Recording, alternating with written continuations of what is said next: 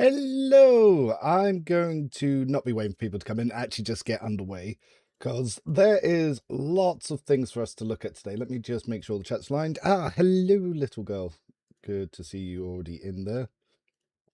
So let me just get up my little pop-ups and stuff.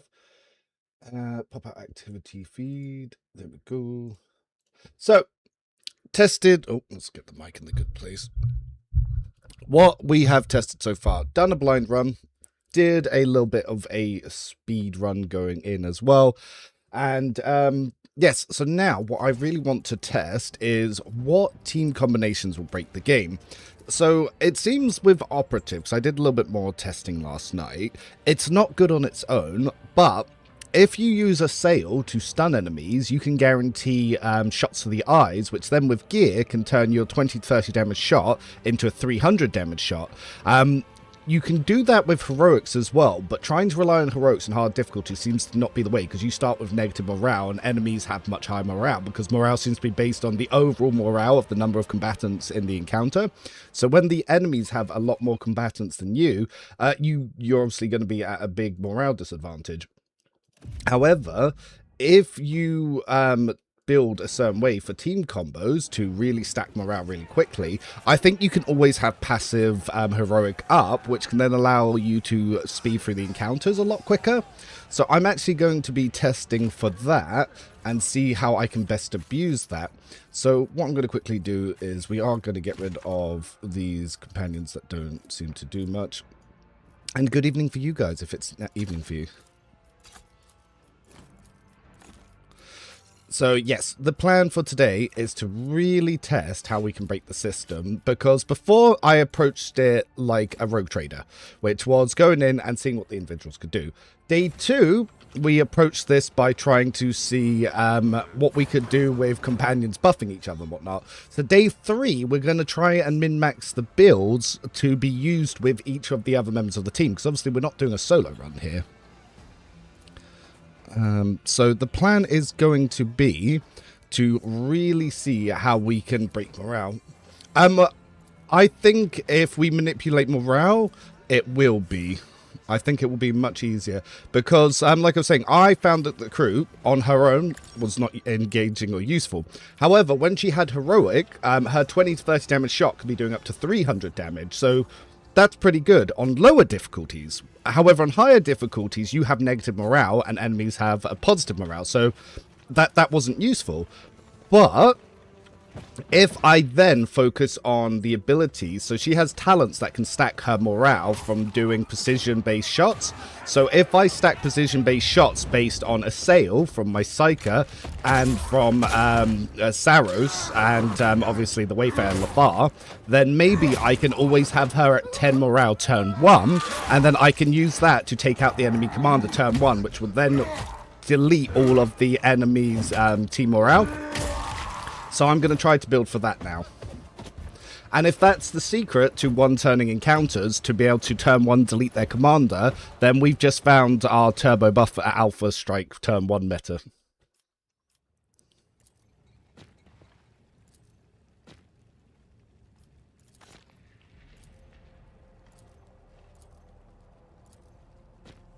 So yeah, that's going to be the plan for today.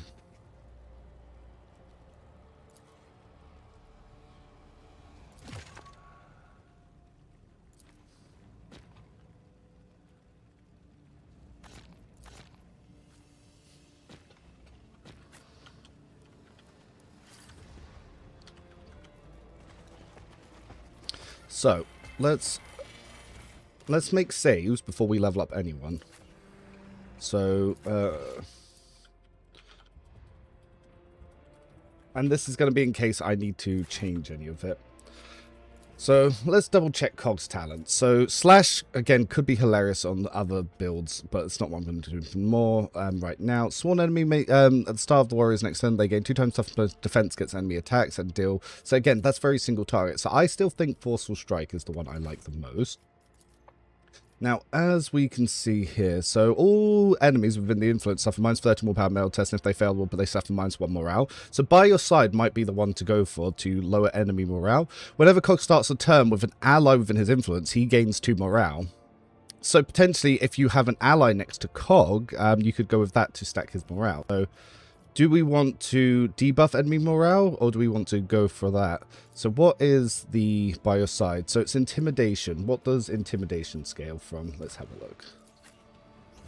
So if we look at Cog's intimidation, intimidation, comes from agility, but it is pretty high, actually. So he's got, he's scaling his intimidation from his toughness. So maybe that is going to be the one. So let's try this. So I'm going to start a Cog variant here. So Cog Bonehead, in brackets we're going to put state 2 tests. So I still think we're going to want, yeah, so still Forceful Strike. And then if we group by source, let's try by your side. So we'll start with this one, because we're going to get 2 anyway. And then if we go to the next one, if we then take Ogre and Get Behind Me, and plus 32 willpower metal bow.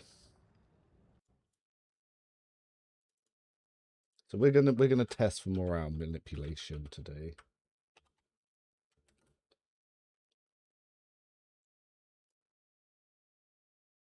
And then this one we're gonna put Ogre and Get Behind Me. And the upgrade. So the bleed one was actually pretty good. But does he have anything that impacts enemy morale? So this one gives him more distance. Actually, the other good one was the endure, was doing extra endure damage. So the characters. So all enemies within the target where his influence suffer toughness plus strength bonus to both their legs and directly to their wounds. So I'm actually going to try endure 1. Yeah, I've got a feeling that that one's actually going to be the most reliable one, because that's the one that I'm using the mostest. I'm in chapter 5 now, Rogue Trader. Very nice. Very nice. Oh wow, what is this party?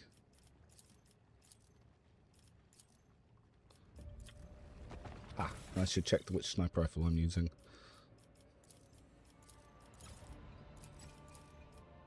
So this one, allies that, yep, will attack based on that. So the long las is obviously, is that going to be better? Let's have a look. It's a 10 extra armor damage, which is pretty good. 60% hit chance. Yeah. Is the universal long lance better? Sharpshooting.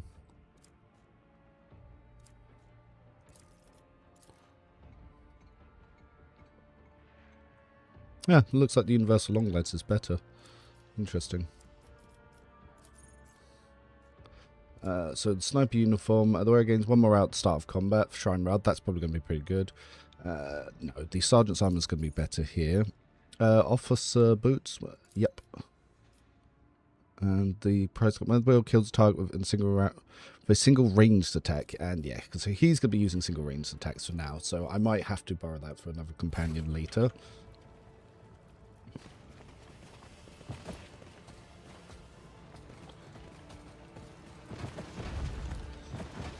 Agility build for Cog, faster boy. Well, I am actually going to build him for movement specialist. So I think movement specialist is going to be the one to go for him. So maybe an agility based Cog build is going to be viable later.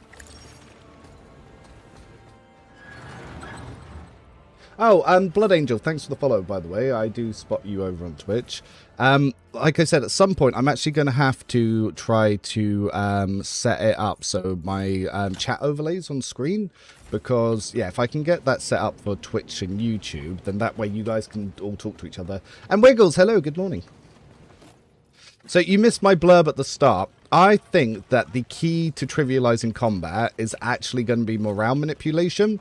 So I'm doing a state 2 variant build where I'm actually going to try to build for morale manipulation to see if we can start one-turning. Because I've noticed that high morale operatives are very good, but the problem is getting to that morale on the higher difficulties. So potentially, maybe it's tied to that.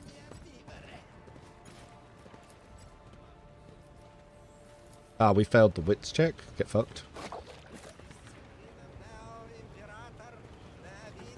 So, yeah, so if we, and also there's a mass assail ability which will stun, and if you stun enemies, it makes it easier for you to land precise shots, so you can go for the eyes to do extra vitals damage, and because sniper rifles do extra vital damage, I reckon we might be able to stack that really well. So yeah, the plan is going to be to try and stack and abuse that. And there's also a ring that we need to get to be able to do it. So I think we need to make the Fusiliers hate us. And I think we need to make the Explorators love us.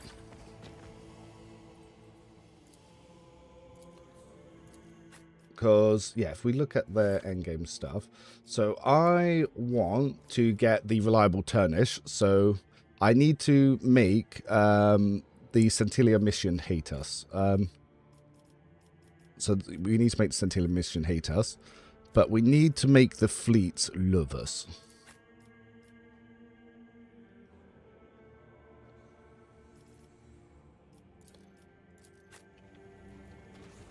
Yeah, so the key to it is going to be this ring down here. So the Flagellance ring. The wearer's wounds are reduced by 30%, but their vital damage is increased by 2 times ballistic skill plus weapon skill bonus. So yeah, I think this is going to be the ring that we need.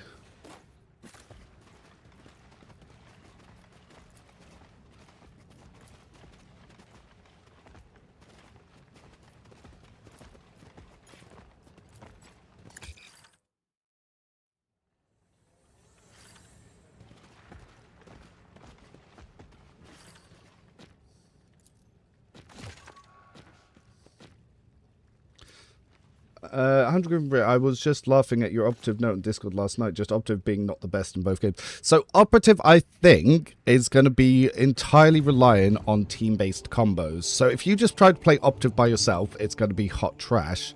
But I reckon if you focus the entire party around morale manipulation, then the operatives will be able to one-shot enemy commanders, which will allow you to quickly end combats.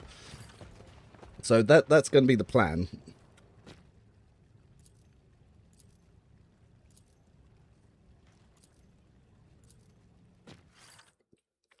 So yes, we're going to aim to do that.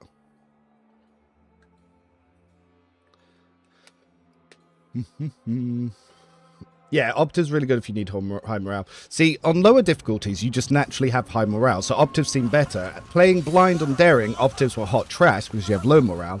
But if I can abuse a sail to be able to always stun and then take the morale talents from hitting critical points, I think that the Kroot operative at least will be good. Does Biome work like traditional currency now? Yes. Yeah, so there's no more profit. By the way, currency is awful changed because basically every time you fail a skill check, that costs 90 to 100 currency. So if you fail skill checks, you actually can't buy the best gear. It's horrible. I don't like the change at all. You get punished for RNG. I think it's a really bad change.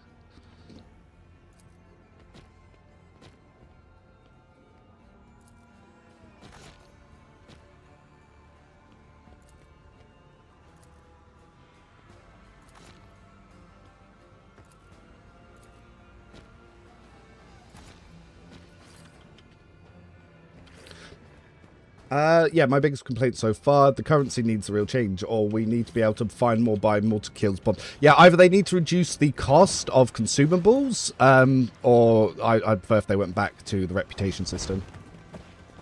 So 2 Psychers spamming Assail. That's the plan. 2 Psychers spamming Mass Assail. So I'm going to build Lothar for Mass Assail. And I'm going to probably build Saros for morale manipulation on Firestorm. So if he lowers enemy morale by using Firestorm.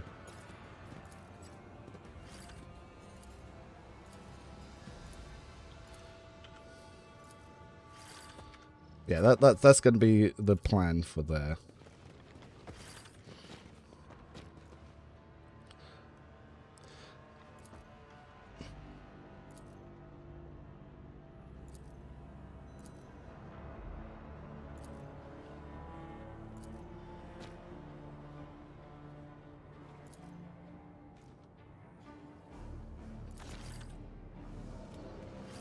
How the hell do you read so fast?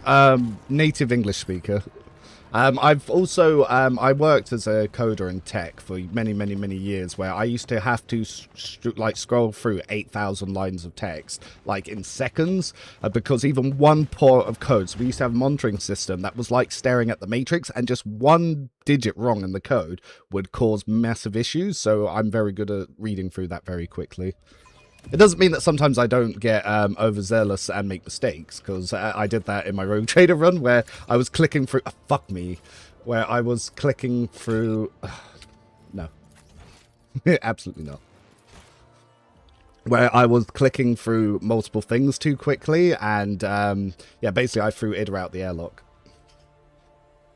Yeah, the problem with higher difficulties as well is the RNG on the skill checks is too punishing, because it costs too much to reattempt, and you actually get locked out of parts of the investigation. I think save scumming is going to be integral to every run now. It's...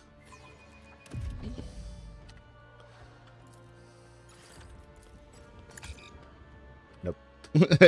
Absolutely not. I failed 365% of the road. That's... yeah, and that would have been 90 credits, and if I spend that 90 credits, I actually get locked out of the gear that I want for this run. It's... yeah, the money system is probably my biggest gripe so far.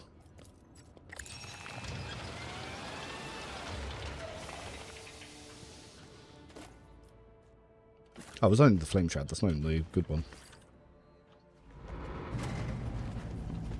So, wait, use money for every skill check, like I fail a perception tech. No. So, say that tech use I failed. If I wanted to then repeat it with the consumable, those consumables cost 100 currency each, and most weapons cost 1,000 currency. So, if you, say, fail 3 skill checks, that can lock you out of doing, like, certain item buys.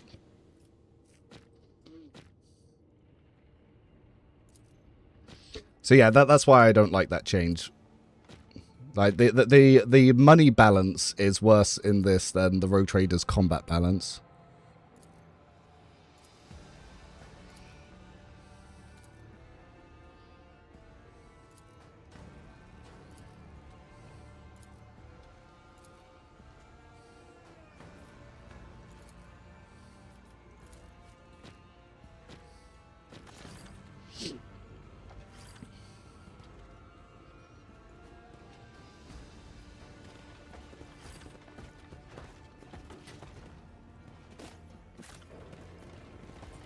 So it's like stuff like that. I don't care about failing the wits check, because that just means that I don't get a clue. But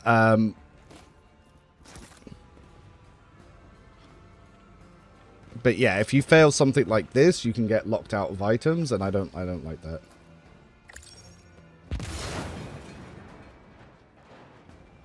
Yeah, you just guarantee success by forcing reloads.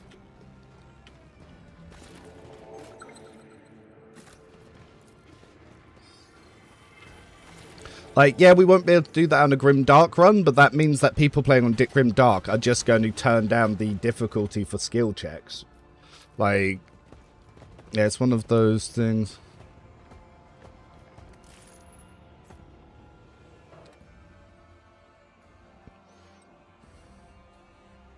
And like I said, failing skill checks locks you out of parts of the successful tree branches for the actual investigation system.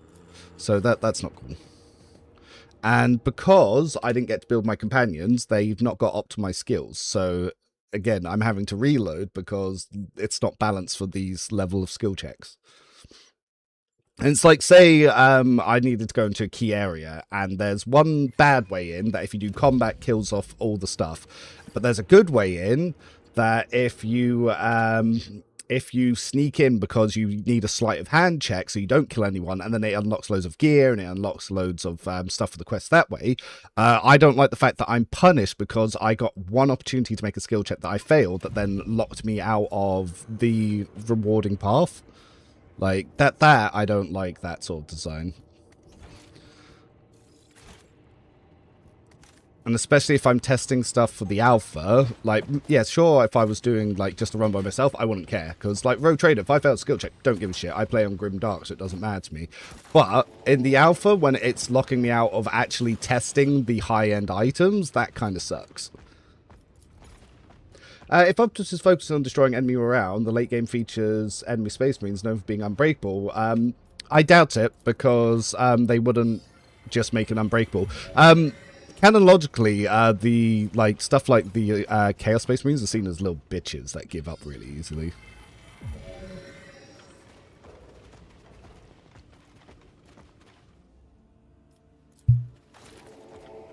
See, look, I got a clue that explains that these are Kroot that you can only get if you make certain checks. So again, you wouldn't know an entire quest line, which you do find out later, but you get scolded for not knowing it earlier.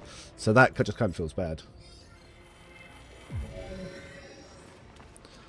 So it's not like failing isn't like viable, but it's not fun at the same time, because yes, say I fail and then that's my story path, that's fine, but when I know that there are rewards locked behind an RNG check, that's what doesn't feel fun.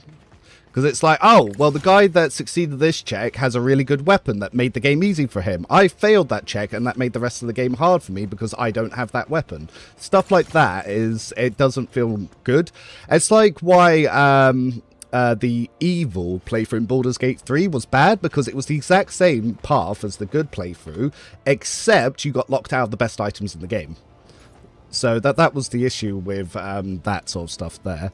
The exhibition were taken away by force, but I don't think it was the Baron's men. The work boots do not belong to the workers. The exhibition left themselves. But I don't think they dragged them away. Who was attacked at the excavation site? Bandits. Who attacked it? See, look. So I know that the bog beasts attacked it. So see here, I can't even pick who the real attackers were because I failed a skill check here. So that's what I mean. That skill check means I now can't pick the right answer.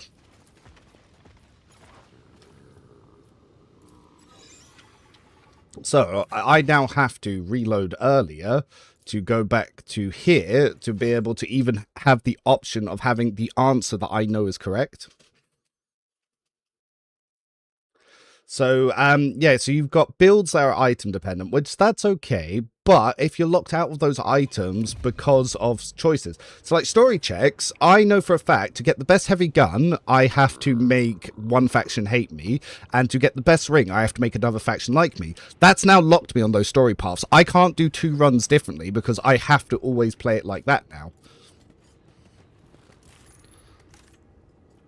See, that's what I mean by sometimes RNG, it's not the good way to set your paths.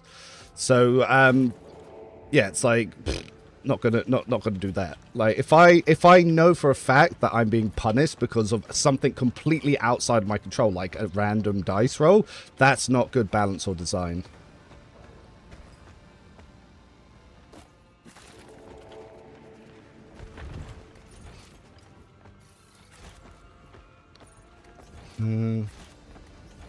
Because it's not even choice and consequence. It is, you are just being punished because you failed RNG. Like, I can understand. Say I decided that I want a certain character to die, and because of that, I get locked out of faction rewards. That's fine. I made a choice, and a choice I can accept because, okay, I made that choice. Now I don't get these items this faction, and then if I don't get anything on the other side, then it's like, okay, there's an objectively wrong choice. This was why Baldur's Gate 3 had bad storytelling, because Baldur's Gate 3, if you don't play good, you just lose all the best items. You don't gain anything. Whereas in this one, I'm not being locked out because of story decisions, I'm being locked out of best items because of RNG rolls. That feels really bad. Because that's not even, oh, just roll with it. That's, no, I'm literally being punished because, yeah, I'm being punished because something didn't, like, was completely outside my control. It's not the same. Yeah, the game punishing you for failing RNG rolls is the biggest concern that a lot of people have had. And the fact that, yes, that is the case is worrying. So hopefully, because we're still in alpha, the devs have time to fix that. Yeah, it kill. Not only does it kill creativity, because I'm going to make the same builds and the same story option each time. Because if I have to optimize for certain roles, then okay, I'm going to have to optimize those roles. That's fine. But then if combat is also tied to a certain playstyle, I have to try and optimize for that. And then what that does is it limits your options. It's not like proper role-playing games like on tabletop where you can play anything, then you can just keep going. But yeah, like you're saying, you rolled a 1, therefore you're not allowed loot. Like, what? Or it's like, say you're playing a healer in combat and the DM says, oh, because you're playing healer, you don't get EXP for this encounter because you didn't kill anyone. It's like, what? What are you talking about?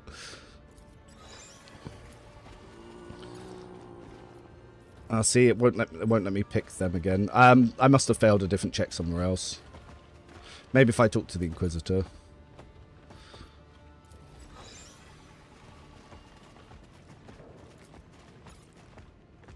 Who attacked the excavation like bog beasts? So I actually got the answer this time. See, because of RNG, I couldn't actually pick the right answer here, so I was going to get scolded for having the wrong answer. That feels bad. Like, especially on the second run, when I know for it that, yeah. Yeah, in Baldur's Gate 3, you lost access to quest lines if you didn't go the good route. You literally lost the best items in the game because one of the really OP robes and cloaks you can only get if the Bard companion's alive and reunited with her lover, but the Dirge kills her automatically, so you had to do stuff like knocking her out before that night to not lock you out the best items in the game. It was ridiculous. Yeah, it's why I didn't like the storytelling in Baldur's Gate 3, because it was very on the surface, and it was very, you play the game we want you to do, or we punish you, and I didn't like that. Because if I want to be the evil murder hobo, that's fine if the world punishes me. I'm okay if, like, I get more combat encounters because people are trying to assassinate me, or I can't use certain vendors, maybe, but then I should be able to use other vendors. But when it's literally, oh no, you're playing the exact same story as the good guy, except you just don't have this vendor, it's like, well, that's bullshit. Like, why would I ever pick evil then? Because you do evil because you gain power. That is the question of morality of humankind.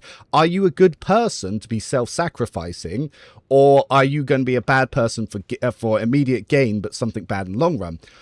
Like, it's a story as old as humanity. Like, that is all of human stories, all of human history, is going against our worst urges. Whereas if in the game it's you pick good urge or you get punished, it's like, then why would I ever pick bad? I don't get anything.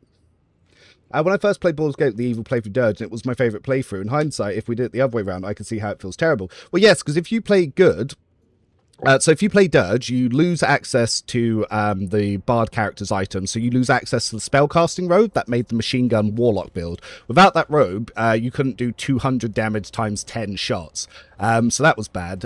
If you would also lose access to certain vendors in Act 3 as well. You could lose companions over it, you'd lose some of the best companions over it, but you didn't gain anything. It was just, it's the good playthrough, but you lose stuff. There was no difference. Like, the story's the exact same. Nothing changes. It's just you are on the same path, but with less rewards and less loot. It was silly. Yeah, rant aside for why I wasn't a fan of Baldur's Gate 3 storytelling. Yes, see, that would be better. 2 different story paths. So Knights of the Old Republic did this very well, and it's why I'm called Revan. I'm a big fan of that game. But in Knights of the Old Republic, if you go the good line, you get very unique gear to playing the good playthrough, which means that you can actually tailor builds based on that alignment. Whereas if you go the evil playthrough, you get lots of items that are tailored to that. So playing a good line was actually more beneficial to play a physical warrior type, whereas playing evil was actually more aligned to playing an evil magic type. Which in Star Wars is fantastic. Good guy used lightsaber, bad guy used lightning. It made sense. But it always matters. Like, well, the thing is, you can say you don't need this though, but story is the most important thing in the RPG. And if I just get punished because I failed an RNG and like companions are shit talking me because I failed a random roll, I don't like that. Like, especially if I personally know the answer. Like, I want it to be I'm punished for making the wrong choice, not I'm punished because a background roll that I didn't even see happened, sort of thing. Give me the elf.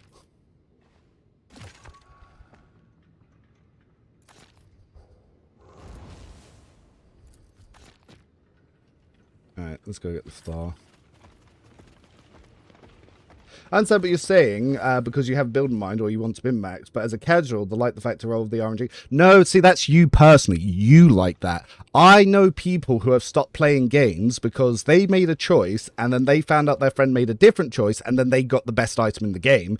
People quit games over that. They're like, well, fuck it, it's no point playing. Like, people don't like to feel cheated. It's like if you ever look at any of the monkey experiments where you got two monkeys doing an activity and then you give one like treats every time it does the activity, but you don't give the other ones a treat, that other one gets annoyed. But they're both still doing the same activity. It's just that one's being rewarded for doing it and the other one isn't. And that's kind of what it feels like.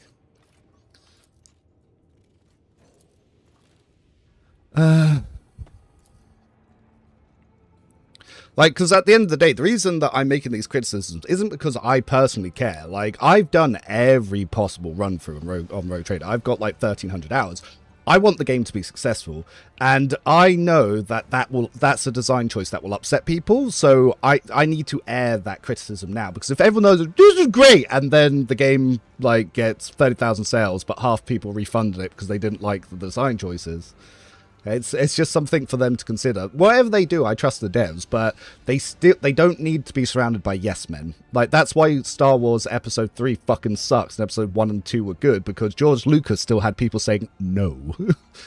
That's why we got fucking teddy bear Ewoks instead of Wookiees on Endor. Because originally it was meant to be Wookiees, but he was like, oh, I want to sell this to children, so make it cute little teddy bears. And the two people that used to say no to him on the first two films, he got rid of. So that's why the Empire Strikes Back and A New Hope are so much better than Return of the Jedi. But yes, design philosophy aside. Alright, so let's quickly... I'm still calling him an elf, I don't care. Personally, I like the possibility that you're not going to be able to necessarily min-max. It's not about min-maxing. It's about being punished for stuff that has nothing to do with player agency. So... Telekinetic Dome, Telekinetic Barrier, I don't really care about too much. But Coming Doom is really powerful, so I do think that is the right choice. But let's see what he has talent-wise. I want to see if there's anything to boost a sale here.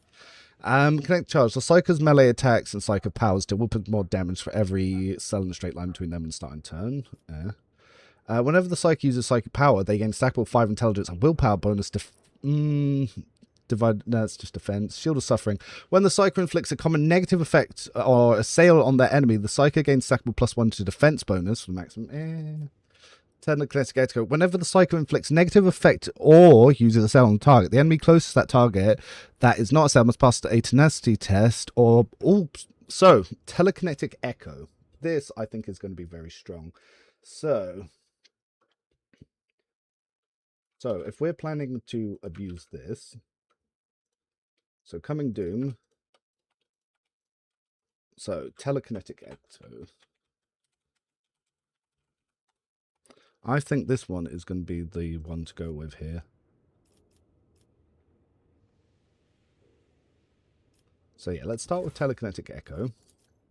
And then the second one, for one round, after the guidance effects, they do retain benefit. For powers target abilities, the way Seeker ignores negative morale, treating their morale 0 or higher. For powers target enemies, the way Seeker ignores positive morale, treating it as 0 or lower. So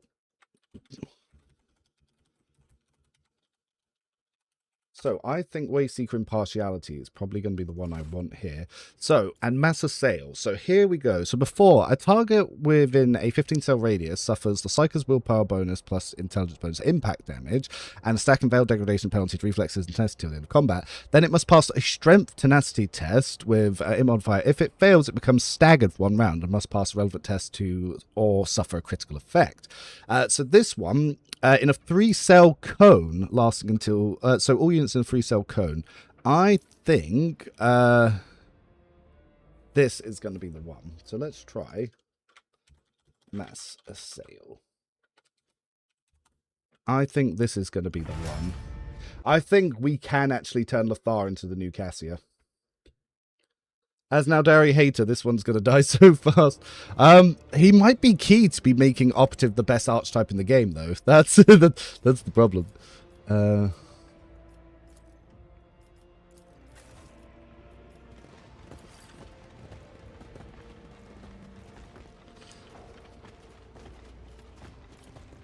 How does everyone feel about the new upgrade screen style? It's just the Kingmaker style. I don't mind it.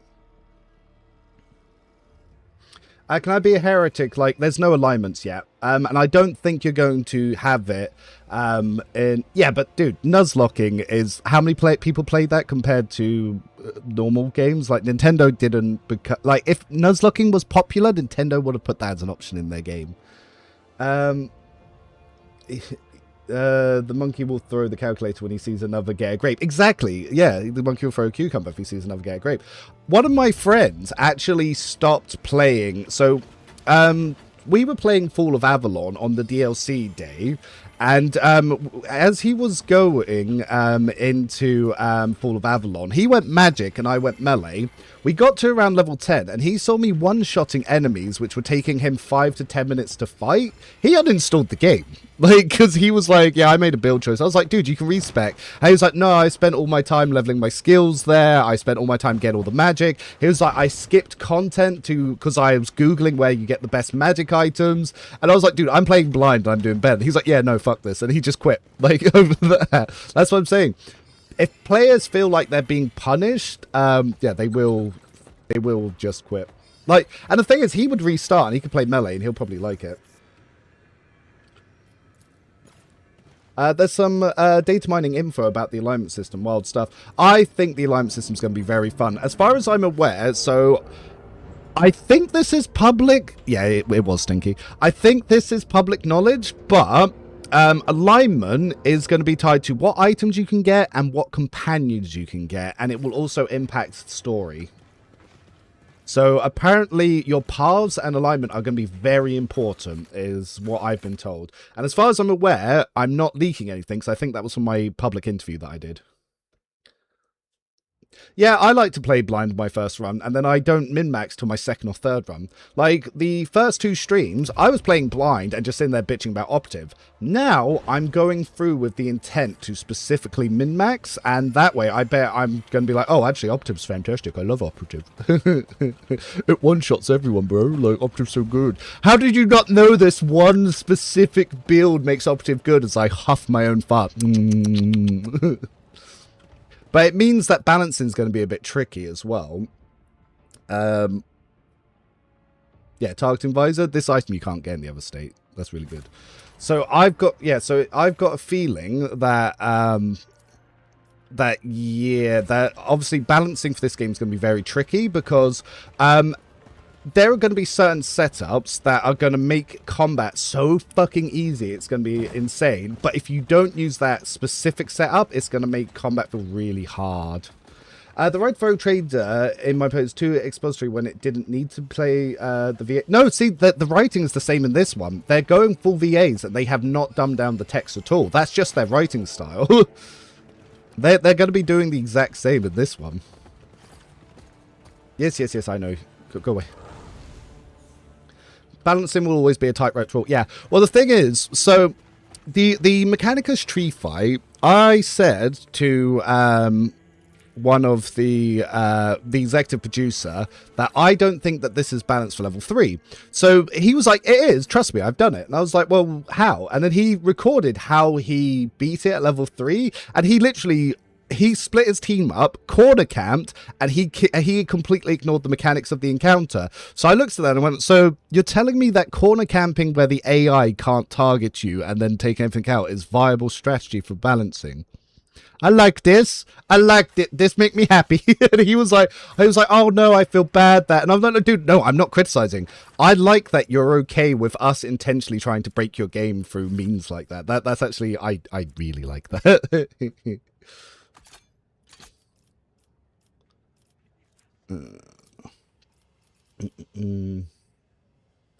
Not got enough for these boots yet, but I could sell some stuff. That bolt pistol version is terrible. Can I get the Ogren boots now? 289.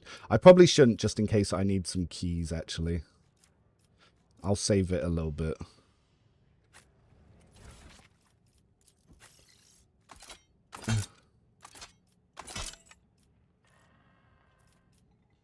Yeah.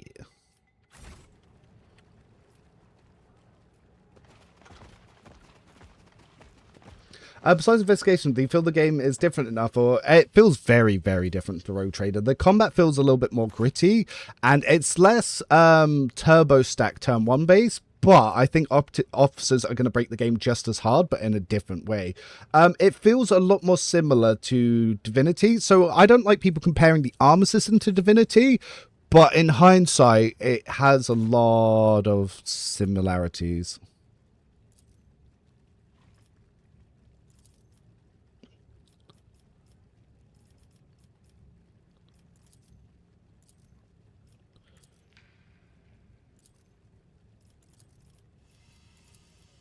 Yeah, it feels really different and in a good way. I know, I agree. It would be nice, actually. Let's just quickly check. So what upgrades did they take on the regular companions? The chance to trigger the psych for normal perils of the warp is reduced by 9% on all psychic abilities. And he took ghostly stridings, but they can move through. Oh, they took bad upgrades. I don't like that. What did they take over here? Trujan's polite refusal. If the enemy enters Epton's melee range, she automatically uses her Trujan scalpel claw against that enemy. Epton's left-hand slot must be 3, or any one-handed weapons. This might not be useful. Opponent's range area attacks have the chance to hit any body part. That one's good. What they take for Hamar. Chosen target, but burst fire overdrive is good. I'll have to check what they did and update the sheet. But the armor system Owlcat used here is the same one used in the tabletop. Yeah, it's much more similar to the tabletop for sure. Alright, let's quickly go get the rope, and then we can go to the next one. Oh, this scene is long.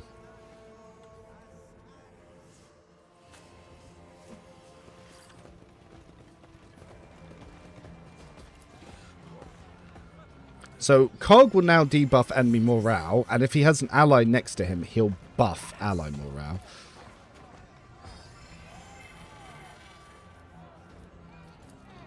So, she's a positional tool. So, yeah, so she's actually a movement specialist, so she's very good for that. We save.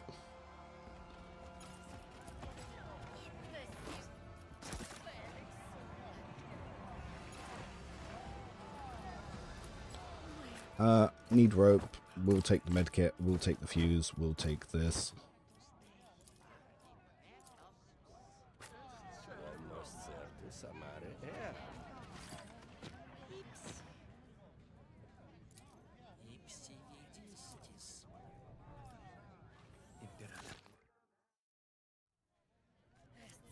And we got the Fuselier's boots. Rusted knife.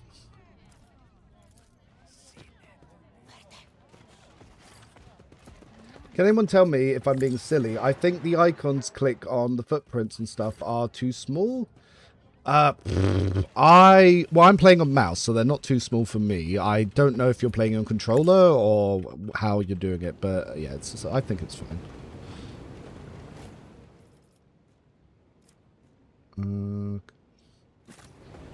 So this one, plus 2 morale if they didn't suffer damage. You can't even use that. Hamar. I've got a feeling he's going to be taking damage, though. Alright. Not going to keep this armor on him, but it's just better than what he had. So I'm just going to swap that on there for now.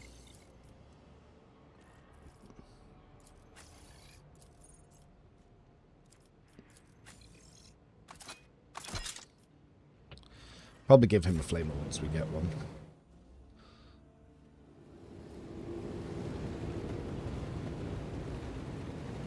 Oh, what's happening?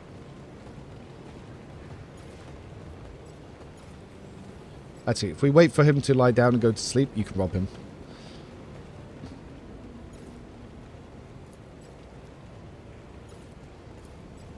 So you don't even need to make a check if you wait for him to lay down.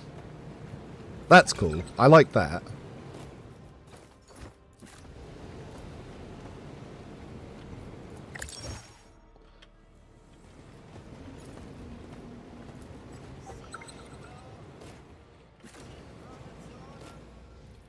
And then we get the Fusiliers Lasgum. So those are pretty nice.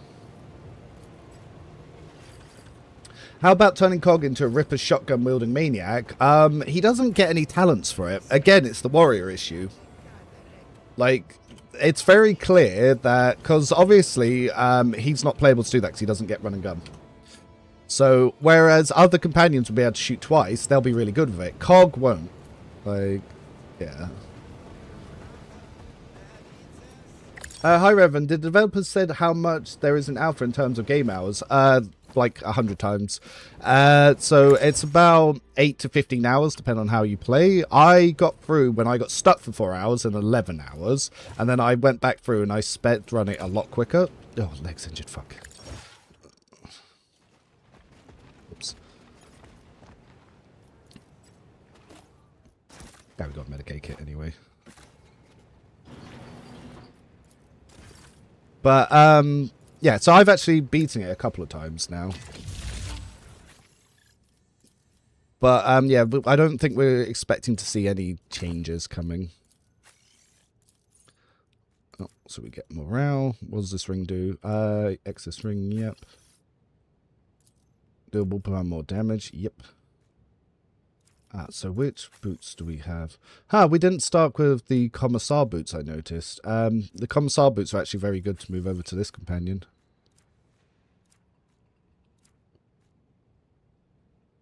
Maybe second tier archetype changes that. Yeah, I'm wondering what we'll get in them. It's like also Cog can't be built for dual wield.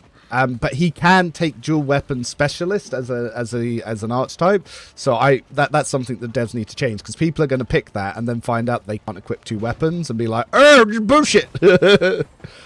It's bullshit.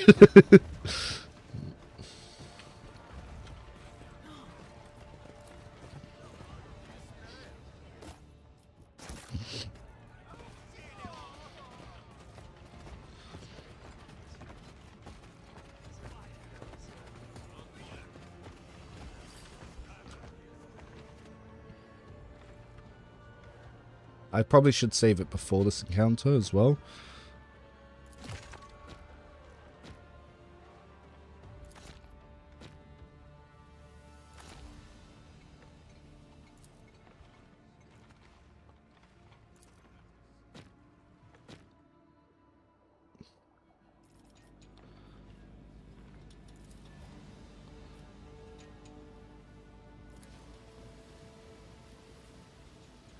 I actually don't think that poison to get is the right choice. So anyway, first combat. So Crimson Fang combat, so we can test some stuff here as well. I pickpocket Mechanicus cool and Rogue Trader. I feel like that's beneath me. Yeah, here's pretty much fine. Dark Heresy.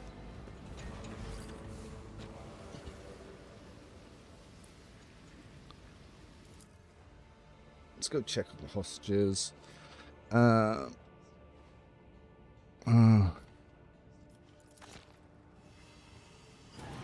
So if you poison them, they're all inside, and it kind of fucks up the combat counter. We actually got some axes. Weird.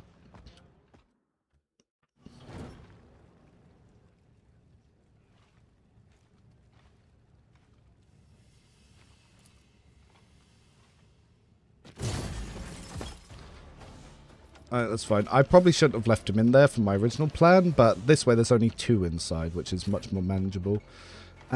So, Hamar, I'm going to pop here. You, sir, I'm going to put there, because I'm going to try and mass assail.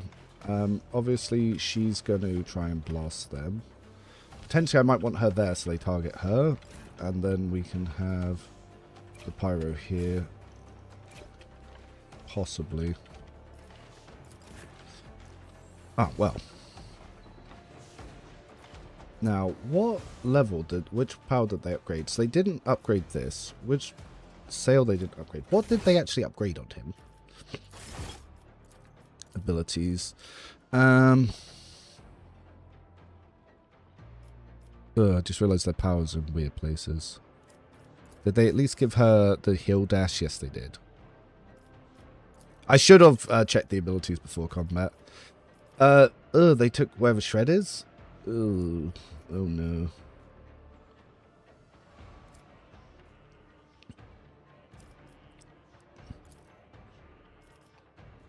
Oh yeah, they didn't take good upgrades on him, did they? But at least they took Molten Beam.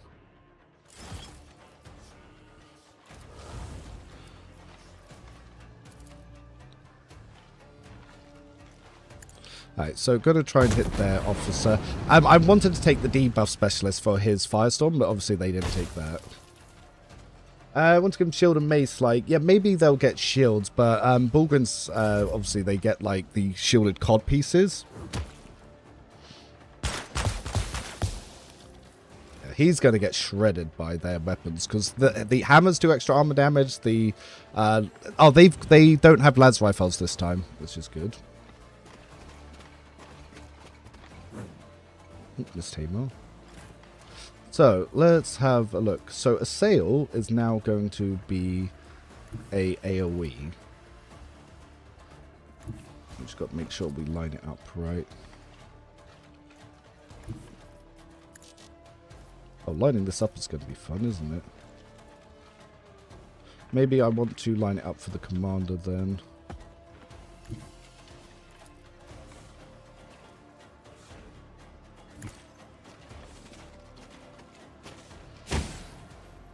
Alright, so their commander got stunned, which is what we like to see. Now, who do we want to boost here?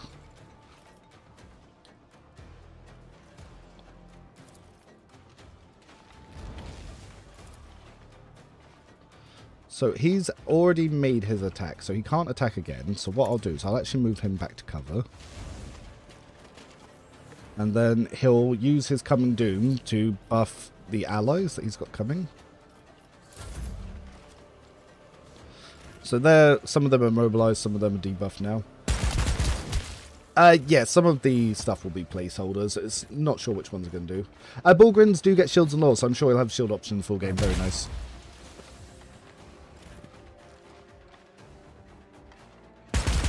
Ah, so he didn't take dash this time, so that's going to be annoying. So let's... we want to get this fucker off of him. So let's see what we can actually do wise. So if we wanted to go for their commander, now that he's stunned, see, we have much higher chances to actually hit.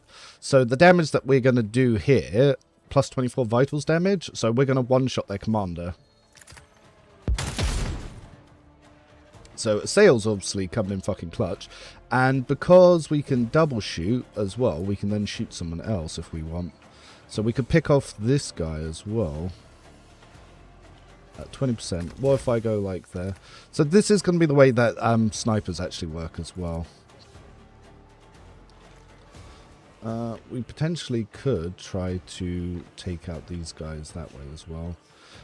It's annoying that this fucker's now got an enemy on him. Kind of want to... Alright, let's try and see if we can kill this one. If I take a shot here, then we will bring it down here. So we're going to try... And can we... Flamer double shot won't kill him. I don't think so. What about Melter here? Let's try this. Yep, that worked. Now, so we've buffed this. So that was going to do extra damage as well as healing us up a bit. So we got this hammer boy here. So we're probably going to want him first. And our melee attacks are going to do extra armor damage as well as cause bleed. So, yep, that's going to be good there. This chap's on fire, so I bet he's having a bad time.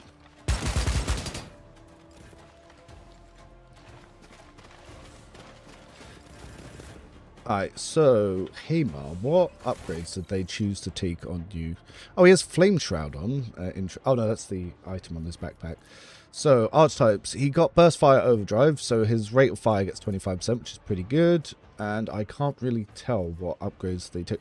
Oh, so they took Rapid Fire upgrades. So Rapid Fire is actually bugged, by the way. The devs confirmed Rapid Fire is bugged, so don't use that. She took Shockwaves upgrades. Now I can see where that is. And which upgrade did you take? I still can't quite see it there. But yeah, Rapid Fire is bugged, and it will target random cover.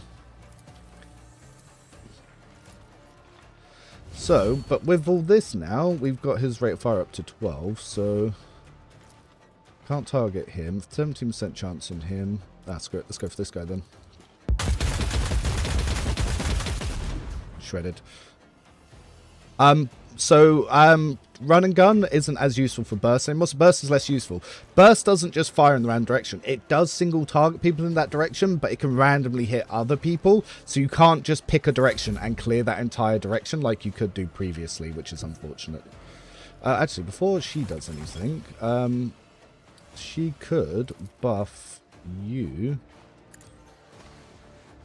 first. And did I forget to put her boots on? I did. Oh, wait, no, I haven't bought her boots yet. That's fine. So we can go here and... Ooh. Ooh. Ah, the cover's actually preventing it. So, if the cover's preventing it, let's go for... Actually, we don't even need to move them. So we can just stay back here and we can just... Fuck that cover.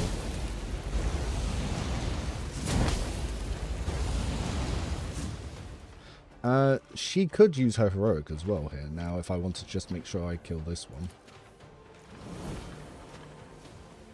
Ground manipulation's already working. He'll probably die to burn. Oh, he's broken as well, so that's him out of combat. And now we're on to round 2. So I'm going to push the veil a little bit more. Then we are... Can I firestorm them both? Apparently.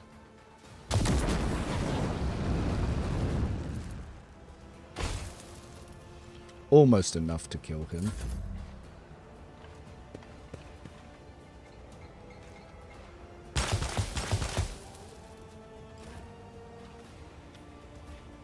So Cog's getting bullied in there like crazy. But that was mostly because I'd also built to be buffing in ways. So, I actually can't get up Theo.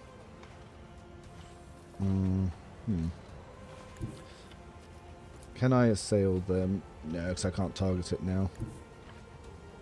Alright, let's just move him up for now and see what interactables I get on this door. Oh, I can demolish. But I don't have melter charges. I can try and pick the lock. It worked. Nice. So, does this one... Psych deals 6 impact at inflicts staple reflexes tenacity on all units in a 3x3 cone. So, right now, this will also impact allies, which I don't want it to do. So, I will just assail this guy for now. Alright, and we've now got Crushing Presence on here. Unfortunately, I've targeted Hamar. Hamar's going to be a little bit less useful inside. Alright, so his morale's broken, so he's going to be shooting an ally.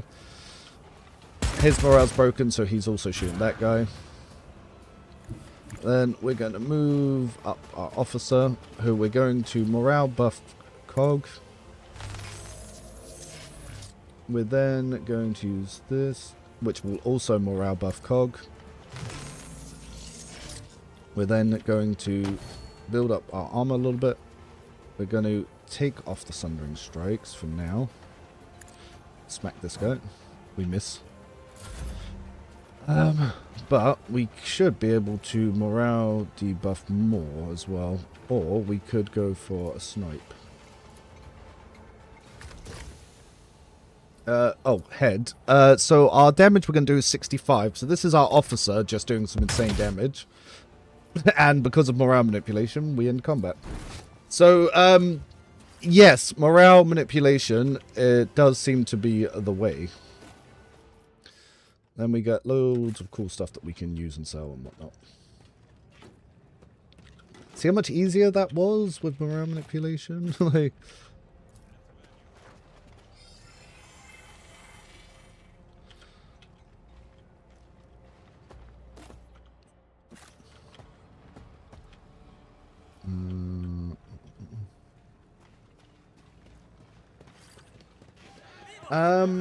So let's see what we were saying here. So burst is no longer AoE. No, burst is single target, but can sometimes hit randomly in that AoE. So that's how burst has changed. It's single target, but it can randomly misfire and hit people in the AoE. So yeah, so it's more designed to target lone enemies than groups. But if they're in groups, that means your shots that would have missed might hit someone else randomly. The rapid fire, though, is currently bugged, and it will sometimes target... So rapid fire will randomly target people inside the cone, but it will also target cover. So they've confirmed that that is bugged.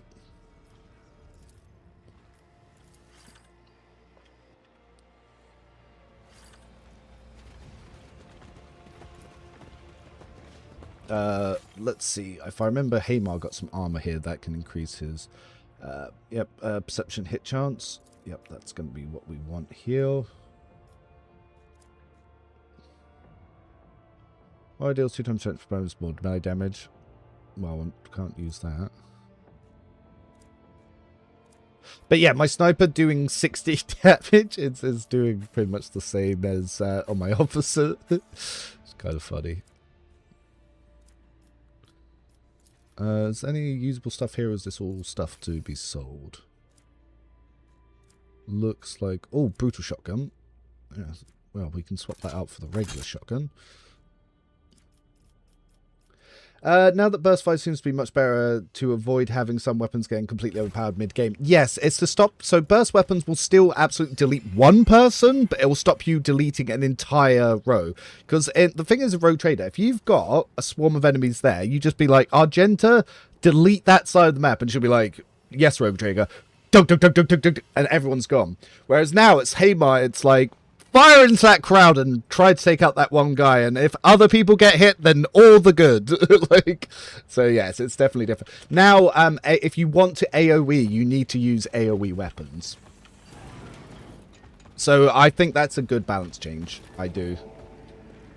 It stops burst fire just being the be-all end-all.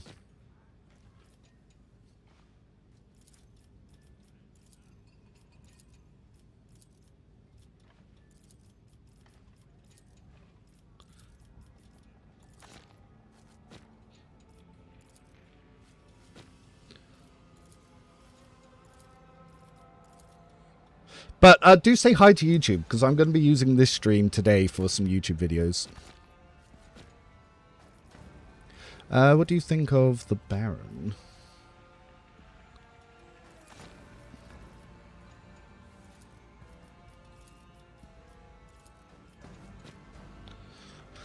Blah, blah, blah, blah.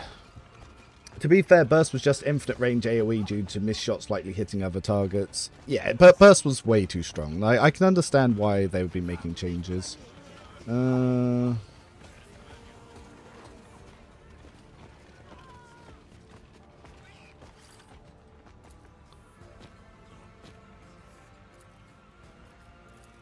But, so Cog with the armor that I've got on my Inquisitor are actually a very strong combo. Because what they can do together at the moment is, if I buff Cog, anyone that I snipe, he'll follow-up attack, which is kind of dope. YouTube says hi back.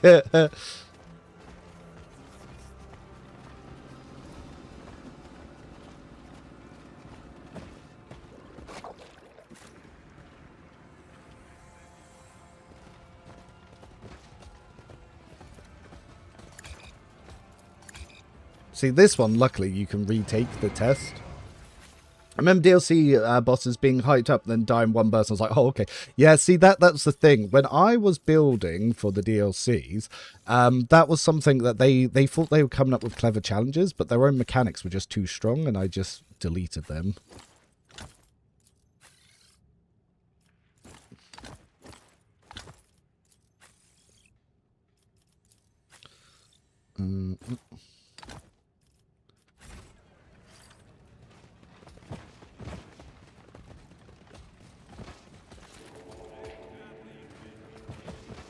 They weren't lying about fishing out the crates. That's something we learned.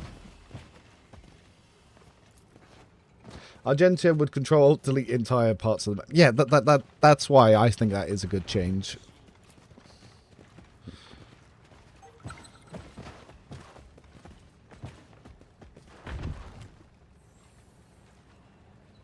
Oh, we've got to do this bit first.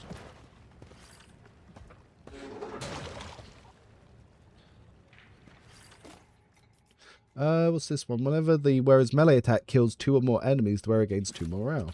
Cool. Who can use this? Can Cog use that? Cog cannot use that. I'm guessing it's just you. Yeah. Wow. Funny enough, he's got dual weapon specialist, but I'm not using him as a dual weapon specialist. I'm using him as an AoE stun specialist. I've turned him into Mini Cassia. I think my first build will be Heinrichs. You might regret that. That's all I'm saying. So to actually get the Force Sword upgrades, you need to be Mystic, but to actually fight in melee, you need to be Warrior. So, it's going to be interesting. It's going to depend on what specializations we have access to. Hopefully, Mystic will have access to dual weapon combat, and then Heinrichs will be possible.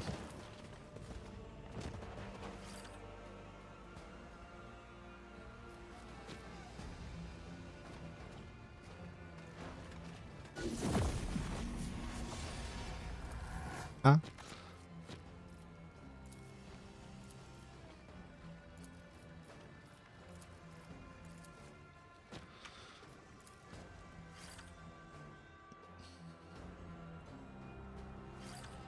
We need to buy more explosives. So if I think I don't have any right now. Yeah. Fack. See what I mean about consumables? So that's going to be, to buy one, that's going to be 90 credits. And then to get the second that I need, that's going to be another 90 credits.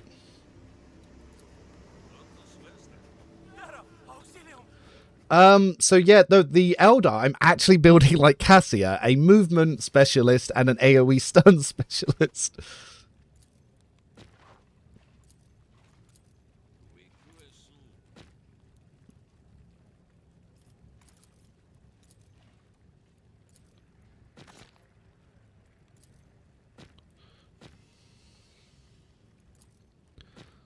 Why would we abandon Cog? We've never abandoned Cog, the goodest of boys.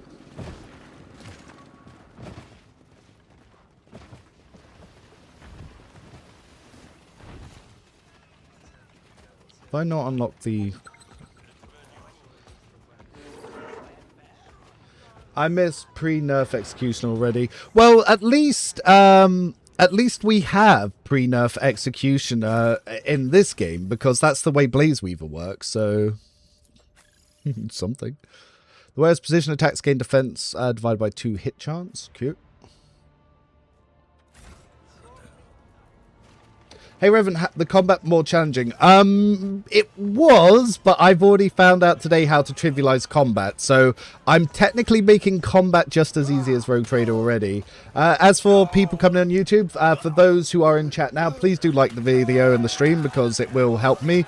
And for those of you on Twitch who are giving in follows and subscribe, following that side, then thank you very much too. Blaze Weaver can global ignore, so yes. So anyone that's on fire, Blaze Weaver just does damage to. There are upgrades for it to passively spread fire as well. So I think we're going to be able to be making the old pre-nerf one. So what Blaze Weaver does is every burning unit in combat suffers 30 3 plus failed degradation divided by 2 levels of burning, and then it instantly procs.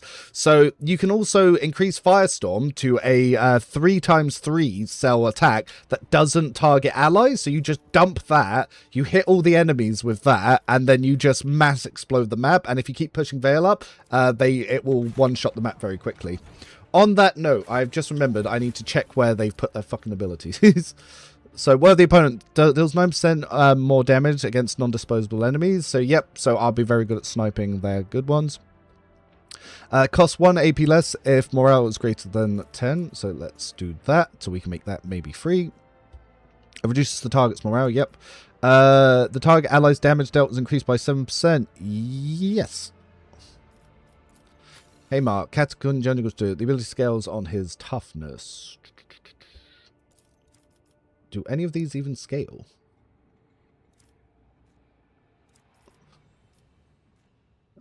Well, that one does, but we don't really want to do that. So I don't really think this is worth going anywhere. Killzone. Haymar's ability range is increased by the number of lock and load stats. So we could put that over here.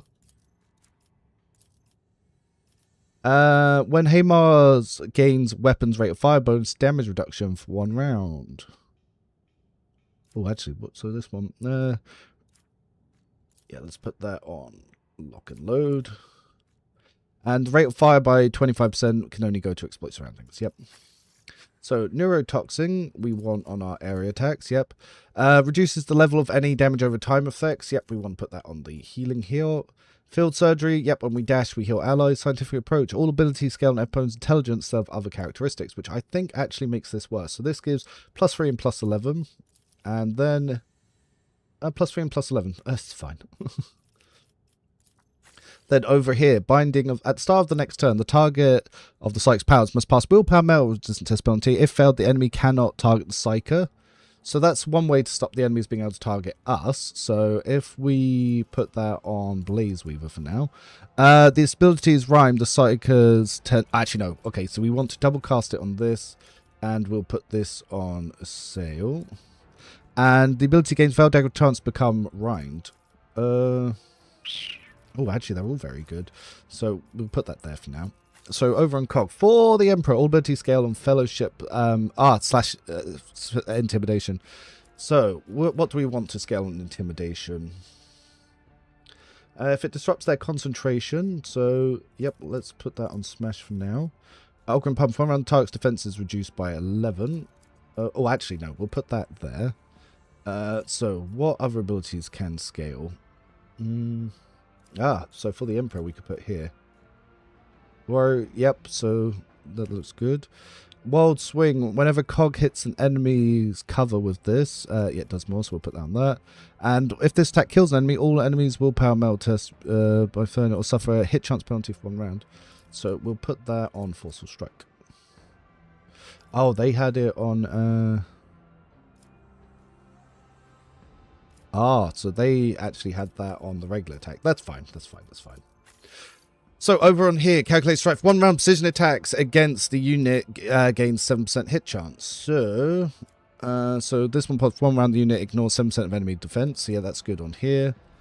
And yeah, we'll put that on Massive Sail. So this will now boost precision attacks for allies, which is good. Say hello to my little friend, Pat's Cogs from hello. I was expecting the Catechin to be a shotgunner, but that might be my Dawn of War 2 bias. Yeah, they're actually a heavy gunner in this one. Alright, so we fixed all that stuff. So, passives. We kind of want to go to the bog, because I think that's where the next combat is. But first, let's just go to Hightown, see if there's anything we need to grab from there. Oh, this guy got fucked up. We can also sell some stuff and buy gear. Actually, before we go to Hightown then, let's go to System Set Teamer's Camp. We'll get the explosives we need, and any other consumables we might need. I swear I already opened you. Yes. We can go here, and we can get that item. Yeah. Hello. Oh, hi, Mark. Hey, Ma. I did not hit her. Oh, hi, Mark. So if the wearer is not attacked this turn, they gain 5 damage reduction until the start of the next turn. Well, he's going to be attacking. They're all going to be attacking. Well, technically, the Pyromancer might just be using passives. If they did not suffer damage. Okay, so you can take the Moral Cape. And the Officer's Ceremonial Boots is fine. I don't care if the character is not going to be efficient as a party member. He will always be in my party. Cog is going to be super efficient. Super efficient. Let's not get that twisted.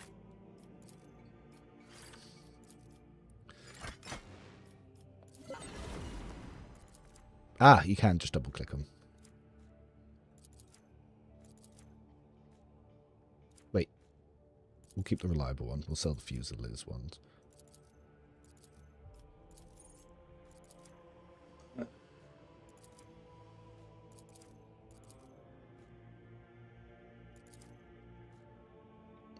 Don't think we'll need the second set of pirate armor. I'll keep the sniper uniform, but I don't think we're going to use it. Okay, so we have much more monies to play around with this time. Commissar boots are tied behind them hating us. Yeah, we definitely need this vendor to hate us, because all the best items are tied behind them hating us. So, machine right sets... Oh, we see like 6 of them, 540. Wow. So 2, 1, 2, 1, 2, and that's already 500. It's so much to buy stuff. It makes me mad. And then over here, so we could get the distracting flamer, which is also very good. Is there anything we need before then? So yep, we want the Terugian's boots, the spike braces. Yep, and do we want the weight seeker boots? Yes. It's too expensive. Okay, what can we sell? Oh, I'm not using these. Yeah. So, we got the Terugian boots. So, yep, whenever the target's an ally with an ability within their influence, they get MP. Very fucking powerful. So she can be moving around healing up allies. Cog will do damage to enemies when they attack him. Very useful.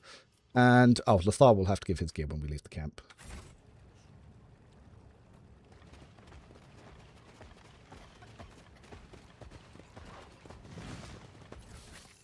And now, these boots will help boost his stun. Yeah.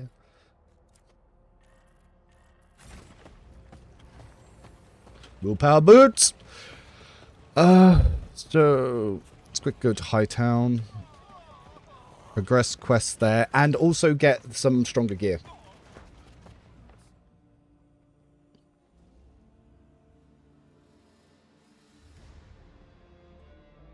Ooh, now here is the question of the day.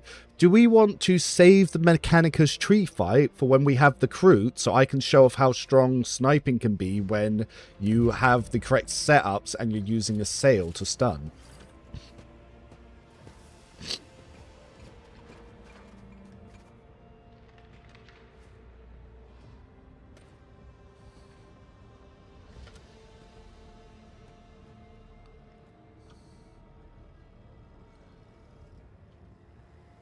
Skip.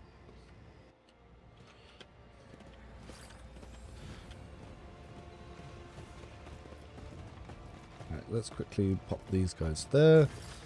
I need to borrow you and your melter.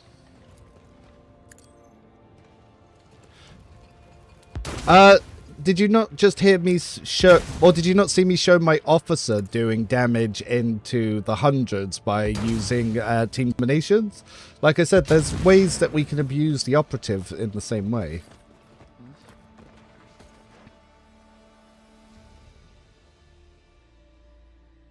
Potentially, I could save her for doing Lothar's quest as well.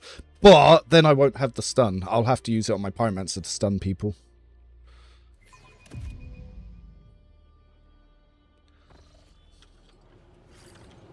Morale manipulation.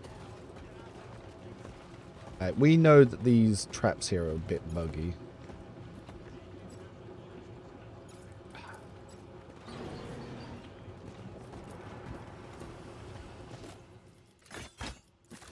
So what's funny is you actually use the same valve on both of these.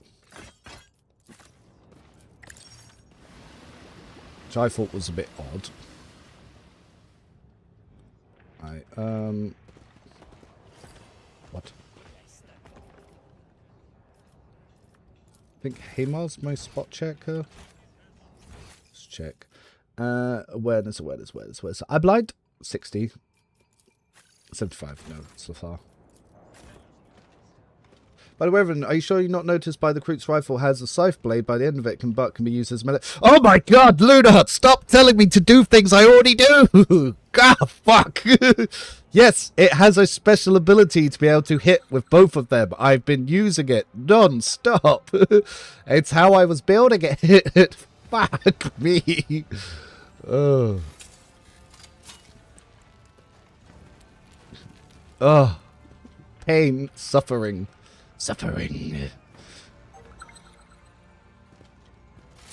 Oh, have you noticed this thing that you've been doing for every combat? Yes.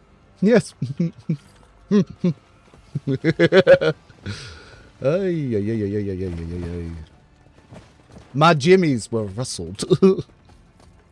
But yes, yes, I have. Oh, you've been avoiding watching. Okay, that will explain it. Yes, so the Kroot actually has a unique talent that they can shoot and melee in the same turn. It's the only way to increase their attack economy. It's actually pretty good. The problem that I was finding was just that obviously with the costs of it, you can't you can't use precision attacks with melee, and because of the extra cost to actually be able to do precision attacks, it can be a little bit finicky there as well. This is the item that we needed for the Medicaid companion, because this item is actually really fucking OP because it allows her area attacks to interrupt concentrations. So you want to get that for her as quickly as possible.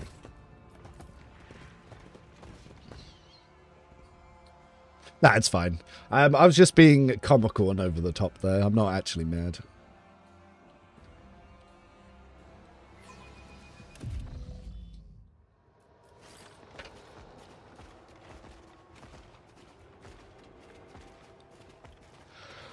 Blah, blah, blah, blah. Oh, did I run out of coffee? Oh, I did. See, the only thing I have next to me is alcohol. I don't want to be doing that at like 2 in the afternoon. But I'm also parched.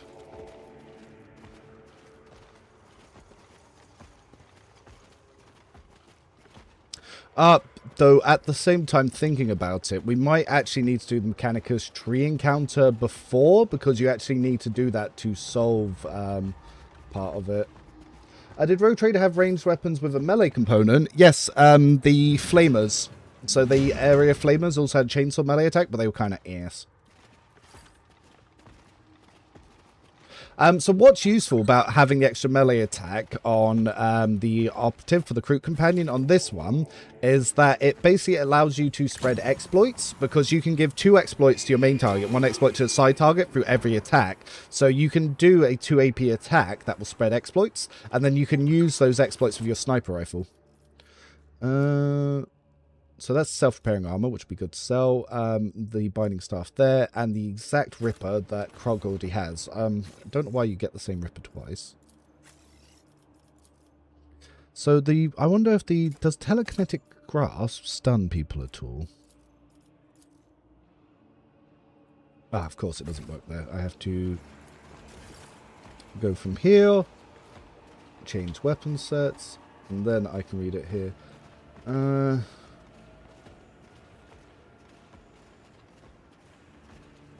It only says about suffering grasp. Doesn't say anything about anything else. Okay.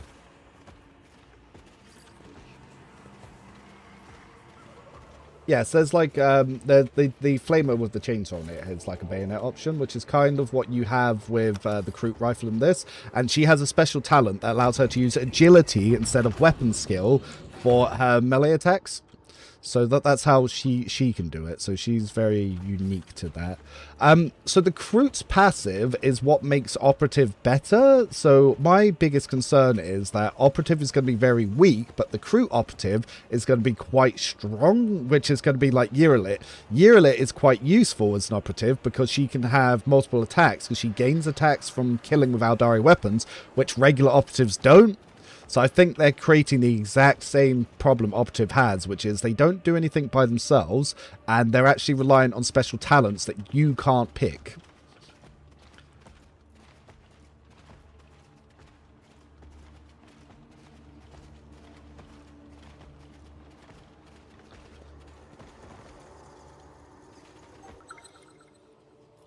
Alright, so let's grab Lafar for the moment so he can identify where the traps are.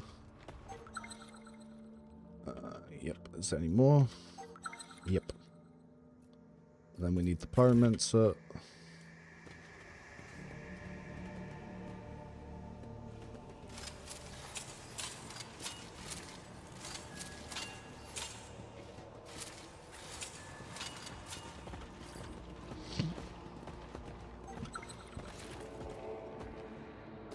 Needle rifle. Needle pistol, actually. So I think Toxin might do direct damage. Not sure. Okay, let's go to the Baron's place to get some better gear.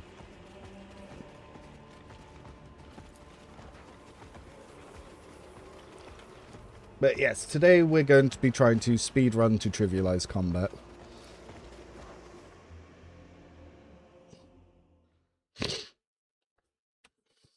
Pascal's my favorite operative due to all the admech stuff. Yes, I think his tech priest stuff is really overpowered, especially his ability to stack plasmas with 1.5. So 1.5, he become an absolute machine gun plasma caster. No, he's very, very, very, very, very good.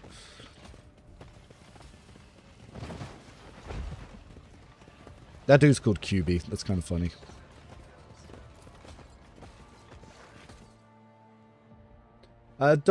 Toxin is a dot, so it's dot damage. No, so some things will actually bypass armor and hit directly to HP. So some enemies that you have at endgame only have 2 direct HP, but huge armor bars. So being able to proc damage that bypasses that, like knives, ignore armor and go straight for health damage.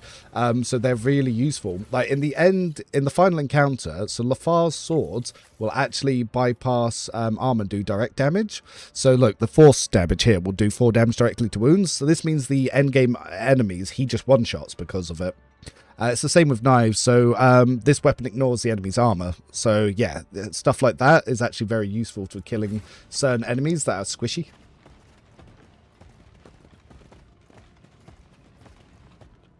Alright, these guys do eventually just wander off, and when they do that, I can try and break in there.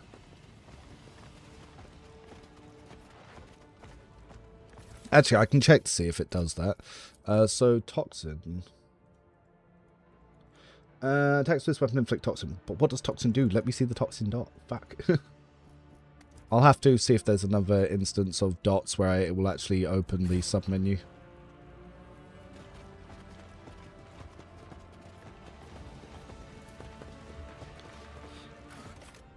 Bleed is a bit odd, because bleed is currently affecting mechanical enemies, so bleed isn't quite working correctly. Fire does extra damage to armor, so fire does an extra 50% dot damage to armor, so fire is really good for armor stripping. It's why melters and plasma are really good at armor stripping, because they can also apply burning.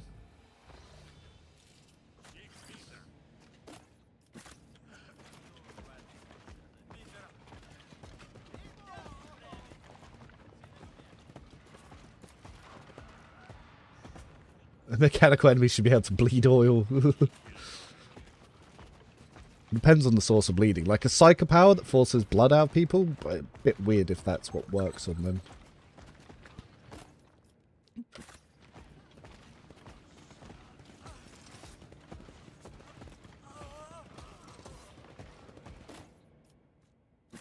Nope, there's the combi tool.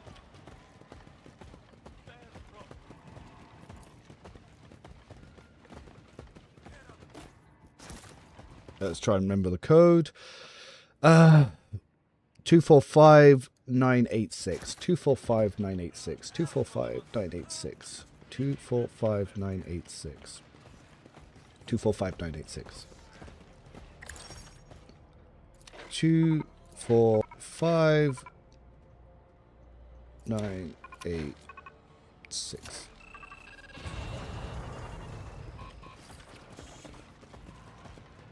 Yeah.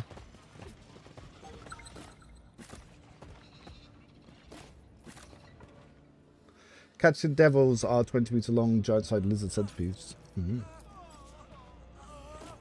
Oh, wow, we got that the first time. But we get Haymar's gun upgrades. So, Catchin heavy stubber. Yep. Oh, he's already got his machine gunner's boots on here and his shooting gloves. And hit chance. Wheel. Ah, we actually need to get the thing as well.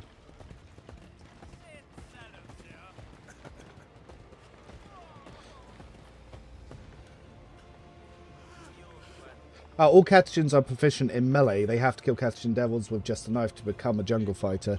Yeah, Haymar's not very good with his knife. That's his problem. So that sleight of hand check that I somehow made there, if you failed that, you have to then go into a dialogue check to talk your way out of it.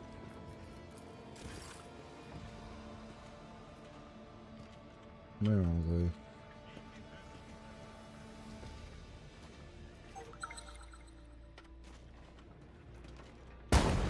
Fuck. Couldn't see it. He must have failed the spot check.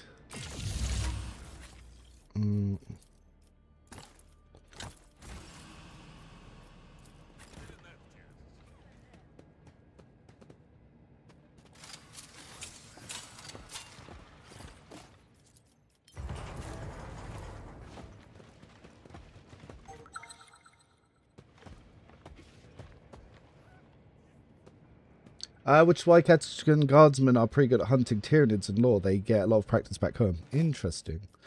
Dress gloves, +5 fellowship. What is your fellowship? Yep, that +5 will come in nicely. Boom. Yeah. Oh, and I think my formation's wrong here. Yeah, we need you up front just for your checks.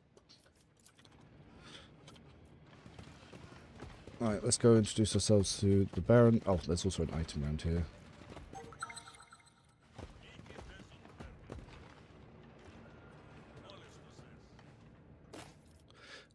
This one, the boots mechanism. Whenever the wearers hit for the first time in combat, they gain +1 morale. Oh, that's point. Did I buy Cog's boots and not equip them? I haven't bought his boots yet.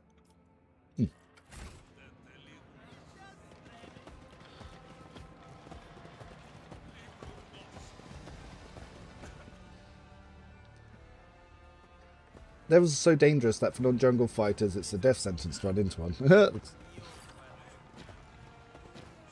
The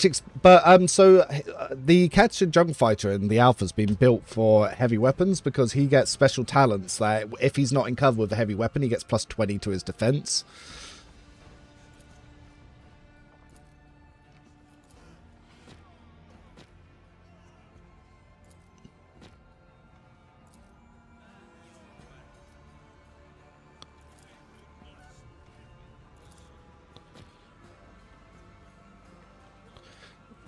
Woman in white armor.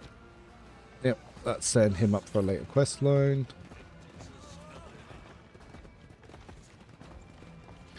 Let's meet the Baron.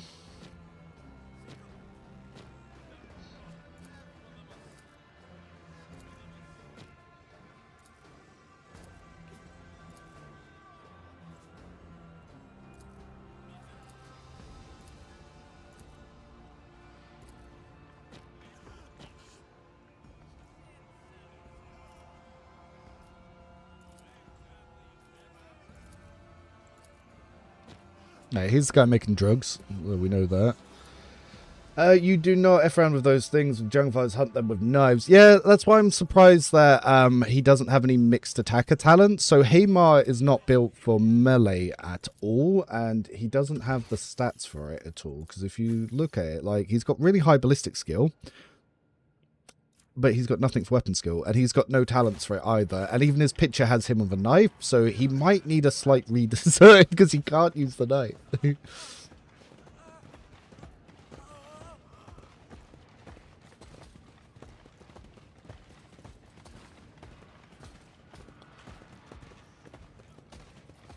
But yeah, he's definitely been built for heavy guns. There's no two way about that. He's just budget Argenta.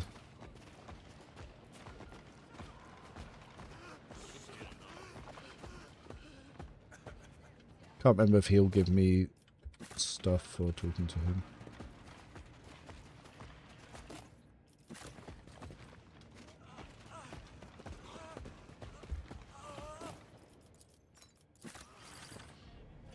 I know he tells me about the code, but I'll just check and see if we get any XP for it. How are we doing on the old XP front? Halfway there.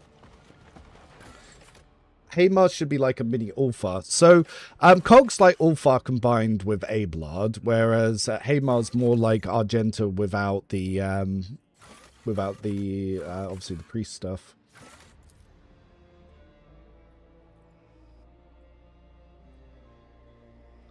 Isn't there a talent he can pick up that just lets him use either skill for attacks? Don't remember seeing that. I'll have to check again. We'll check at level up, but I really don't remember that.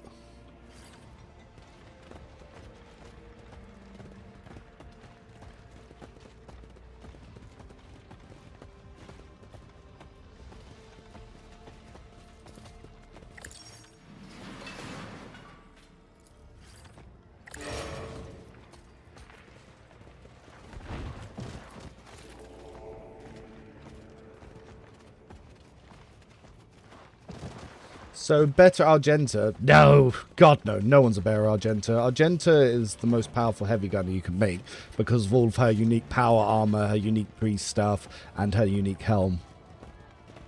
Like, he's infinitely worse Argenta just because burst attacks are worse in this game. Like, that's the thing. Like, when burst attacks are made to be worse, he's just worse variant.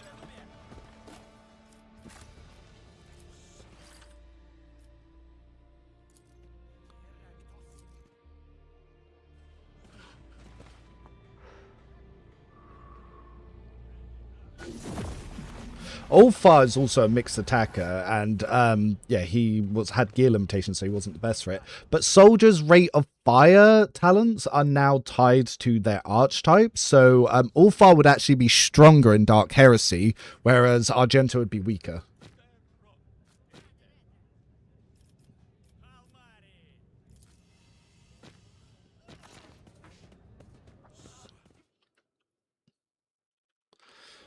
Whereas Abelard would have much more armor in this one.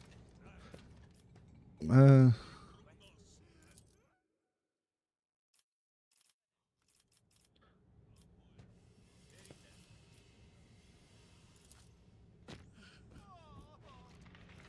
let's pop down here.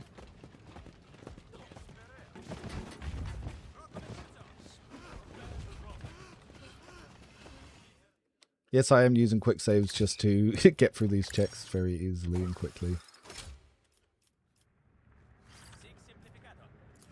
Oh, wait. We went for... Pressed the wrong button. Put the rope in place, use the rope, click the climb, took an injury away.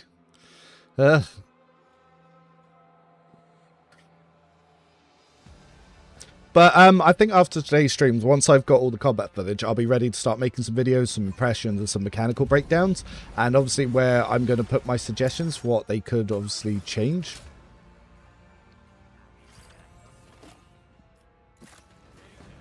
Oh, you actually need to do it that way. Oh, never mind.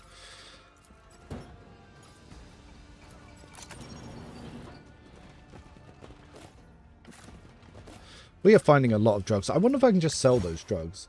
Is the combat like tabletop RPG? Yeah, that's what Rogue Trader and Dark Heresy are based on.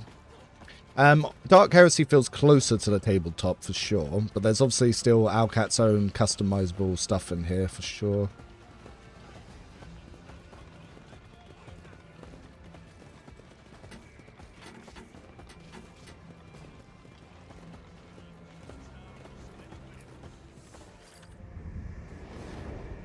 But you can see that they've done a massive graphical upgrade. One of the other people in the partner programs asked if we were going to get an engine update for Rogue Trader. But that would be a massive thing to do that. I doubt it.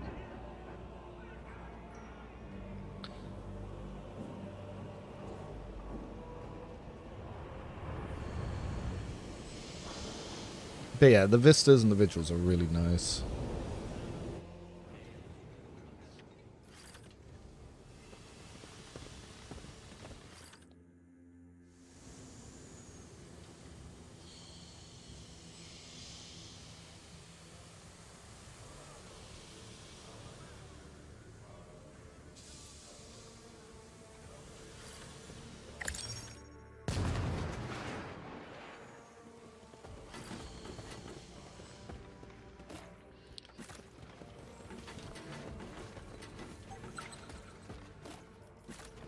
Man, that seems so complicated for me. I can't understand the roles. Well, that's what I'm for. I will break down and make things much more simple. Isn't Dark Heresy built in a different engine from the previous titles? No. Not in this one. They're actually using a lot of the Rogue Trader code in this.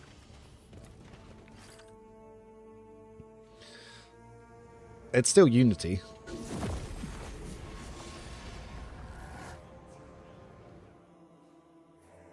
If anything, this is more like a Rogue Trader mod.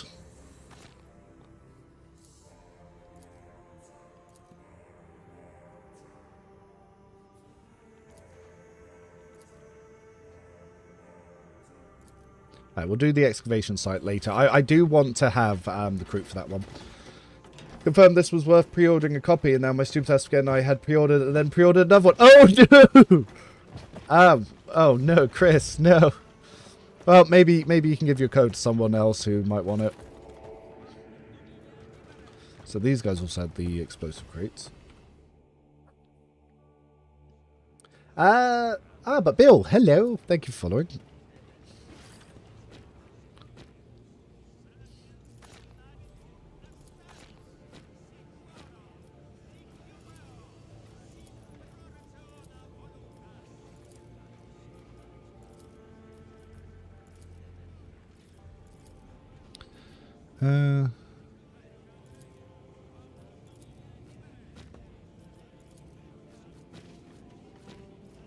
So to join this cult, you have to take a permanent injury, which kind of sucks.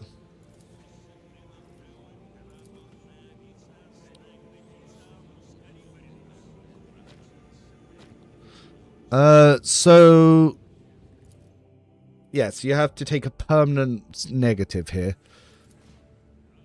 So if you put the needles beneath your nails, you take permanent damages to your weapon skill and ballistic skill. If you take the symbol, you take permanent minuses to your toughness. I don't know what the permanent minuses that you get for the athletics one, so don't know.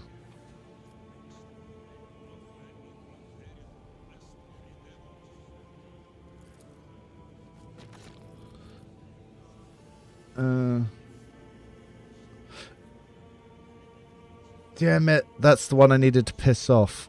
Okay, we need to do something else here. We don't want them to like us. Because in order to get the best items, I need to piss them off. How do I do that? See what I mean? My story choices are being locked trying to get certain items.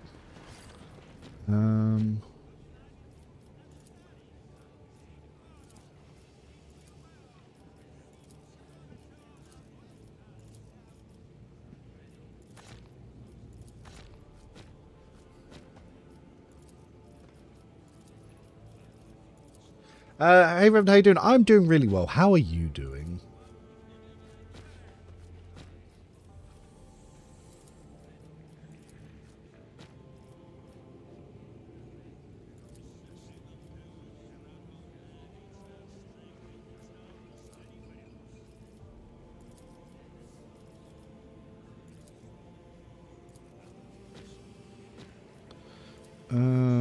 So let's get this stuff out of the way. Okay, let's quick save it and then try to see if there's a way we can join without getting the positive checks. I wish to join the flock. Yes. I'm ready for torment in his name. So the thing is, if I carve the symbol on yourself, yeah. So I made the cess. So that's no. That gives us the +10. We don't want the +10. We want -10.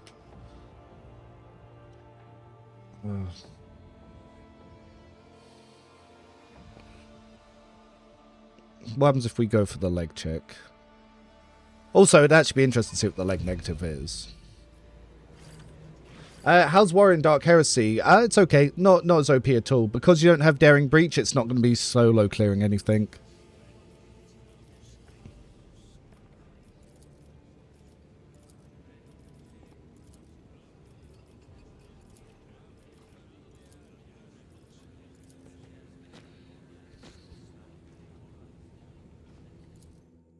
So I think no matter what, if we join the flock, we get the +10. So what happens if we do the leg one?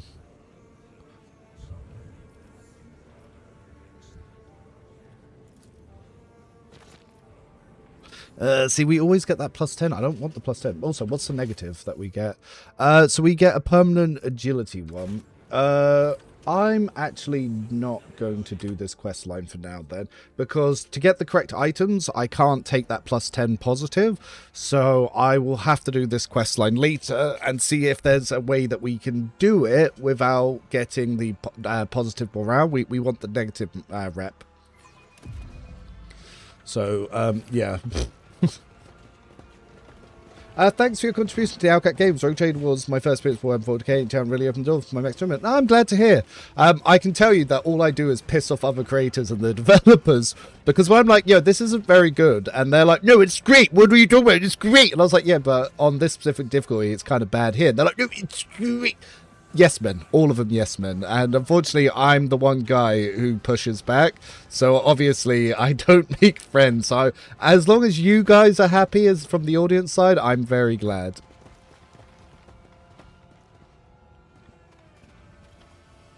Because yeah, I'm not gonna make friends anywhere else.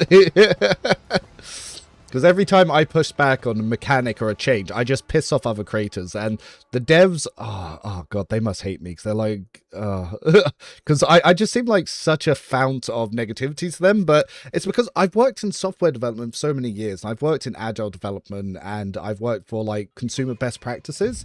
And the thing is, if I see a mechanic that I'm like, okay, I like the idea, but here's where I think it's going to cause issues. But if everyone else is like, oh, no, everything's great. That's why Assassin and Vanguard and Operative aren't very good in Rogue Trader, because all the yes men say it's perfect. And there's not enough people like me come along to say that actually here are the balancing issues.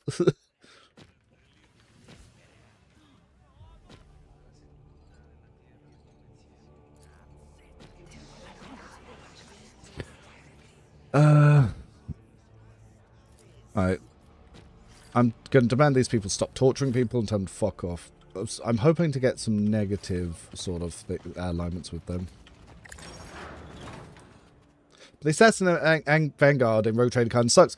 But the developers think Assassin and Vanguard are really good. The developers think Operative is very good. Reddit thinks Assassin and Vanguard is very good. Other creators think Assassin and Vanguard's very good. This is why we can't get them buffed.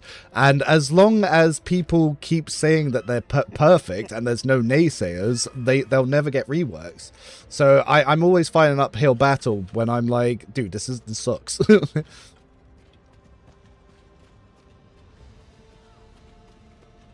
And like I said, the more I do it, the more that I'm more likely to get myself in trouble in the long run. Because I do want to foster good relationships with the developers. I very much respect them. I think what they do is very good. And I love their unique place in it.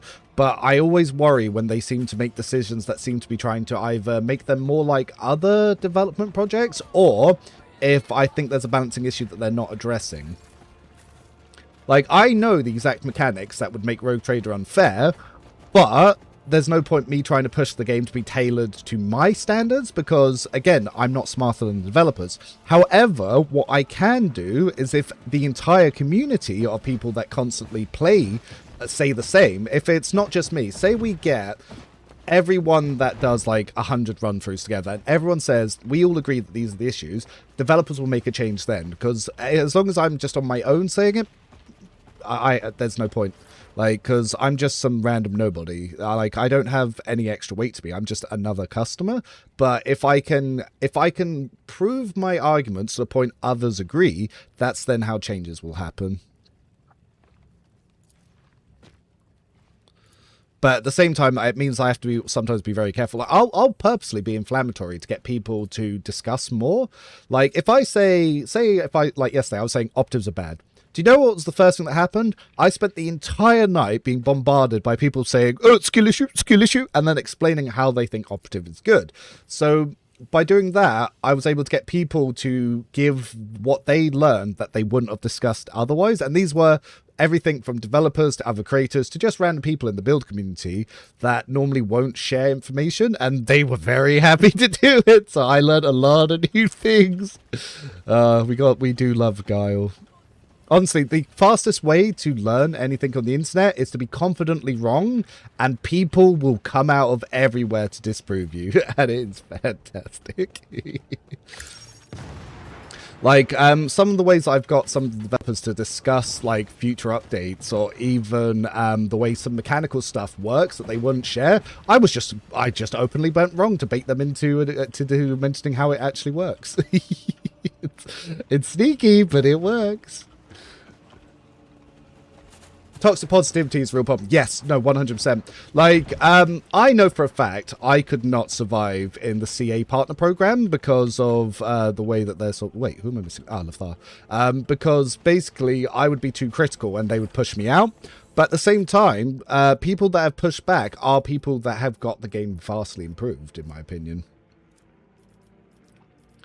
Let's get the Ogren boots. Don't really need the Grenadier backpack.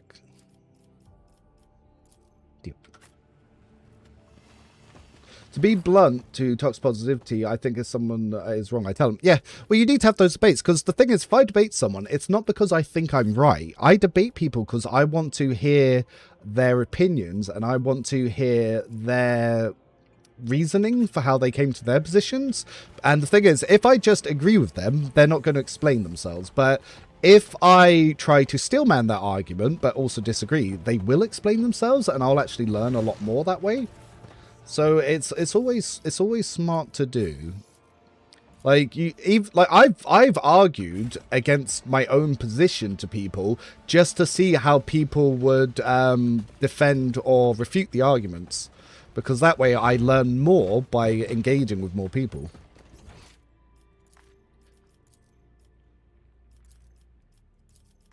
Like, yeah, you'll never learn everything by yourself. No one person is smart enough to be able to cover all the angles, and you need to make it a collaborative issue. But sometimes people view things as a competition, and they don't always want to share their information. Like when it comes to YouTube, as a YouTuber, I message other YouTubers and I offer to do collabs, I share them information, I send them behind the scenes workings. Even if I tell them they don't need to credit me, I just give them information. I've worked with some YouTubers that have like millions of subscribers, and I just flooded them with everything I knew and just let them do their own thing. And I didn't expect anything in return, because the way I see it, the more people that enjoy make content, the more people are playing. And the less barriers to entry, the bigger audience I can build myself. So helping others still helps me. And at the end of the day, I only started YouTube to spread my spreadsheet. Like, I didn't do it to try and be successful on YouTube. So, yeah, people really should just learn to pull resources. Like, there are people in the communities who really don't like me, who don't like discussing ideas with me. But if I say something that I know they disagree with, they'll actually tell me their thought process that they wouldn't have told me otherwise, and I can learn the information they were hiding. Because if they're trying to disprove me, they'll tell me stuff that they wouldn't have told me anyway. So... But by the way, so after actually speaking to the development team, no, I am very confident in them. They are very switched on people. Like, there are lots of problems in Rogue Trader, but the thing is, I'm confident the devs are aware of it, but their problem is what is the best way to solve it, not that they're not capable or not aware. So, yeah. So no, I have pretty high hopes for it.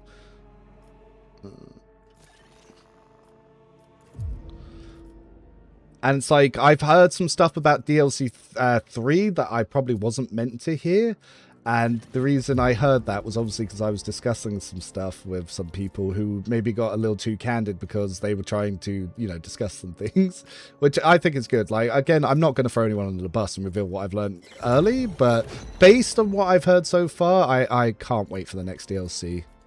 And it's even playing this alpha, I'm very confident in Alcat, and I think they're going to do a fantastic job with this. Do you know actually what I think is the biggest fuck up Alcat have made to date?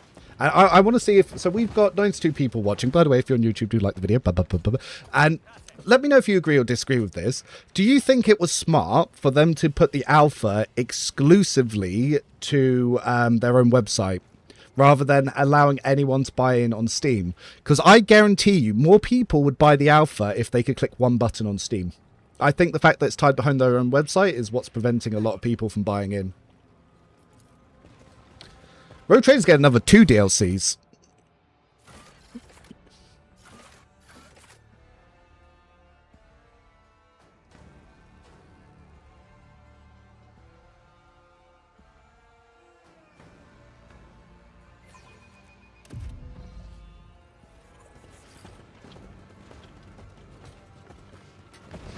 I already know some of the enemies.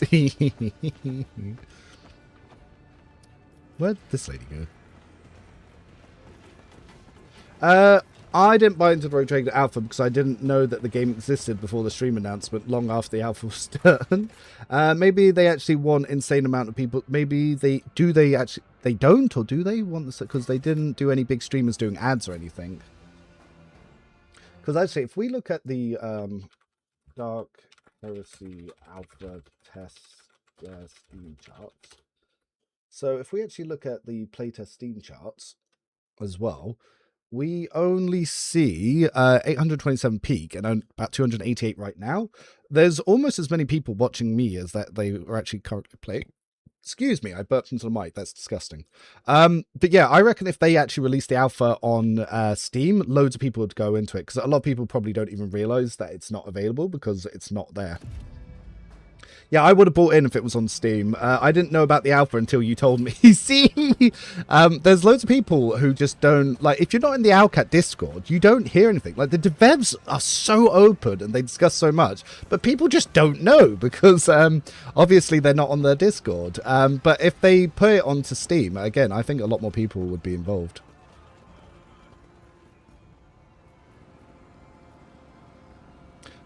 I don't think they want... Oh, you're saying that you didn't think they wanted loads of people on it. Ah, okay. If they have to open purchase vouchers with no limitation of player, then yes. Owlcat doesn't market much. They did on their YouTube channel. Obviously, I do free marketing, but they don't push for it. They did for DLC 2 of Rogue Trader. They paid a lot of big creators.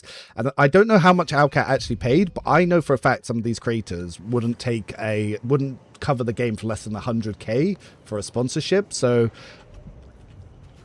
I'm not saying that's how much people paid. Maybe they took discounts because they wanted to do it. But I know, like, ad reads for some YouTubers as well. Just to even mention something in an ad read, they'll charge about 10 grand for. So yeah, it's not cheap to market via content creators. Like, if I was a big content creator, I'd do it for free because I fucking love this game. But again, I don't know what others are doing.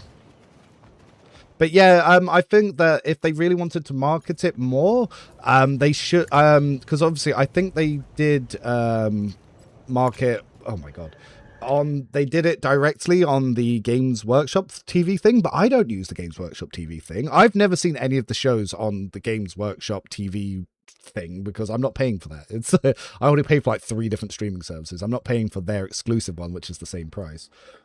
But yeah, if they had been able to do something at like the Game Awards or something, more people would have seen it. Or potentially, yeah, if they did some marketing with even some other people that were bigger in the community, would have probably been helpful. But I think even if they just put the alpha onto Steam, loads more people would be involved. Like Baldur's Gate, think how big the Baldur's Gate 3 alpha was and how many people bought in. And they did no marketing that I saw. The only marketing I saw was, oh my god, fuck me. How do I fail 5 times in a row for 65%? Do you see what I mean about the RNG checks? It's really bad. It is true RNG. I'm hoping Owlcat makes a Warhammer Fantasy RPG of me telling myself that was One Planet Lex Pialis.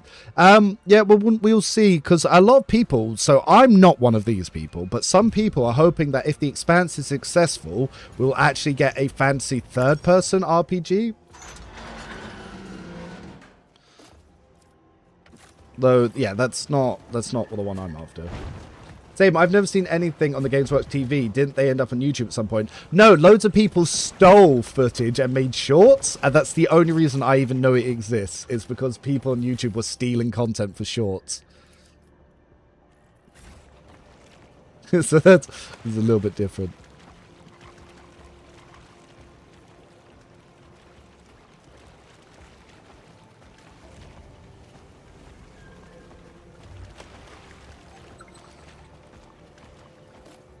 Oh my god, I can show you the official correct solution to this encounter. Yeah, so like I said, the executive producer showed me his strategy for beating this at level 3 when I said I felt like it wasn't tuned for level 3, and you guys will laugh.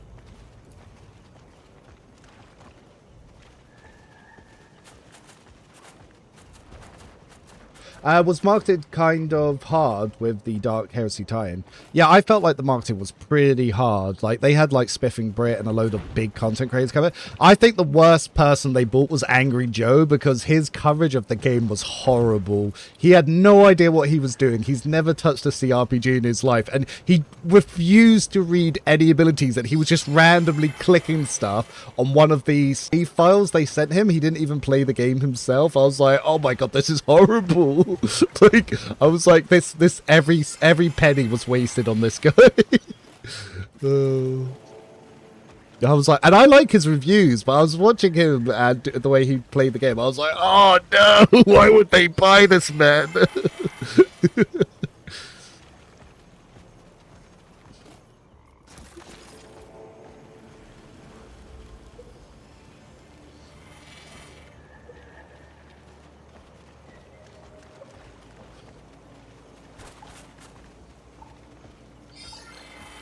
Yeah, he's an action guy. Yeah, he's definitely like ARPG, not CRPG. He don't got time to read. He's been too successful for too long.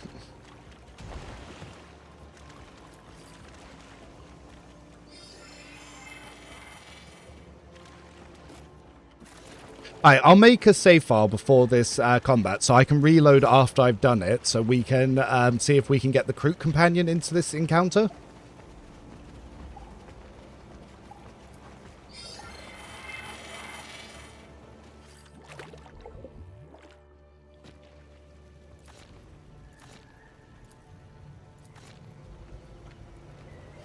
Alright, so, mechanical tree.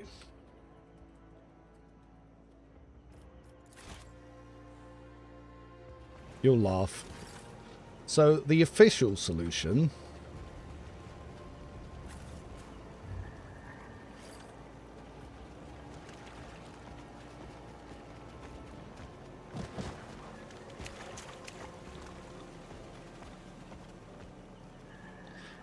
so you're here.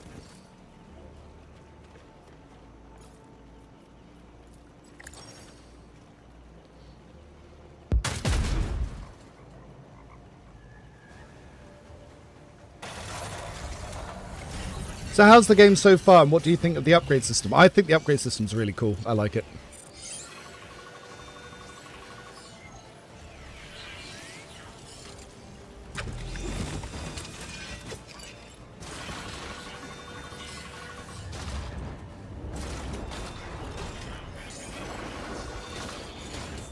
Oh, it's coming off a bit laggy. The optimization's a bit bad. My computer is very warm right now. And I've actually put on the FPS caps for that reason. So, the official solution is to set your party right on top of everyone. Yeah, take out one of the snipers, and then you can have your little Pyromancer down here to take out these guys. And we're going to have everyone else right on top of them.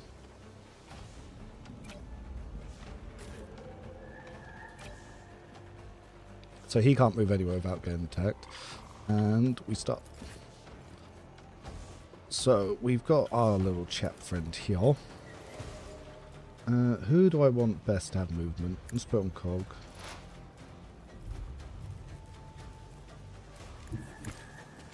We're going to stun you just to take you straight out of combat. Didn't stun, but he is immobilized, so he won't be able to shoot now.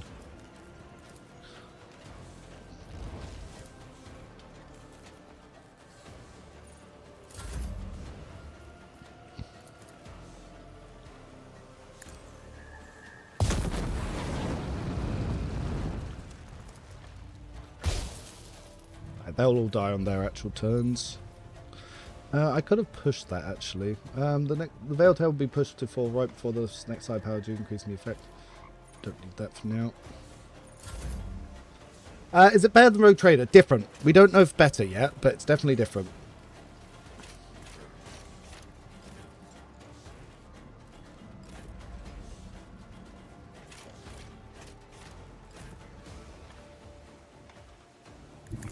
So we buff Cog.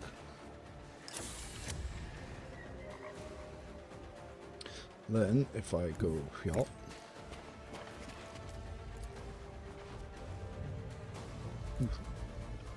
Can I do this without hitting cog?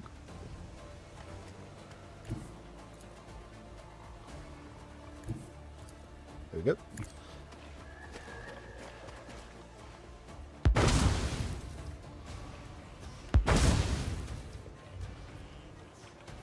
And then afterwards, we're just going to quickly buff you.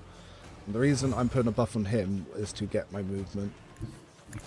So I'm going to start moving her over to prevent the officer from making any stuff.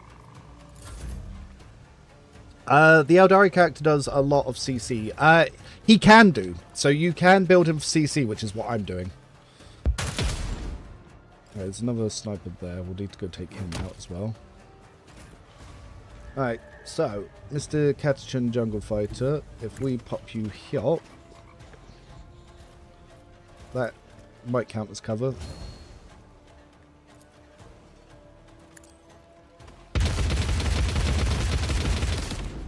Alright, so you're dead, which means I can... Oh, didn't need to take that off at all. Oh, fucked up. Well, I just wasted his movement. Oh well. Now, Cog, however, let's move Cog down here.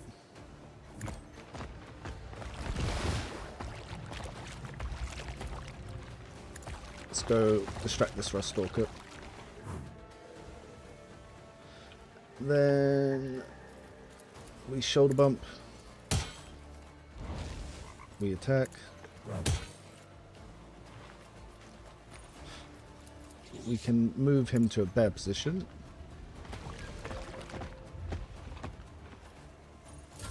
Now, sniper. Fun things we can do here. Oh, wrong ability. This is the one we want. So, first thing we can do is we can buff Cog. And can we get any special hits? No, but we can guarantee a hit. But, do that. Cog follows up. Then we can decrease its morale. And we do this. Now, this one, Gorgon and influence 16 damage to both their legs. So, yep, that will do some good stuff here. And we can smack him really hard. Then I'm going to turn on Forceful Strike, and then we're going to use the Heroic to try and take him out. That's good. Good amount of damage starting off there. And we could try to put him next to Cog, which will actually buff Cog, but that means the Rust Stalker might be able to hit us. But at the same time, why not? By putting him into his zone of influence, that will give Cog extra resolve bonuses.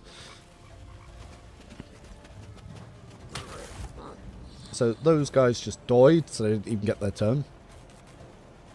Now, we go over to the Eldari, who, if this guy is still CC'd, let's have a little look.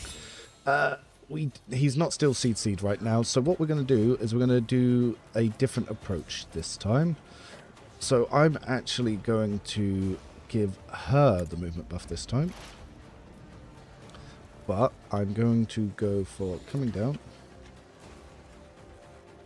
So now we're going to do quite a bit more damage. We go here.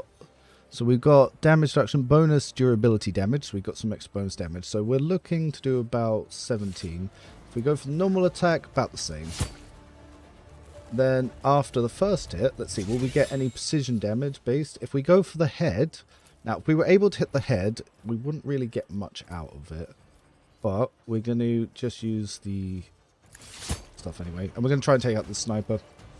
As there's another sniper there, so we're going to try and want to push them there. Now, the Pyromancer,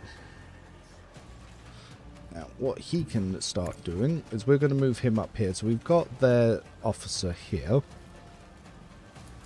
So I'm going to drop a firestorm on them, but first we're going to push. So we'll increase the veil. Then we will... we need line of sight. Damn, I haven't quite got it lined up correctly. Boo! Didn't get our line of sight correct. Oh well. Well, we can instead try to stun this guy to try and get him done quicker.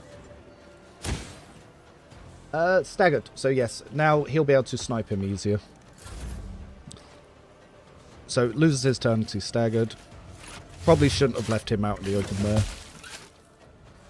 I'll be able to move him on the Aldari's turn. Tari Stalker's trying to come around. So as for her now, so first of all, well, we'll go here and we'll be able to heal him, which will give us some range, which will be nice. I'll also buff his defenses because everyone's going to probably try and snipe him. That then gives us some obscene range to get all the way over here. And then we're just out of range for the melter, but we do have the extended range for the melter, so that's fine. So the Staggering Shockwaves upgrade 1 is on there. What does that actually do on her Staggering Shockwaves upgrade? Each target hit by this must pass strength 10 modifier or its concentration disrupted. All enemies hit will suffer 10% more damage from any source 1 round. Alright, so her next attack will do more. That's pretty good.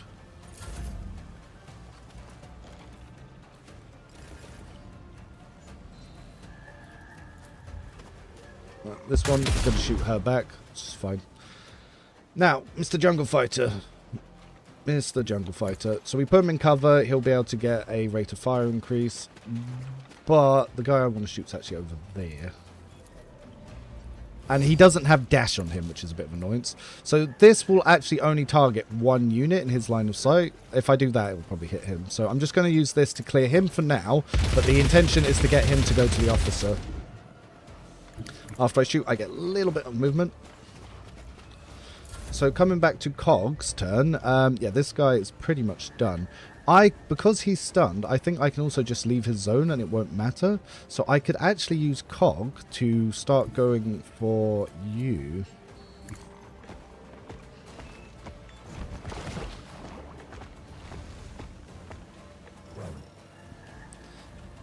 Oh, didn't quite get it there. But this will lower his melee stuff. Then for my officer, I can move here first. I just want to make sure that I'm in range for allies. So, yep, we can buff up Cog pretty nicely. Not in range for Lothar, but we will pop that buff on Cog for now. And if I do this right... Now, if I aim for the head, because he's stunned, we're going to do 36. What if I go for the neck? What about the eyes? 52. If I hit the eyes, 78% chance to one-shot. Nice. Then that will allow me to get another shot back. So I can actually shoot him if I could see him, and then Cog would follow up. Or I can do something else. But for now, let's go to Cog. So we'll give him more morale, which is kind of nice. So we'll do damage to this guy. Then we can then smack him for more damage. And then once again we can abuse our heroic acts because of how quickly we're building up heroic acts.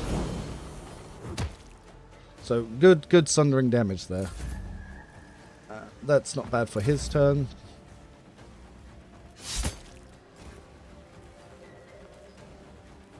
So he didn't use his officer abilities, which is pretty nice for us there. So by round 3, normally this is when all the enemies start getting their heroic attacks. So I'm going to target the Pyromancer, so he'll be able to move out of this scenario. I'm also then going to give him the Guiding Light, so when it comes back to his turn, he'll be able to get out of there. Now, they didn't take the Coming Doom upgrade on him. Well, no, fair yet. I didn't take the Coming Doom upgrade. So because he's not stunned at the moment, I can just do some normal attacks here, and I can start building up some damage. So I'm going to do a precise attack to get some extra damage in here, then hit him, finish him. Then I can use my guided steps to move, but obviously these guys will then be able to get to me anyway. So for now, I'm not going to try moving away. If anything, actually, I am going to guided steps to here, just so they don't get on top of me for now. And then his next turn, I can bum rush him over to the other sniper. Now we come back to the Pyromancer, and because I've given him guided steps, I can then move him away. So I can go over to here. Now I could take out these enemies, or I could try start blasting him. Now I could risk it trying to use a sail, but I don't think that's going to be the play. So we're going to push the warp, so I can drop suppression on him. And then I'm going to repeat the fire. Oh, he wasn't burning. That was a mistake. Oh well. So he's got the heroic this time. So he's just probably going to run over and one-shot someone. Yeah. Enemies getting heroics hurt. So again, he got a heroic, so he also hurts.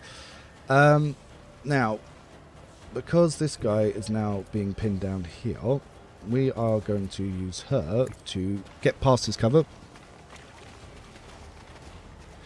What does 99 at the top mean? That's team morale. So the morale of my team is in my favour. Alright, so we're going to try and fuck his morale up.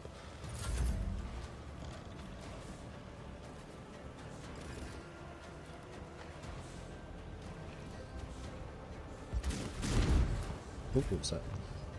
Alright, so annoyingly, now that this enemy's on top of me, I can't move, basically. If I, like, so I'm stuck in his zone of fire. So I'm going to move to here. Pop this on. For now, we can use as a shotgun because of where he is. Shotgun does extra damage. There is a upgrade that he can shoot in melee, but obviously I didn't have control of that and they didn't take it.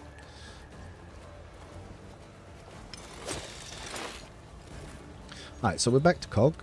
Then Cog's going to get his full set of turns. So he did direct health damage with that. Now, messing up their officer. Now, my officer, however, now because this guy isn't stunned, I can't really do what I want to do. So ideally, if I can then stun him with the pyro will then be able to do some good things. So we're going to try and assail him. Didn't work, but we'll try again.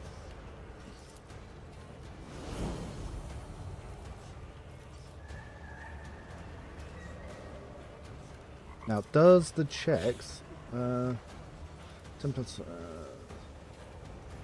So, Veil Degradation does increase it. Now, his chance to actually assail is not as good as Lathar's. But there, we got it. Okay, that's good. And then I can use the movement thing again to get away from this guy. Perfect. And now, I've got a much higher chance to hit. So this will do 27, this will do 27 as well. Let's go for the head. So that will now help him. Well, seems the best class in soldier. It's officer for sure. So he's now trying to give a special buff turn to that guy up there.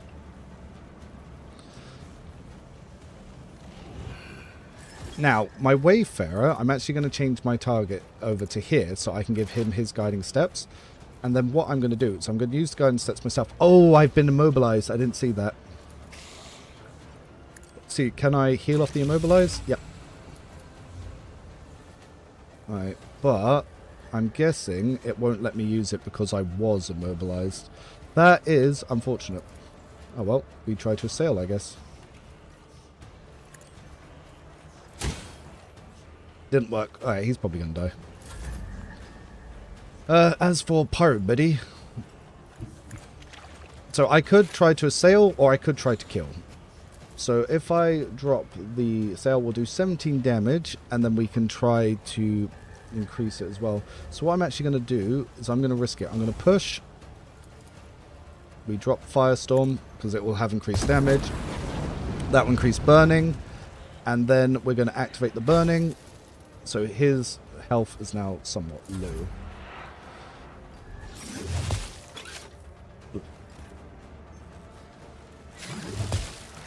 Oh, he's in trouble. If I get her over to heal, that would be very helpful. So, let's see what sort of damages we can do here. So if she does this, it will do 3 to 4 times 2, but if we go with this one, it will do 7 to 9 times 2. So it's actually still better than the Flamer.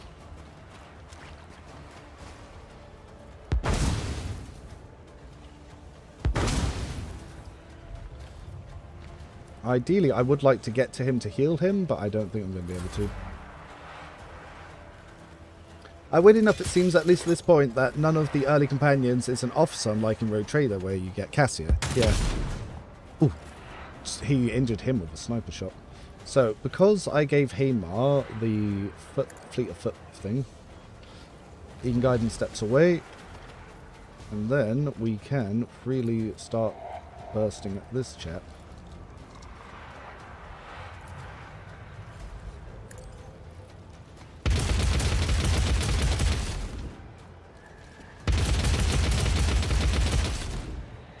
Managed to injure his torso, and we can move further back. But the annoyance is then that he's going to be on us. I'm actually going to move behind the officer, so the officer gets targeted. Cog's still perfectly happy over here. We'll be able to take out their commander before he gets his little turn. We shoulder bump. So now that he's down, we'll be able to start thinking about where we're going to go. So I'm going to get this guy off my pyro. We don't want the pyro to die.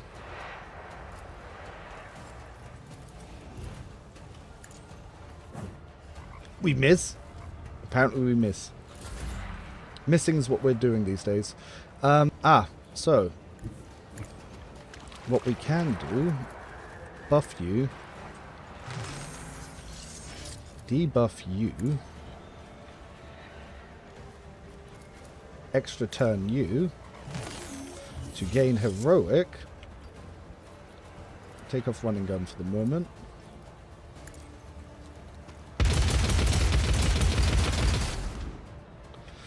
You'll see that heroic actions really matter.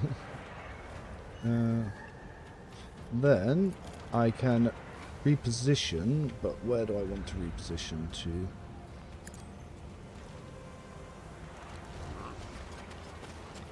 Yeah, as you can see, officer matters. We'll just kill this one for now. Code system critical damage. Yep. And then, we can give another heroic out. Do we have sight on Cog? Yes, we do. So we can then give Cog a turn as well. That guy is dead. Now, can we get Cog to where we need him? We want to get towards that guy, but we're not going to be able to make it. But Cog is still going to be heroic for his turn. Now, Lothar, as far as I'm aware, shouldn't be having disabled legs this time. So if I give this Haymar, will the game let me escape the situation with his wayward steps? It will absolutely not. It should do, though. It says the path is blocked, but I'm meant to be able to use this to pass through enemies. Oh well. We try to assail anyway.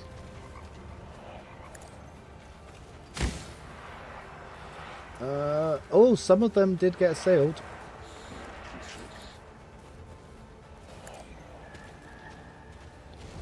Now, will it let me escape? I don't think so.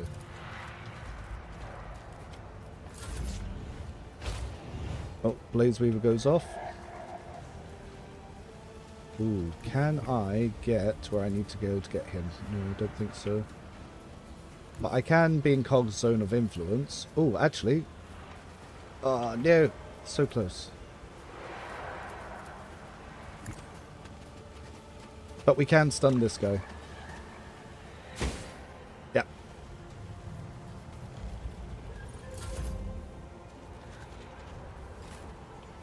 Alright. Now, I can build movement by triggering allies, but I don't think I'm going to be able to get to where I want to get to.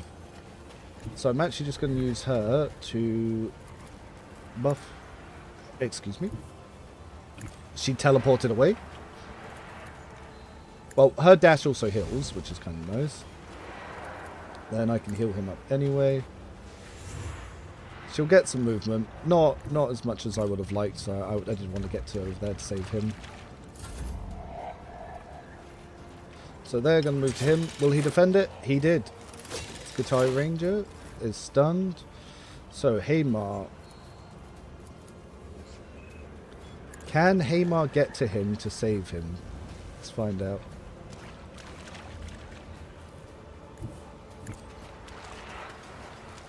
We will try. Blah, blah, blah, blah. Yes! We saved the ball! Yeah, baby!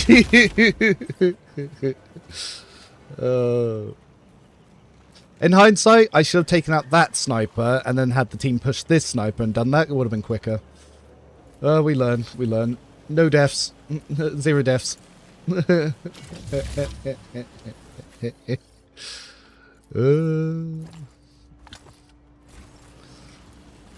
But yes, as you can see, that using stuns, like my officer did 60, like he one-shot one of the major threats in that. And because this encounter is overtuned for how much morale enemies gain, like they gain +4 every turn.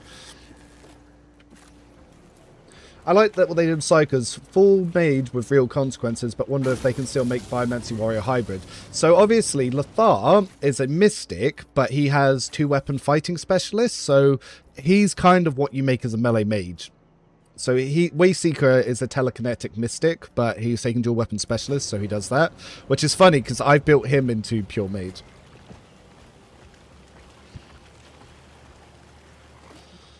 But yeah, this is a very interesting and unique encounter, and because you're spread out, you have to approach it quite differently, so I think it's really cool. By the way, so this is a very good secondary weapon for him, because it does extra armor damage, so if you put that in secondary slot, that's stuff that you can save for later. You were lucky you managed to break them there, as one enemy's behaved like a demon and dissipated into purple warp energy. It wasn't luck, that was a planned build.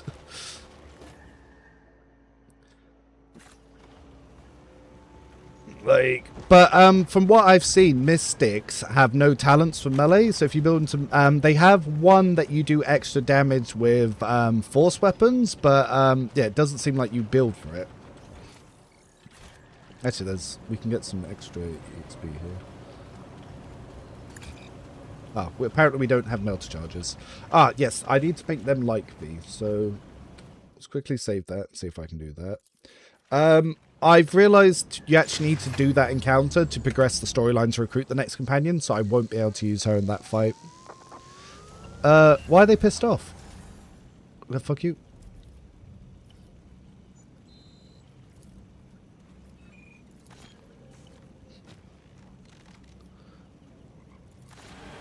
Okay, they like being said.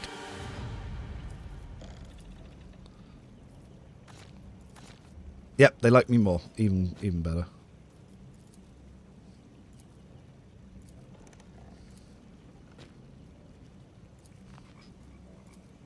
Cool. So, yep, we want them to like us.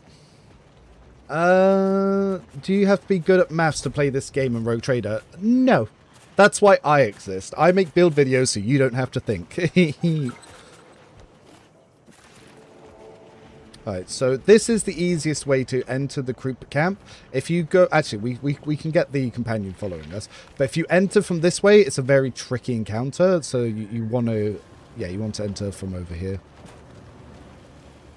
I think State 2, this cutscene's bugged because she didn't... last time I came here... Yeah, so in State 2, this cutscene's bugged and you can't see it. To see this cutscene, you need to be playing in World State 1.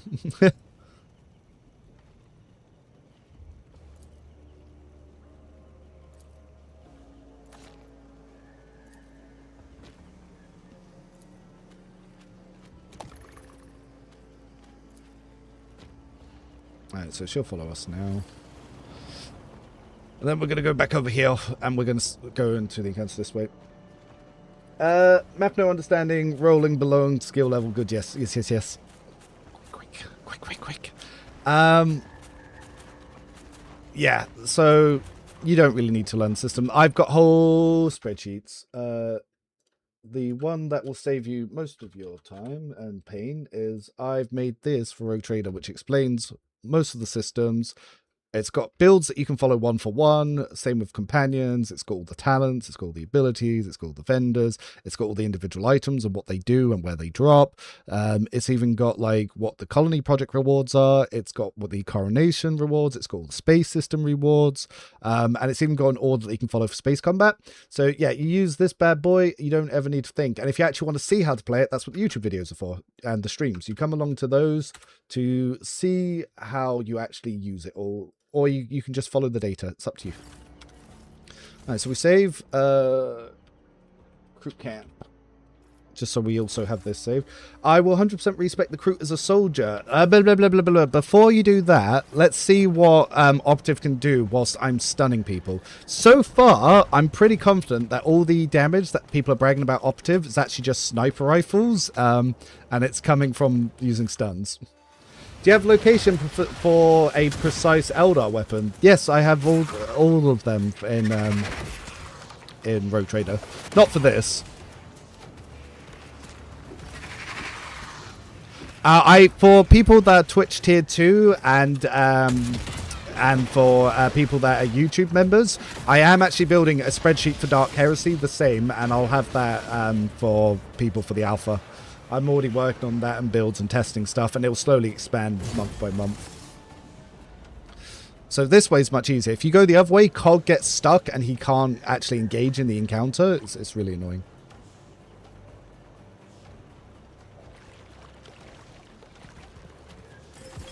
Yeah, because if you come the other way, you come down here and Cog gets stuck here and you just can't really do the encounter. But you come from this way, it's a lot better. So let's pop Cog here. I'm going to put Lothar next to him because the plan... Oh, we also want to turn it on so we can't get burst fired through. Where's Officer? We'll pop... Actually, let's swap sides. Actually, no, because it's still... Yeah, that's fine. Alright. For now, you two can start and cover. Because we don't know what kind of sniperage they have.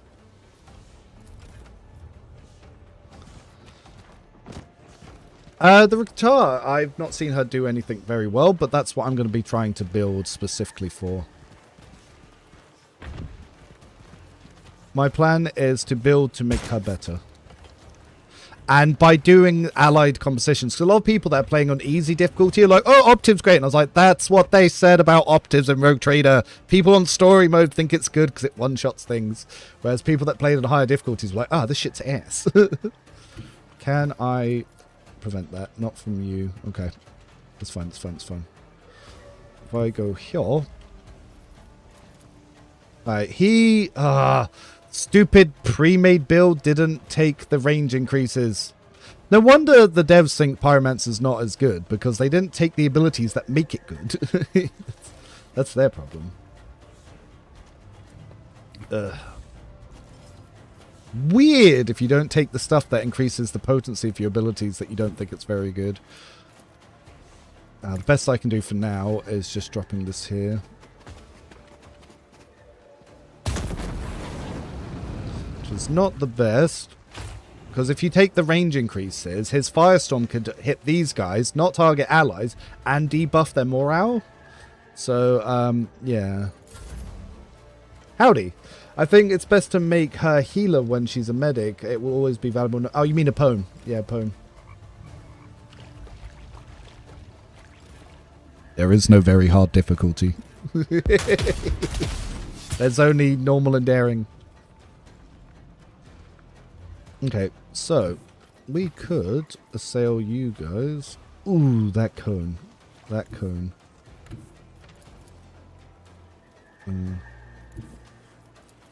Can we only... the cone for this is not the best, is it? Then I probably want to go up there. So, who do I potentially want to move? Probably you.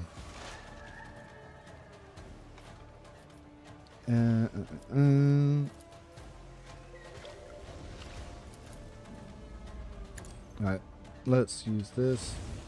Have fun, Luna! I should have gone over there a little bit, but we can then... So, we can attempt to assail or we can attempt to hit the arms. So what is our chance? So to hit the arms, 61%. Let's see. What do we think a sail will do? The fast melee position attacks gain 17% hit chance if the target's forced to make a plot on it. Oh, we can make additional checks. So let's see. Arms 78% now. But potentially we could still try stunning. What about this? The way seeking allies under the effect of guidance get 2+ vitals damage and 10+ target's morale hit chance. So, what happens if we pop you one? What's that going to do? Still only 71% chance, but I still kind of feel like this might do better. Legs injured and immobilized. Don't think he can fire whilst we're in melee. How goes the breaking? Learning new things. Learning new things. Oh, get sundered. Which companion are you liking the personality of the most? Personality? Probably Apone. Apone's really sarky. As for combat-wise, still Saros, but the default build Saros on the level 5 state is not the best. We've got much higher chance here. So I'm going to buff him, because that means when we take this shot, if it hits, he'll hit. Nice. Okay, so his arms are injured and he's kind of somewhat stunned now.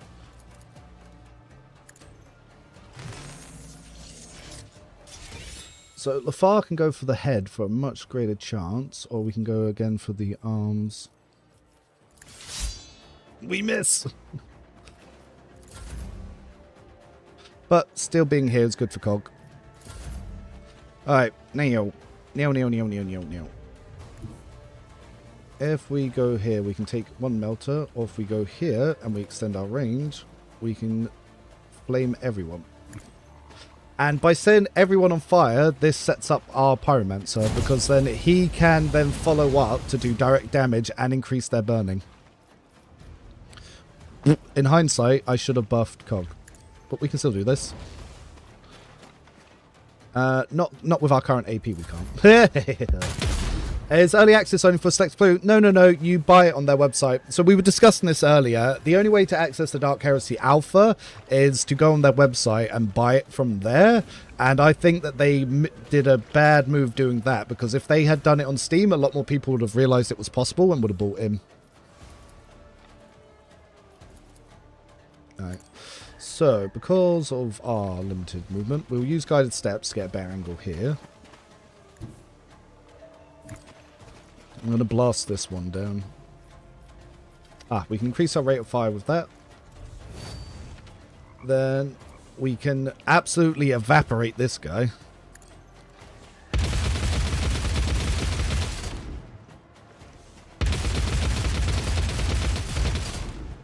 Explosion!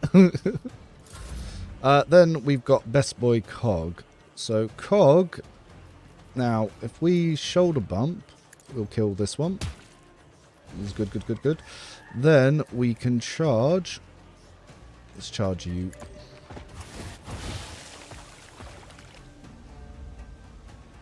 Charge seemed to have bugged and not actually done the attack, but that's okay. Bonk. And we'll make it so enemies can't shoot through us. We can be used as cover.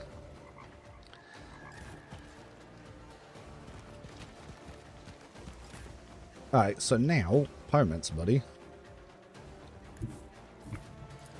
Now, the unfortunate thing is, the way I build this, Firestorm can go much further.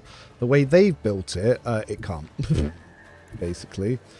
So, yes, I'm going to just have to just kill this guy for now. You can get attack debuff specialist, so you can drop enemy morale with stuff like this. But the way that they've built him, we can't do that right now, unfortunately.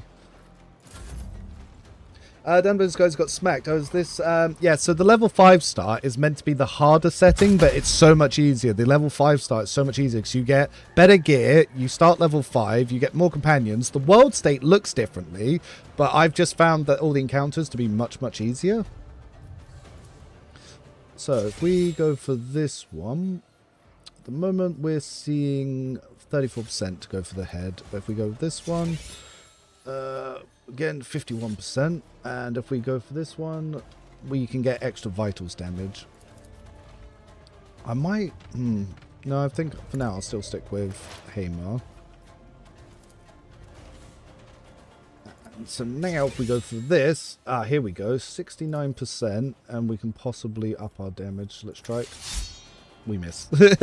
Precision is not the best because you still need to stun people. The Baron fight took me 2 hours, but having a great time. Yeah, the Baron fight was quite interesting. The tree fight's very easy. All the rest of them. The final fight is very fun.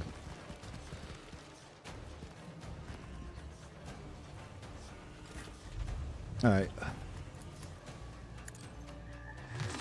Let's try this again. I've not got the best opportunity to actually land this shot myself. What from here? It's still a bit lower than what I would like. Let's swap. Let's start shooting this ass.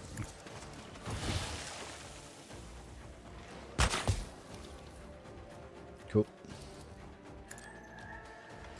Alright, this is your last chance to make a precision strike, or I'm just going to start using other stuff. So, if we do arms, possibly 20. If we go for head, possibly 69. Deleted. Huzzah! Actually worked this time. If we debuff this thing's morale, it will break it, and it will stop it attacking us. Alright, so, Ipune. I don't think we can actually drop down this way, so for now... Maybe it's best that you just go buff Cog.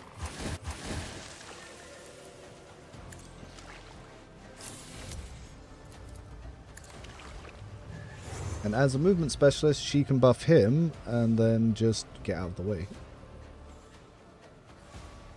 I could get up to here and start blasting them, but I don't want to leave myself like right in the open.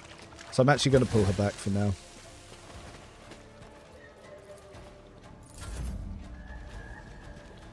So, Swarm Leader.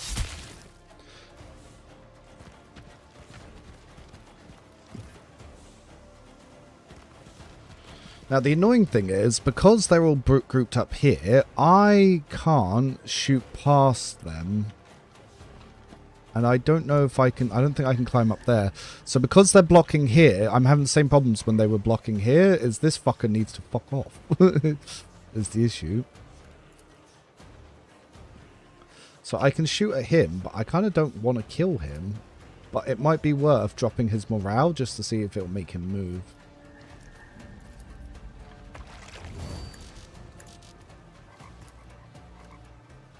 Oh, I'm going to hit Cog.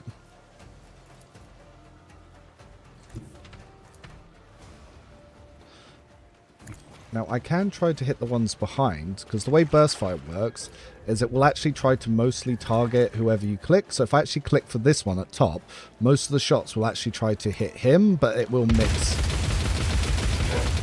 See, Burst Fire, like I said, it's actually it's more of a single precision shot that will randomly hit other things. And yeah, because we broke his morale, he's now moving.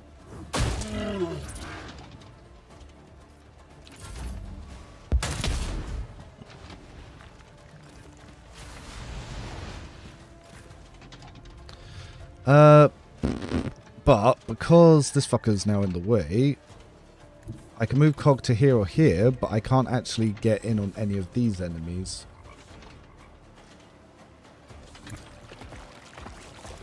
So yeah, there's a bit of a problem I'm having.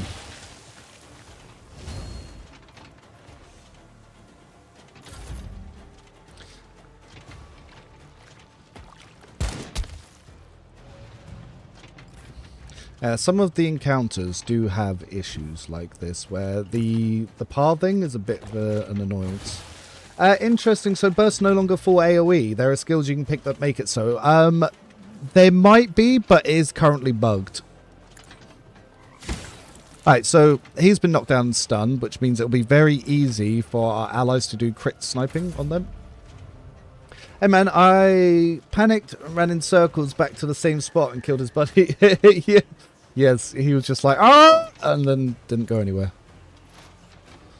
Alright, so, you actually can drop down this side. Interesting.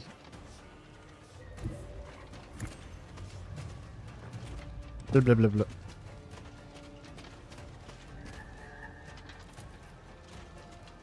Now, do I try to mass assail?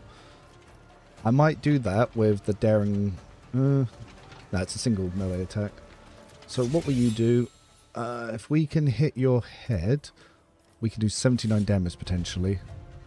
If we increase the cost... 85% to do 79. I like it. Cool.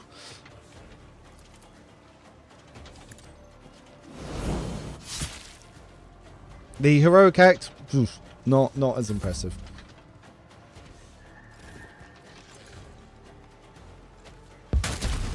Ow. So, Mr. Soldier, well, Sniper, Officer, if I get to here and buff you... Officers are so good, by the way. They do not underestimate how OP officers are. So, if I guarantee a hit, he'll follow up and hit as well. Then, I can give him a turn. And then I can make him attack twice. Or I can have him try to stun. But for now, I think I'll go for the double attack. Because he's immobilized, so he can't move or shoot. I know most of the archetypes will change since Alpha, but it's very comparable to Rogue Trader, or have they decided to change it a lot? You can see in the combat here, a lot has changed.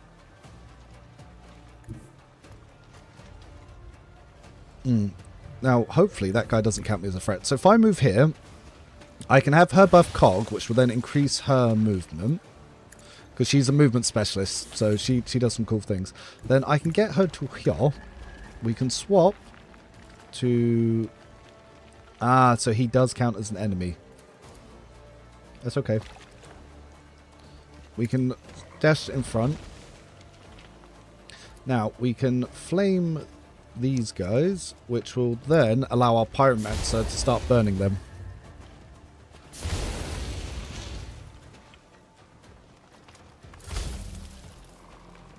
Some of them died from the fire. It's okay, she's still got dash. Unfortunately, again, because that fucker's just there. Oh, he's coming for Hamar. Well, potentially we could put Hamar in there.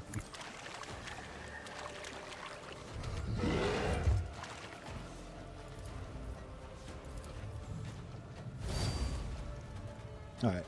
Then, well, Hamar could delete this guy. Yes.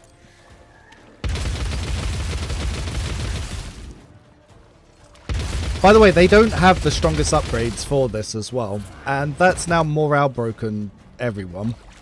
Which means precise attacks are going to be very, very easy. But unfortunately, we still have the problem.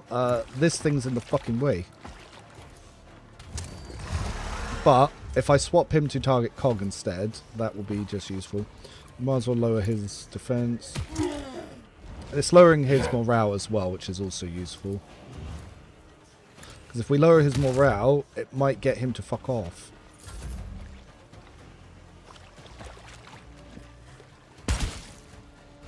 Arm's injured. Now, Pyromancer. Pyromancer. Like I said, the level 5 start doesn't have the best talents because I can't use my powers how I want to, because there are upgrades where you can make allies immune to your powers, and that would actually be really strong. Because then I would be able to just be freely dropping these powers and send enemies on fire to then do really strong things. So the main issue is how they built the Pyromancer if you don't think Saros is good. Saros, if you build him from the level 3 run, is the strongest companion. He's so strong and he's so useful for utility. Oh, you want to try and snipe me, do you, fucker? But now because this guy's down, if we click this off, we can then do... We can go straight for the neck, which we can then do 34 damage, or we can try and go for the eyes, which is 75. So let's pick the one that increases that. Then we've got a chance to one-shot him. So close. Oh well. So that's their leader dead. I might actually put it on him for later to try and get him out of there. So he's broken again, but again, he's still targeting my guy. It's annoying. So, potentially, let's buff you. Now, there's this guy who's obviously trying to make the shot. If I can hit his arms, it will prevent him from taking the sniper shot. Cool. We prevented that. And then I could always give a turn down here. We'll have to take off run and gun, but we can then delete this guy.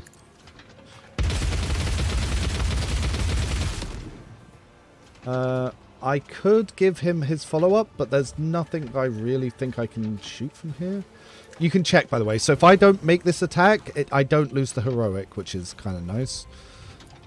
Can't get him. Could get him. And I don't think it will target a pwn because it's the heroic one. We'll have to see. Yeah. So we deleted another one of them. So is it really just... Is it forcing us to try and kill these last two? That's fine, I guess. Alright, so... Epion. So again, I can move here to make it more useful for the Pyromancer. And we can take... 2 fire shots to set them on fire. But yes, if you... I would highly recommend playing Road Trader. It is a fantastic game.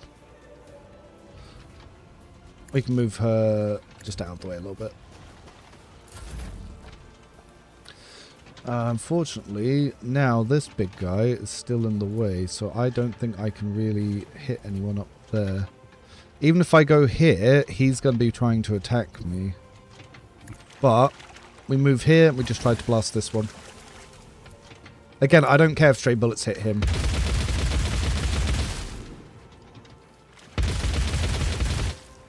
Bam! Easy peasy. Yeah, the DLC's Road Trader are absolutely fantastic.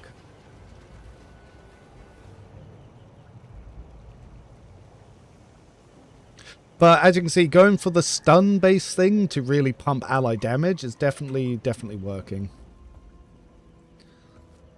So, I'm not sure if I like mass assail because it's actually harder to land. So, I'm thinking.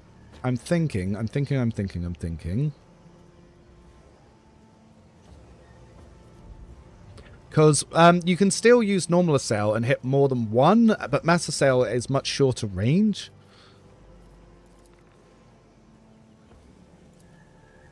So if I make a save after this, we can go back to the level up just to pick what we went with there.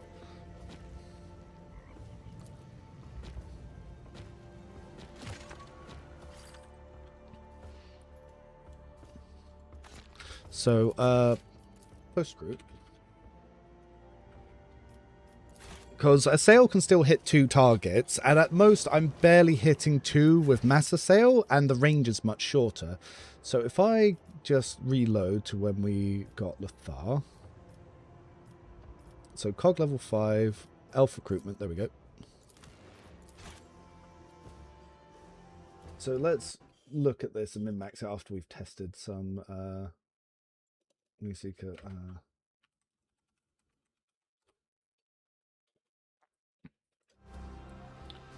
So if we go back here, yeah, mass assail dropping the range, I'm not enjoying that. I did like telekinetic echo and the Wayseeker's impartiality. I think those were still both the right choice. So I think the ability we definitely want is Coming Doom. That has been doing the most for us. Now, telekinetic echo for the first ability. Whenever the target inflicts a negative effect or uses a sail on target, that enemy close to that target that is not assailed must pass the tenacity test or become assailed. So you can get both of them. So I think this is going to be still the best one. Then when we go to the second one, Wayseeker's impartiality, I think is going to be still very good. For power targeting allies, the Wayseeker ignores negative morale. Targets targeting their morale at 0 is higher. For targets powering enemies, their Wayseeker ignores positive morale. So I still think that is quite good, but I am struggling to land some of our double hits. So if the second weapon attack in the same turn is the same type, single precise area burst as the first one, the hit chance is increased by 18%. If it is a different type, reduced by 18. Follow-up blow increases damage. Defense technique will increase some of our stats there. What else do we have? More damage, Psycher powers, and solid projections. Whenever the Psycher inflicts a common negative effect or a sail effect on the enemy, the Psycher gains a stackable +1 to defense until the next round. When a Psyker uses Psych power, they gain stackable 5 intelligence and willpower defense. Nope. The Psychic's melee attacks and psychic powers deal weapon power, willpower bonus divided by 2 more damage for every cell in a straight line. Nope. Let's see. The character uses precise attack after using a psychic ability, does 12% more damage. Nope. Character's precise attacks ignore 15% damage reduction and defense. I think imminent lunge then might be right then. Because defense is your hit chance and their damage reduction, so that will increase our damage. Now, if we had the AP to do 2, combat flexibility is good. So you could make 2 precise attacks. The target's defense is reduced by 18. So that one is, on 2 attacks, it's reduced by 18. This one, we just ignore 15. So imminent lunge is the best one, I would say. Imminent lunge. Yep, so we'll make a note of that change. And then, so mass assail, like I said, at most we're hitting 2, and I don't think it increases. Yeah, because it's 15 cell rate. It's 15 cell range. That's pretty huge. So I think mass assail was the bad choice, because if we want to hit more than 1, we've already got the ability to do that. Now, inevitable doom. The Wayseeker and their allies under the effects of guidance gain 2 perception bonus damage to all single target attacks and 10% hit chance for 1 round. Additionally, their attacks ignore perception bonus of the enemy's defense for the duration of the effect. So we ignore defense there. The Wayseeker's next melee precise attack can target enemies in a perception bonus zones around the character. Okay. So the Wayseeker and allies under the effect of guidance, guide steps from 1 round. Guide steps allow the unit to move through a target cell without provoking attacks or opportunity. The unit can move through enemies and allies if needed. For some reason, that bit's not working. The upgrade, the unit can move to the Wayseeker. No, that one's a bit bugged. I've tested that before. Telekinetic grasp. So a target 15 cells suffers willpower, impact damage, and that one's not the best one. So inevitable doom. So this one is they gain vitals damage and morale hit chance. Wayseeker and their allies under effect get hit chance from. Additionally, their attacks ignore 5% of the enemy's defense. So I think inevitable doom is better. I still think inevitable doom's the better one. So yes, we make notes. Yeah, I think that's going to be the way to do it. Imminent lunge is what I have. Yeah, so I think that's going to be the way. So if we make that change, we could either rerun from here or continue. When's the next fight? So after that, the next fight isn't actually until the heretic encounter. So the next fight's actually pretty far off where we were. So we could actually do this and just retest it from here. The annoying thing, so if we quickly load up, if we go onto a different save file, I can show you how you can actually build the Pyromancer to be much better. Because obviously their version of the Pyromancer fucking sucks. So Kroot pre-level. So this... it has the level 4 one. So Trapberg, Darkus, Stash, Livestream, Companions. So this is me at level 4. Where's my save before? Level 3, yeah, level stop Kroot, Turnless. So level up. So this is the first level up at level 3. So let's go back here.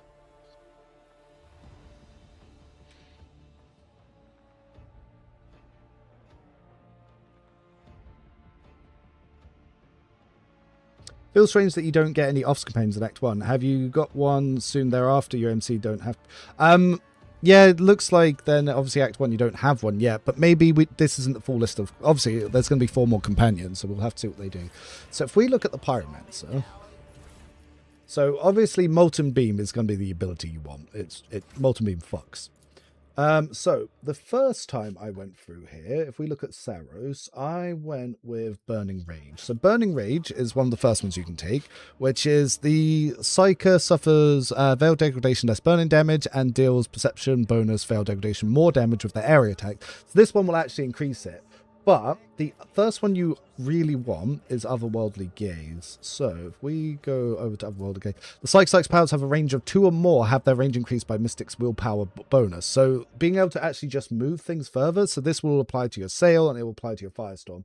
So this one, Otherworldly Gaze, is definitely the one you want first. So yeah, that is going to be the most important one there. Then if we go to the next level up, so if we go to level 5, so this one, they're at level 5. Where's the level 4 to level 5 level up? Masters round 2, post Mechanicus. Kroot encounter, stuck.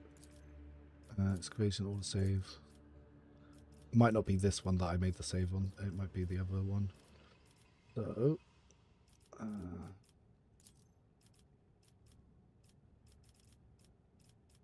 where is our level 5? So that's level 4, back to Upper Town, level 4, level 4, level 4. This is when I am level 5. I've definitely made a save before going to the next level up at level 4. Mechanicus fight. Level 5, here we go.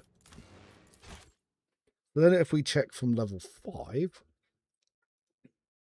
Hey Stinky, how you doing? How'd you get into the alpha? You buy your way in. Oh, so in order to get into the alpha, you have to go here and you have to purchase the digital developer edition. So if you go to editions, so you need the digital developers pack, which is this one. So if you do want to buy in, you can do that. But yeah, Stinky raised the point that he thinks that them not having this on Steam was a mistake, and I have to somewhat agree. So if we then look at the next level up, so if we group by source, so there is some stuff that you can get from attack debuff specialist as well. So suppression is the target suffers in bonus to hit chance penalty for 1 round, inflicting suppression repeatedly prolongs that effect, so that's not the best. So whenever the character successfully defends against enemy attack or it misses, they inflict suppression. Again, not the best for him. Now, easy prey.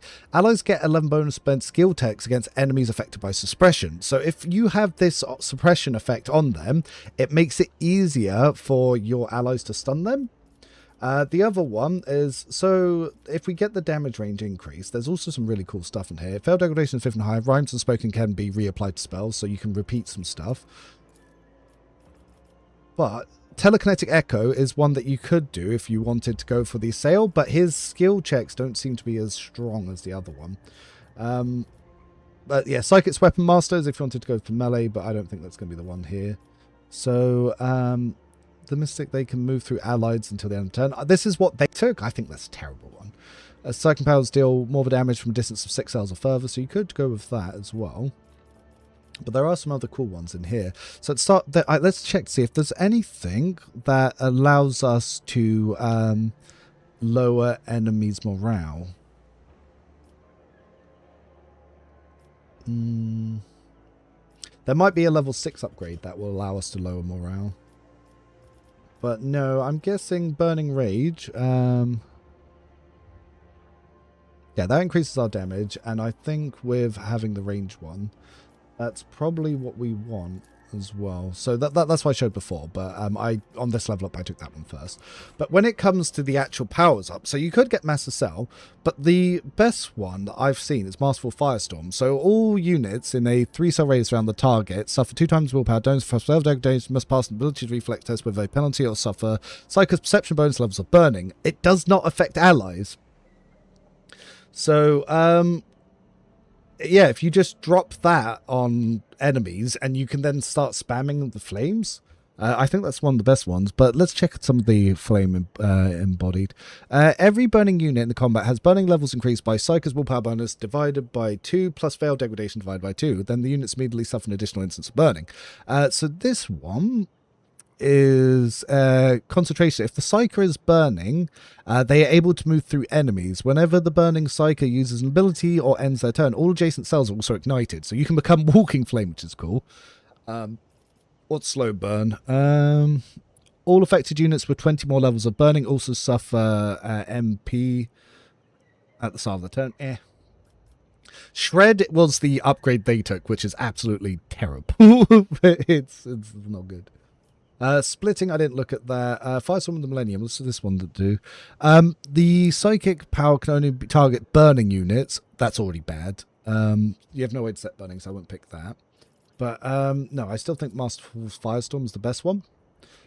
So, yep, with Masterful Firestorm. Then if we quickly load to, let's go to level 6.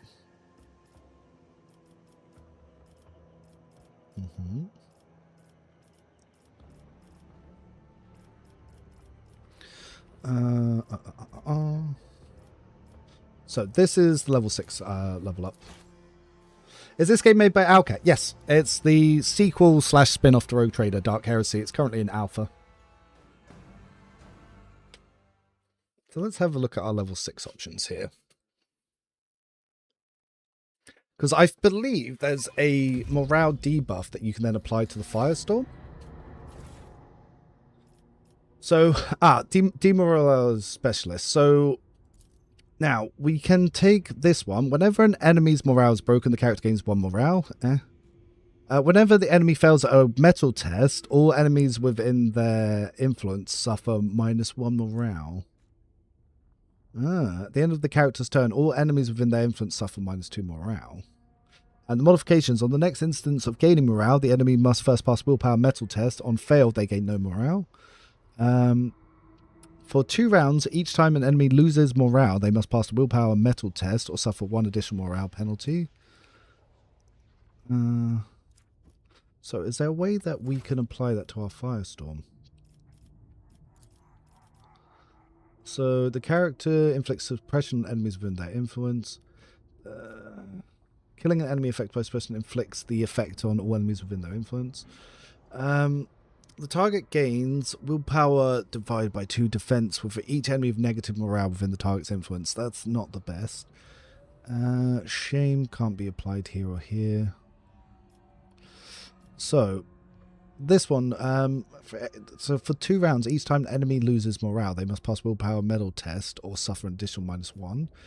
And this one, on the next instance of gaining morale. So I don't think those ones are the ones to pick. So let's go back. I think the Santic is still the correct path here because you get some really good stuff in here. So if we look over to Pyromancer, we can get Burn the Witch. Whenever target uses a non-attacking ability or psychic power, it suffers veil degradation levels of burning. So we can put that on some of our abilities. That's pretty good because it increases their burning. Fire Shield. We need the Emperor's Shield ability. We don't have that yet. So this one, in Flame, the target suffers 1+ veil degradations of burning. So we can actually increase the burning that we apply to some of our stuff. So we can put that on the Firestorm or other stuff. But let's see what Santic does. Let's say if the target of this ability is affected by God of the Emperor... Oh, we don't have that yet. The target takes 9% additional damage from enemies affected by... Okay, so we can increase our damage. If the Psycher is affected by God Emperor's Shield, God Emperor's Curtain Shield, this ability deals an additional 12 damage. So we can actually take that to just boost up the power of our Firestorm. So it will essentially double it, and that will also scale with willpower bonus. So it's essentially doubling the damage of our Firestorm. So I think Sacred Smite is the best one, and that is exactly what I put. Cool. So let's have another look at COG. So COG, previously, I still think Tactical Movement Specialist is going to be the best one. But the reason is it gives more toughness and agility, but it also means that he can get additional movement when moving past allies. So the question is, what do we want to actually take with this? So originally for COG, I had said... going with warrior stability. So I originally said stability was the good one. The unit gets 2 times buff toughness armor, so that will increase how much armor he gets from endure, which is good. This one restores agility bonus or toughness bonus MP. So we can actually use Endure to generate MP, which is very good. Target must pass strength test test will become immobilized, and this one reduces the cost of ability. So you can also make charge cost only 1, but it doesn't stack with the other one. So I do like the one to gain MP, because this will actually help keep Cog in the fight, because I always find it so hard to actually get him in the fight. If the character armor durability, they regain 14 armor durability, which isn't too bad, but warrior stability will give him 2 times toughness anyway on any use. So, yeah, charge I find I don't use very much. But yeah, this one I think, breathing space is going to be the one to actually get him into combat the most. So, tactical maneuvers, breathing space. Yeah, I still think tactical movement specialist is going to be the best one because, yeah, I just find actually getting Cog into battle can be the issue. But if you just want to survive in there, then stability is going to be the one. Actually, do they have anything for morale? If there are at least 3 enemies within the warrior's influence, this ability costs 1 AP less. The characters, no. No, nothing for morale. So, potentially, warrior stability is still going to be very good. Or, if you just want to be able to get in, we can go with tactical movement. But I'm not taking enough tanky stuff, so I think warrior stability is still going to be the one. Yes. I also will need to check the level ups of what we've got locked for the other ones. So, no, I think that's still going to be the better one for here. So let's have a look over at Haymar. So Haymar, again, I think anti-armor specialist is going to be the one. Because it means he's absolutely going to shred people. And what did I think for here? So for Haymar, I had gone with Unstoppable Onslaught. So what was Unstoppable Onslaught? Soldier deals ballistic more. Yeah, just more damage. Yeah, that's definitely the one. It just ups his damage. It's just free damage. But I said run and gun 3. Yep. So here's the one that I do need to check that if I do want it is probably his level 5 talent. So let's reload back to the.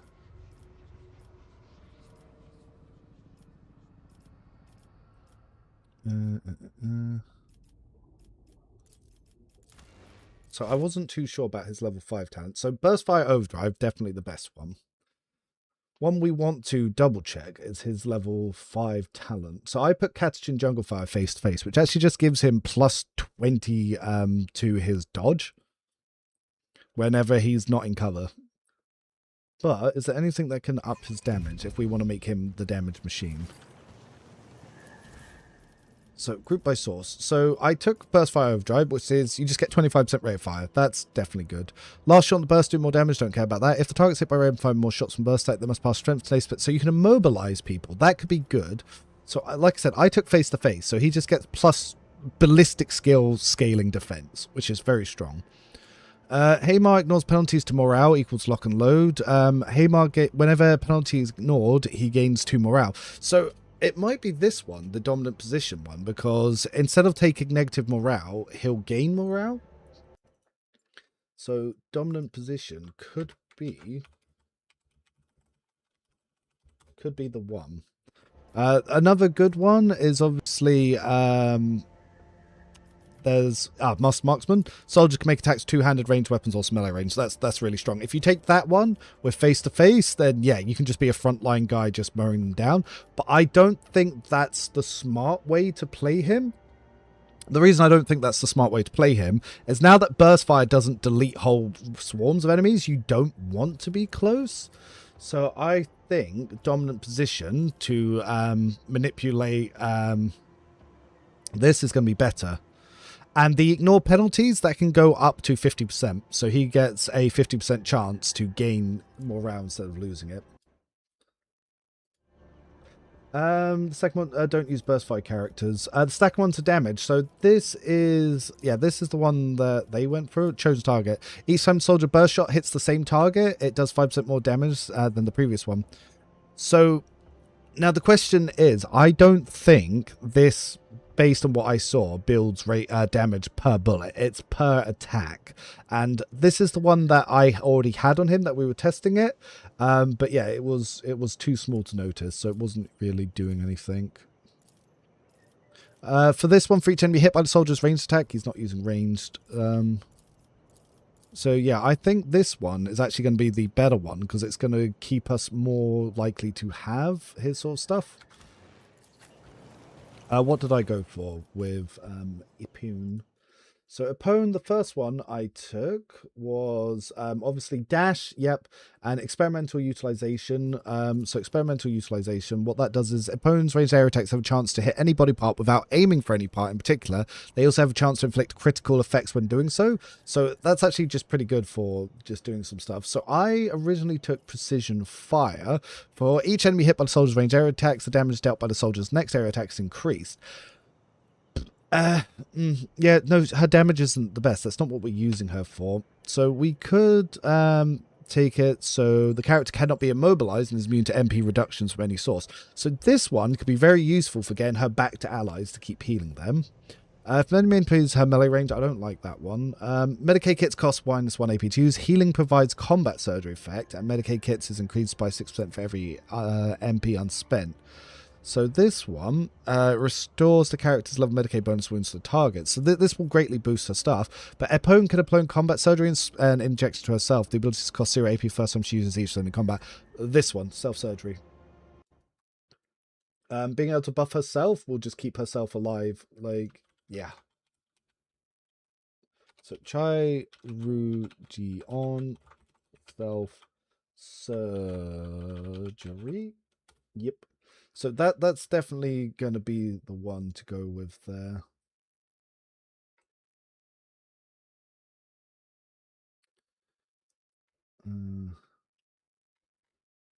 Yeah, so I think her self-surgery is definitely going to be the one to go for. Now, I've also got a save for recruiting the Kroot. So where is my Kroot save? So this is the one we're currently doing. So Kroot testing, Kroot pre-level up. Here we go. So let's have a look at her again. She should be an officer, not a soldier. Respec. No, I don't do that silly thing of, oh, I'm smarter than the devs, I changed their archetype. No, I don't have the ego for that.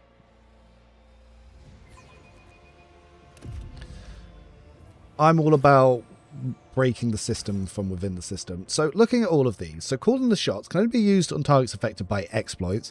For each current exploit on the target, the defense is reduced by intelligence bonus plus perception bonus divided by 2, and damage reduction is reduced by intelligence bonus by 2.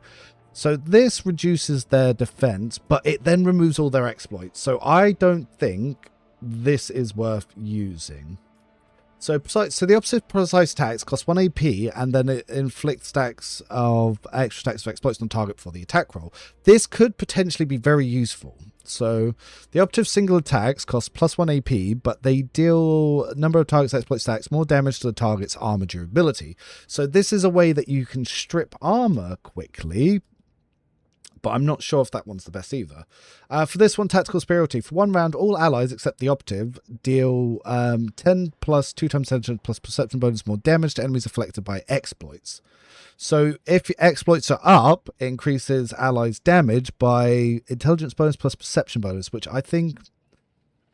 Ooh, oh, but it's 10 plus 2 times this. So if her perception bonus is 3... No, her perception bonus might be 6, and I think her intelligence bonus is 3. Let's check.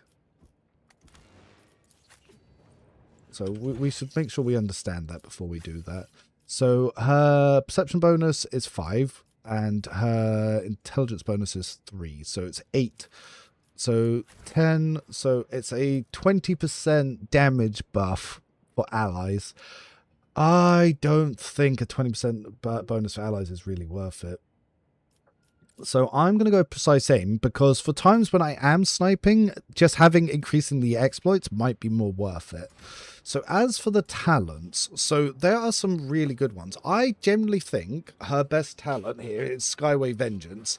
If the target suffering Yuka's tear has less than levels of bleeding plus 10 wounds, and this is going to scale based on perception agility, it immediately dies and all enemies within the target's influence suffer -2 morale. I've had this insta-kill a demon with 70 HP, so I still think this is going to be the best first one for her. So Skyway Vengeance. I think, yeah, that's definitely the best one to start with. Because playing on the hardest difficulty, like I said, it's allowed her to just one shot. And you got to remember, every attack she does procs bleed, and you can have other allies proc bleed as well. And her gun, every shot procs bleed. So like I said, there was a demon that I was fighting that had 140 armor, had over 100 health, and this just insta-killed it, basically. I got through the armor, and then it just died, and it still had 70 plus health. So being able to insta-kill enemies with 70 plus health is really good, and especially because she misses a lot, so I think that's definitely going to be the strongest one. Now, as for her next one, so Martial Tactics is very good because it increases the amount of attacks you can do. You can melee and shoot at the same time, and that means your bird applies twice, and it just keeps applying bleeding and stacking it. However, I don't think this is going to be the one to go for straight away. There's one, so precise attack grin satisfaction. Hitting certain body parts with precise attack grants morale. So if you can hit them, this one, I think boosting your morale is going to be better.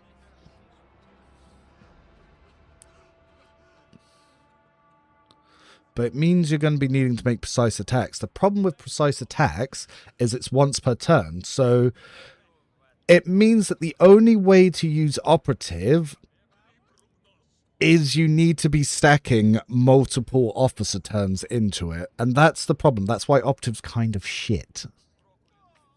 Now, does she have any talents that will increase her direct damage here then? So this one, at the start of her turn, random target within 8 cell radius gets Yuka's Tear and 2 exploits, which isn't bad. Martial Tactics is still very good. And like I said, if you're doing multiple attacks, Skyway Vengeance is actually going to be what gets your most kills. But to use Skyway Vengeance, you want Martial Tactics. So if I'm not going for Martial Tactics, maybe I need to drop that as well. Because this one, to build morale, it's going to be the only way to use it. So we definitely want the morale one first. That's unfortunately the way it is. It's the only way to actually use her. Because without that, because operatives are shit outside of their heroic action, they entirely rely on their heroic action. So we take Grim Satisfaction first. Then, now Martial Attacks, like I said, having the ability to do 2 attacks is very strong because you could apply exploits and then use them on the same turn. So you could do a 1 AP attack to 2 AP attack to apply exploits, and then you've got exploits already on there for a 2 AP, well, technically 3 AP sniper shot. But then that's the problem of you need all of that stuff on there to do precise attack. But you could just build them up to then go for the execute. So that's going to be like thinking, well, which one do we really go for? Which is the second one? Yuka's Tear, by the way, like I said, it does need, Skyway Vengeance. This is actually what kills the most people. Because say you hit a melee combatant and you deal like, you drop their health down to 8, Skyway Vengeance will instant delete them. So it guarantees that she kills trash mobs in a single attack. And when you miss, it also helps guarantee that you kill them. So Skyway is going to be the most important thing for high-level play with her. But I don't think it's worth getting early. Free hunting's good, but again, you want Martial Tactics as well. But let's have a look at what else she has access to. So the operative attacks from enemy 7 cells deal 15% more damage. 15% isn't very much. Whenever an enemy enters the operative's melee range, nope, not very useful. Do we have anything else? Precise attacks gain 90% hit chance against targets the character's already hit this combat. See what I mean? You need more than 1 attack. That's why it's a bit shit. The character's hit chance with precise attacks is above 100%. Any percentage over 100% lowers the target's resistance to critical effects. So that's pretty nice as well, but that's not really adding much. And when the operative has hits a target affected by 10 or more exploit stacks with precise attack, they gain 1 AP. I think that we really want martial tactics just to increase our attack economy early on, because I could do a... Yeah, you could do a normal attack. So you could do 2 attacks that increase the stacks of exploits, and then when you have your heroic, you could then obviously benefit from all of that. So, I think that we do want that just to increase the attack economy.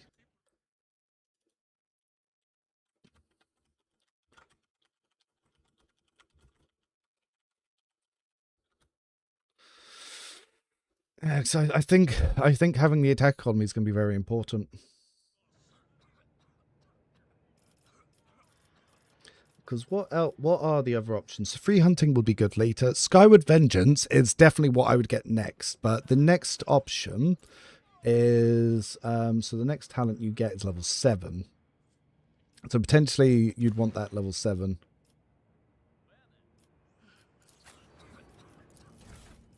Yeah, so precise aim for sure. And what's funny is as well is the heroic action is the only thing that allows operative to do more damage than regular sniper. Because as you saw, my officer was doing 70 damage. So yeah, you could get him is also pretty good. Any target that attacks him with an 8 cell, she attacks. But again, you could get him. You want after Skyward Vengeance because yeah, stacking up the bleeding to just insta delete things. Actually, I think I can show you the clip of me killing a high level demon with that. But again, I think only people that play on lower difficulties are going to be saying that how good Operative is. Yeah, it's the same as in Rogue Trader, where everyone's like, oh, Yerlet's top DPS. I'm like, she does 3k damage, and I do 20k damage with a different setup. So where is she? Because I was testing grinding the demons with her. Oh, was when I shot this one, or was I going for the melee on that one first? I can't remember if this was when I was going for the chains or if I did something else. Because, yeah, building up that 5 level damage, it's small, but it does actually do a lot later. It's kind of funny the way it works. I did this encounter so many times, I can't remember which save file I need.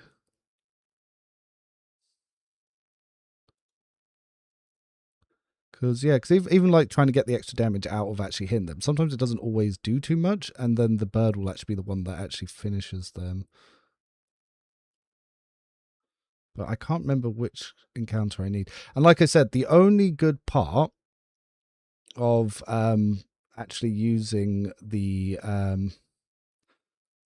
guys is the actual the heroic action. It's the only way to get any use out of them. And even then, it's not that impressive because the officer does the same. There's actually nothing special that Operative is adding to the equation other than the fact that they can get a confirmed attack. So that's why you need allies using a sail to make it usable. I'm trying to remember which encounter it was that I did it with, because like I said, I recorded this multiple times, trying different setups. Can't remember. But yeah, like I said, people that are saying they're Operative are the best ones, they haven't tested it enough. But if we go for it, I think the martial tactics is going to be the one to get the extra attack economy. Alright, let's go back over to where we were. I am actually going to pop the light on. So give me 1 second, and I'm going to pop that on because it's getting a little bit dark.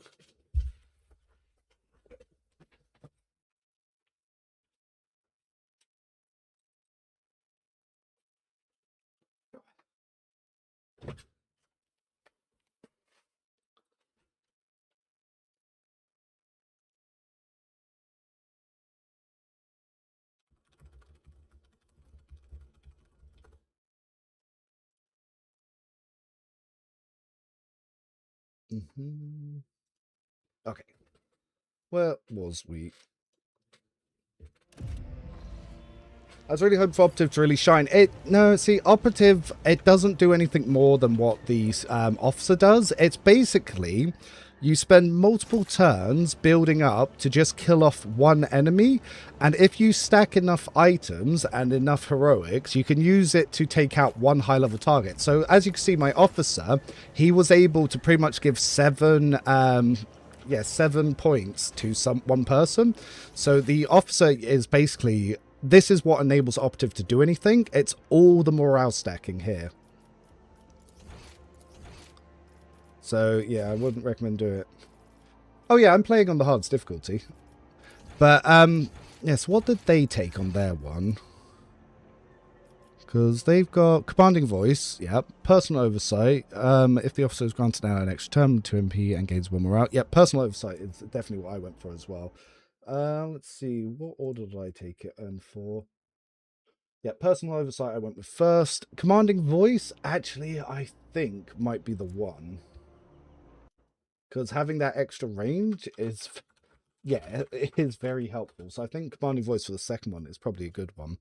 For the abilities, I think they took the bring it down upgrade 1, which was, yep, you get 2 extra morale. So yeah, so voice of command giving, 3 morale here and then 2 more here, so that's 5, and then you can reduce the cost there.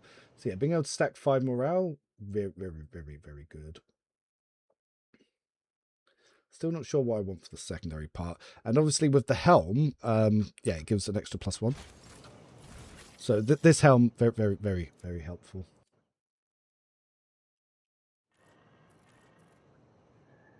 It's the hardest one. It's sorry, I've got someone spamming on the Twitch chat just talking nonsense. But anyway, let's carry on from where we were.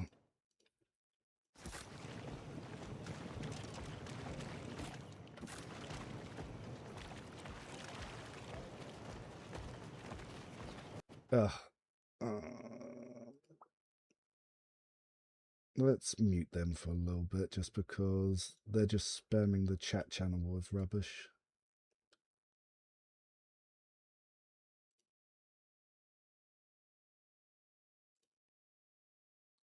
There we go. That's better.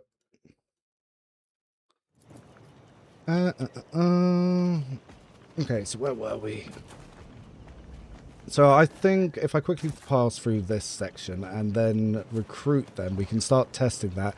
I'm not confident on the martial one, but I do think it's important to have the extra attack economy, and it is something unique that they can have. Though, when you play in the second state, you do get the sniper cloak, so maybe it's going to be less useful.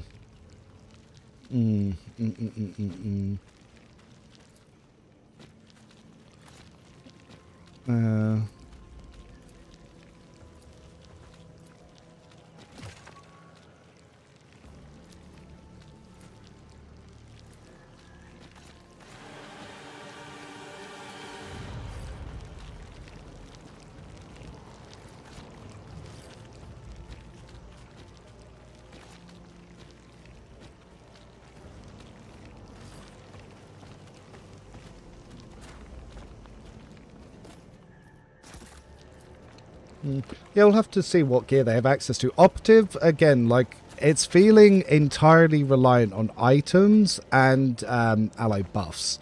That, again, I don't like that approach because it means you can only have one. But if I'm going for more of the... Oh, actually, that's the point. No, we wanted to reload and change the stun that we were using. Yes, I remember now. So we'll go back to Lathar's recruitment. Elf recruitment, there we go. That's why we saved it. And we can not do the tree fight and see if it is possible to recruit the Kroot without doing the tree fight. So then we can test her in that encounter. You know, I remember... sorry, I got completely side distracted by someone disrupting a stream. Yes. So. Back to Lathar. So, yeah, it's coming down seems the better one. Then, imminent lunge. no, telekinetic echo. That was it. So telekinetic echo first to try and spread the thing. And then imminent lunge, which was to then try and make sure that we actually got our precision attacks with normal 15 damage reduction in defense. So that way they should do more. Inevitable doom over mass assail. Yeah.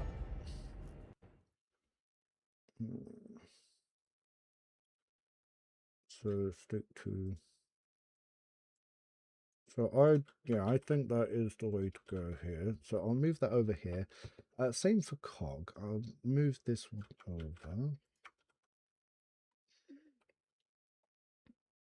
Yeah, so I'll have to see when I get to the next level up what their... Actually, I might be able to... I just realised I'll be able to work it out what their locked stuff is too, because if they've locked it to level 5... Let me just fix that on the spreadsheet. Sorry for the stream, guys. I'm just quickly adjusting something on the members spreadsheet, because obviously these companions come locked level 5.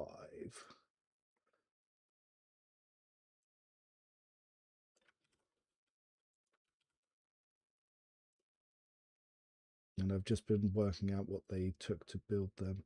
But yeah, I don't like their Saros decisions, because all they've done is really gimp his range.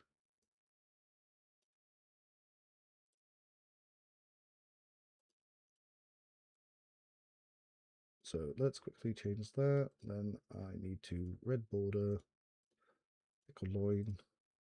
Here we go. Then for level 5 for here.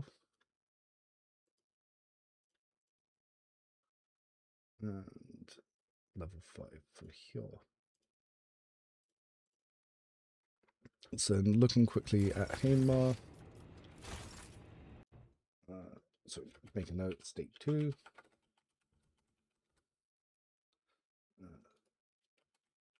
State 2. And state 2. Then over here. So they took Burst Fire Overdrive and Chosen Target.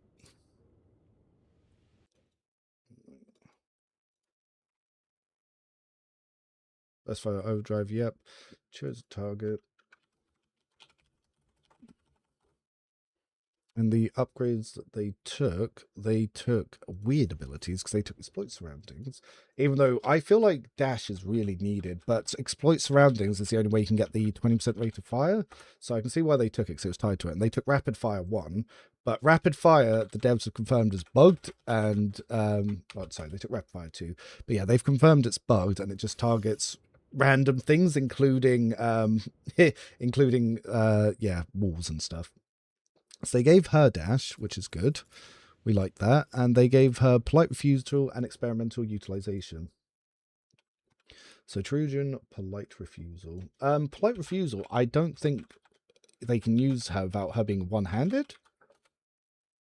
So that was an odd choice, especially because they still have her two-handed weapons. And they took Shockwaves, upgrade 1. Shockwave, shots 1. Then let's go over to Saros. So they took Molten Beam, which is good. The modification they took, which is Shred, which I think is a terrible choice. And the talents they took was Ghostly Stride for some reason. And yeah, Ghostly Stride. And the Sanction Pyromancer, Strict Poetic Leader, which again, I think that's an odd choice. But it's funny because one of the main devs did say that he thought Saros wasn't very good, and so he always swaps him out for the Kroot. But because of the upgrades that he took, I can see why he thinks that. Because I don't think, I really think you want, no matter what, you want the range increase for his Firestorm, and you want the Firestorm to not hurt allies. The others, they're definitely open to debate.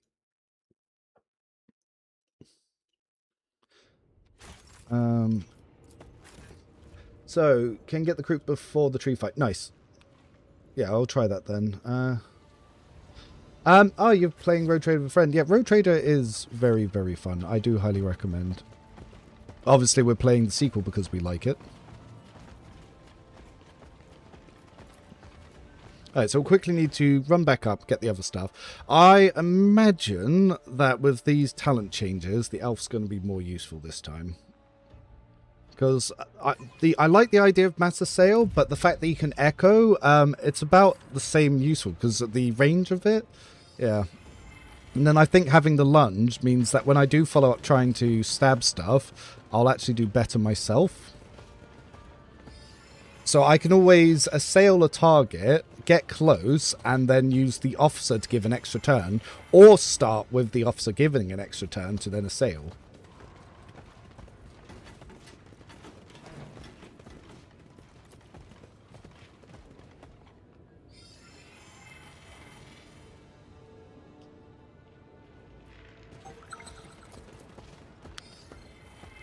But someone's saying in chat that they thinks you can get the Kroot first, so yeah, I'll try that. I'll try and get the Kroot first.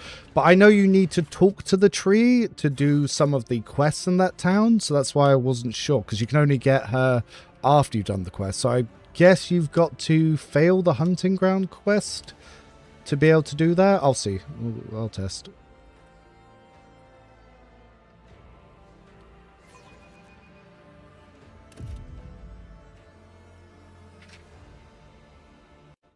I got punk.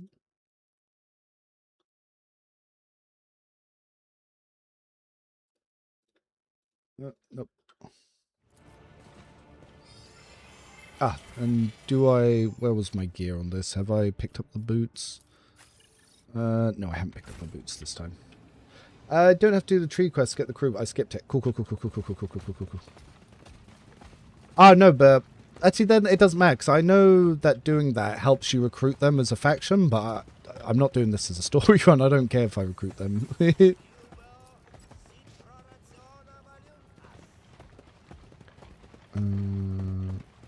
Oh, yes, actually. So we're going to have to do that fight again. So we're going to need to quickly run around and do all these little things. Then we'll be able to do that test. And we'll be able to retest a sail for that encounter.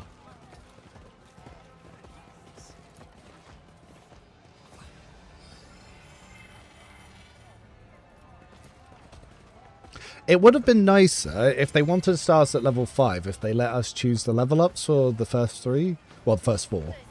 Because, yeah, they did not give the best picks for the Pyro. The others are passable. You can lie and say you did the tree. Ah! Clever! Clever! We lie. It's always morally correct to lie to Xenos.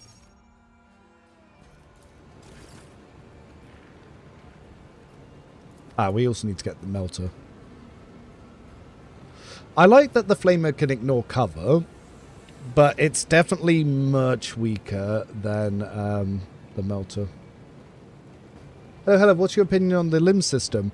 I'm working out ways to abuse it right now. Why can't I heal her? Alright, it might just be because of where we are. Try it again in a second.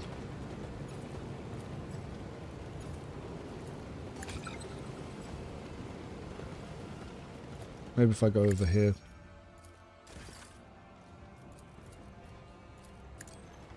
Strange. Can't heal on this platform. I swear if we don't have respec... Oh, that was a question. They weren't sure if they were going to consider respec. Because someone had mentioned to them that there was no respec in the alpha, and they said they weren't even sure if they were going to include it in the full game. I was like, oh my god. I was like, you definitely need respecs in games like this. Could you imagine?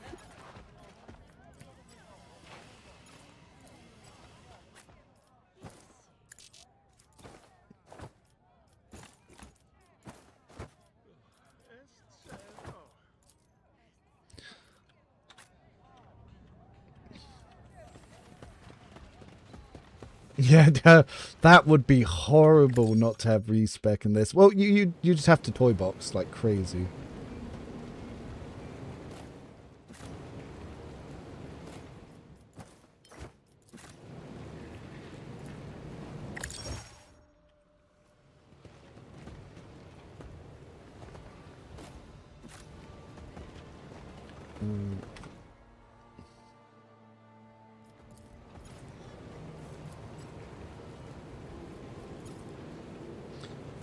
Well, it's like Owlcat said that they didn't want transmog because they didn't want people to be able to change the looks of the base outfits. And I said that people aren't asking to change the looks of the base outfits. They're asking to be able to change the armor from transmog, not your base outfit.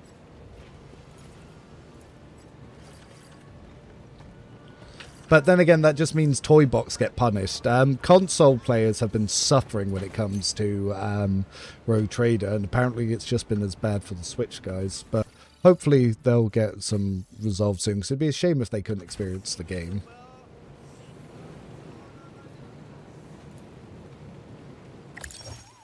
If I remember, once this is already up, if I take this back, I can still make the check as if it's there. Yeah. Da-da-da-da-da. Flawless game.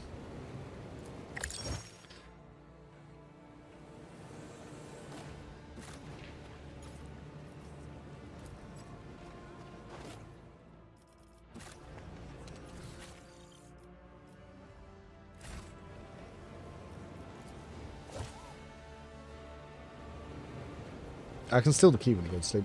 That's because they literally transmog him right for Righteous. Oh. It looks like Rogue Trader, and yes, there are so many changes. The combat flow is very different. A lot of the way everything works is different. Systems works different. Morale works differently. But abusing morale is just the same as abusing momentum.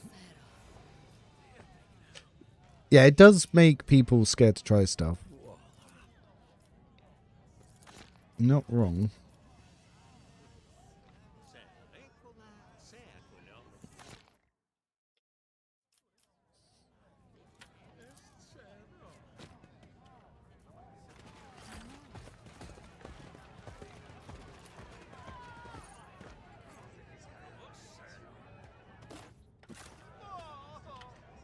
Oh, let's actually remember to get the gear I wanted. Nope, nope, wrong way.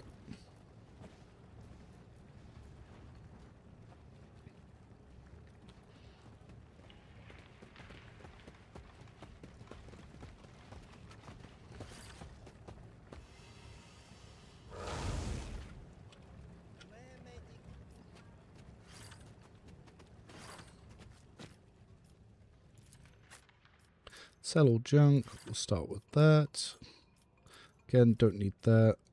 We've already got one copy of those. Cape of the Champion's good. Flame Shroud, not so good. Oh, don't need a second copy of that. Let's change Cog's armor. Then we can sell the base one. I'm pretty sure I don't need the sniper chest because thinking about it, there's no one that I want to use it and no one that can use it.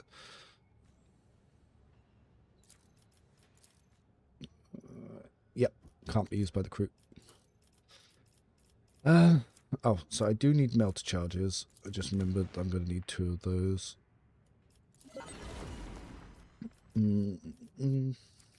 Commissar boots would be nice. Can't buy them just yet. I was asking because Rogue Trader, I was playing Bounty Hunter and each turn was labor marking the targets. Yeah, Bounty Hunter's a bit complicated. You're not wrong.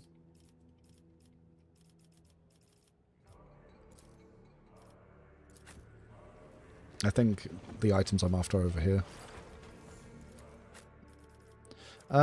Might grab the Distracting Flamer this time. Distracting Melter, yes.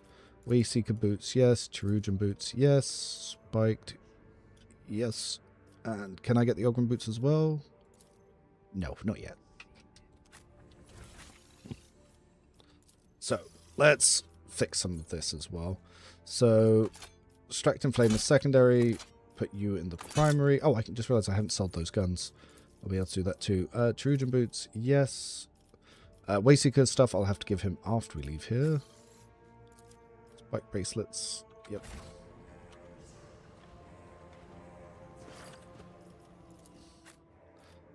Now that I remember that I can sell this stuff.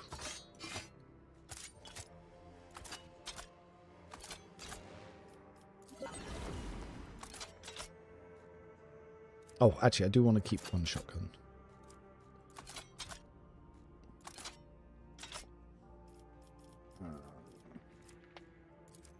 Goblin boots.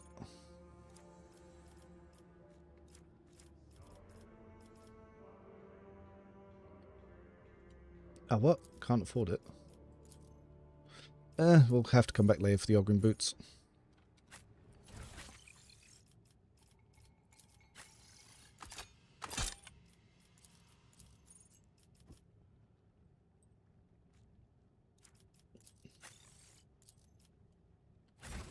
Right. I hope we get some CC Psycher powers so maybe we can fill Cassia role with the... So that's exactly what I'm planning for and building at the moment, which is I'm building this guy up to be able to CC. He's also a dual weapon specialist for like stuns and stuff, so that's the plan, is to be using him to CC from extra turns and then set up other allies to do some pretty hefty damage.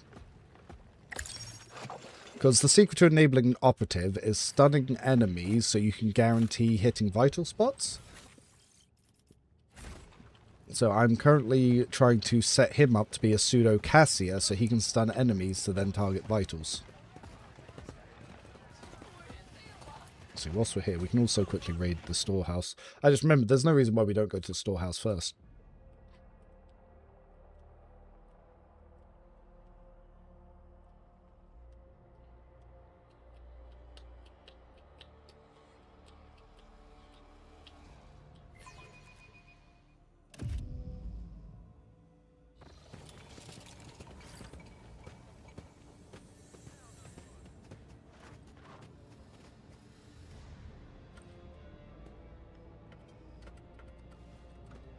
Blah, blah, blah, blah, blah, blah.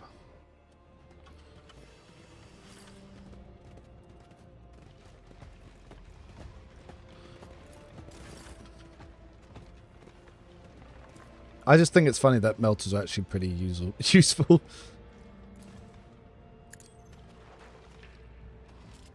Yeah, Wayseekers are basically Eldari navigators. Though it's actually his Psycher stuff that we're using mostly for it.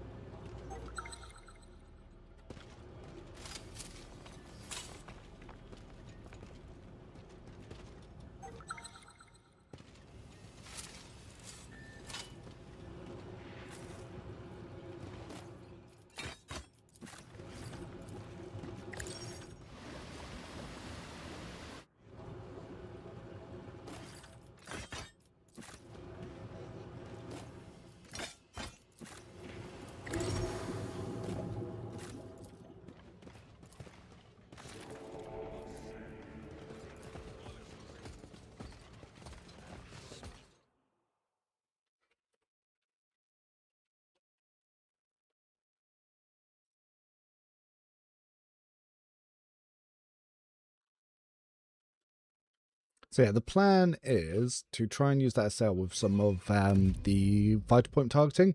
And now I've just got to try and really focus on getting that ring, just to test the extra vitals damage that you can do from there. Because I think that ring is going to be the secret to be making any form of sharpshooter build useful.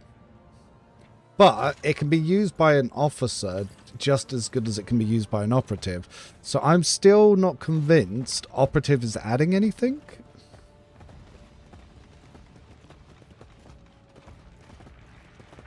Alright, before we go into there, we need to do downstairs, but outside of the heroic act, that is. The heroic act is 99% of what operative does. Because it can guarantee a, something like 100 to 300 damage shot based on what you're using. Like certain items and setups. But if officer and combined with operative can morale manipulate enough to guarantee that you can be doing that heroic shot every turn, then that's good enough. Like, to have a guaranteed heroic shot every turn, that just means that's its playstyle, and it literally then becomes a high priority target killer. So you use the rest of your team to clear out the mooks, and then you use the officer of the operative just to pinpoint the tougher enemies, which that's a good combo. Like, if you've ever played stuff like Divinity or even well, any form of MMO, then that's a playstyle that people will be familiar with.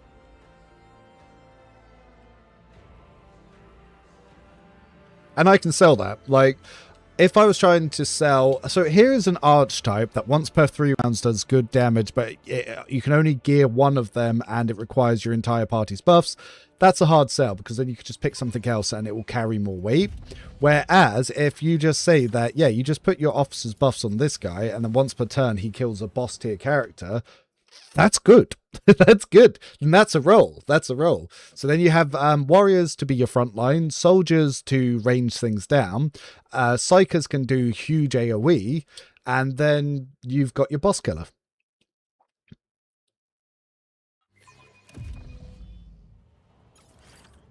But it does mean that your boss killer will be tied to a very specific setup that if you don't use this very specific setup, you can't use the archetype. And that means that they might need to look at it. Because then how do you balance the game around that? Because if I breeze through the game on the hardest difficulty, one-shotting everything in front of me, but everyone else struggles because they haven't used the exact same setup, that means there's a bit of a imbalance issue there, because it means there's a correct and a wrong option for building your characters, and systems that you're forced to play in a certain way is less fun to people. I don't mind it because I like to work out those systems and break it, but other people, they get kind of mad. Like the amount of people who's like, why don't you have any plasma gun builds for non-Pascal? And I was like, because it's not usable in non-Pascal. And they're like, but I want to do it anyway. And I was like, then play on an easier difficulty and just make your own build. They're like, no, I want to play on the difficulty you play on. I'm like, oh, I can try, but it's not going to be impressive.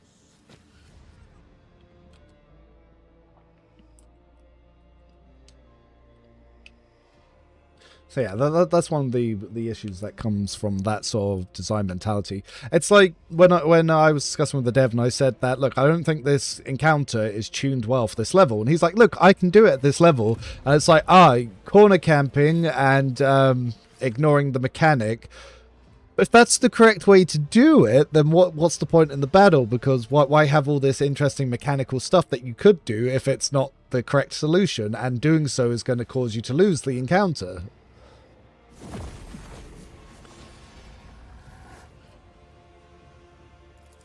So I'm hoping that they were able to see why that's a bit of a balancing issue, and not just double down that it's possible if you play in one specific, ultra-specific playstyle. It's like, okay, I could just use Blade Dance and Finest Hour to clear every encounter too. Like,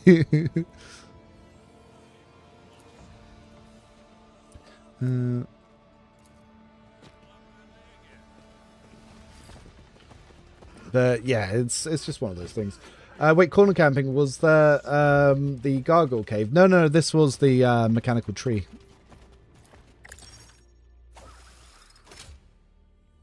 What do you think or hope the remaining 4 companions are? Don't know. They said one is going to be unlike anything we've seen before. So it's going to be interesting to see what that actually is. Yeah, it'll be very interesting to see what that kind of companion is. So far, there's been no officer companions. So if there aren't... Officer, by the way, in this alpha test has been the most vital point to winning every encounter. So, yeah. if you weren't playing an officer, some of these encounters, I think, well, how would you win that? Like, think about the mechanical tree encounter. So the enemy gets 4 morale to their Skitarii Ruststalkers and their Skitarii Rangers every turn, and their officer can give an ability to the Ruststalkers that can one-shot cog. And this is non-heroic, by the way. So if it can do that, the only way that I found to really compete with that is using my officer to stack heroics myself and morale stack extra turns. What do you do if you can't do that? That's the interesting thing. So if I was an operative rogue trader, how would I win this encounter? Because for operative to do damage, I need another companion to stun them. So... and I need an officer to give me heroic turns. So how do I do this if I don't have that? So because that's the problem. Operative is entirely reliant on having an officer. And it's also, whilst not entirely reliant, heavily reliant on having someone to use a sail to stun enemies. So what do? Because obviously cog can stun enemies, which then means that you can then get the guaranteed eye shots on those enemies.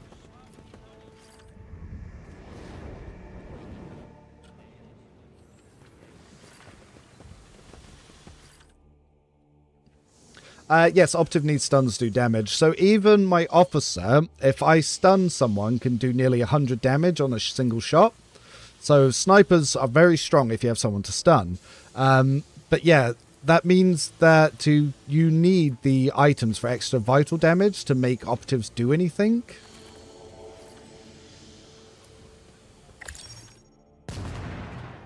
So yeah, at the moment I'm trying to min-max a way to make operative viable on the higher difficulty. And unfortunately, the solution I've come up with is a mystic and an officer carrying you.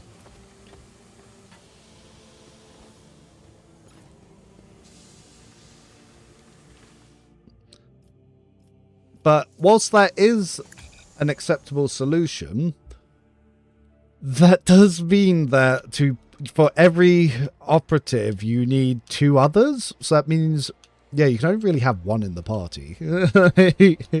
But that wouldn't be too bad if you can't then gear anyone. But it means that there's no point ever playing an operative, because the Kroot is going to be a better operative because of its origin talents. So as you can see, I'm trying to point this out as that's a bit of a design issue, but other people think that's fine. So don't know.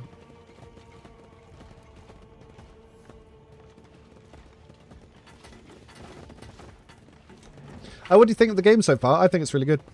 I'm definitely enjoying it. Like I said, some encounters feel overtuned, but I don't really want to explain why, because I don't want those encounters nerfed. The officer is just as broken in this as it was in Rogue Trader, but for a different reason. Operative feels weaker in this than it does in Rogue Trader. Like, whilst not unplayable, it's so reliant on other archetypes that it's definitely weaker than what it was in Rogue Trader. Because, like, with Pascal as an operative in that, I can do so much more damage so much quicker. Same with Yearlip, because I can stack extra attacks from her unique stuff. So, they've changed Soldier. So, Soldier Burst Fire is a lot more balanced now. It's weaker, but it's more balanced. So, you actually pick one target in that, and it can sometimes have shots randomly go off to hit other things in that AoE, but it means it's Burst Fire is no longer AoE. AoE and Burst Fire are now completely separate. So, it means that Burst Fire is an auto win and isn't the only solution. So that's pretty good.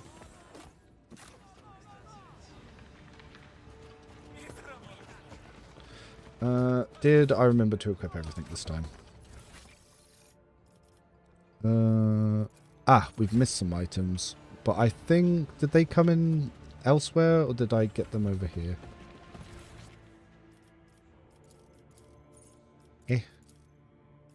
What happened to the eye visor? Did I sell those? Oops. Might have sold an item that I wanted. Or I didn't pick them up. Let me go double check real quick.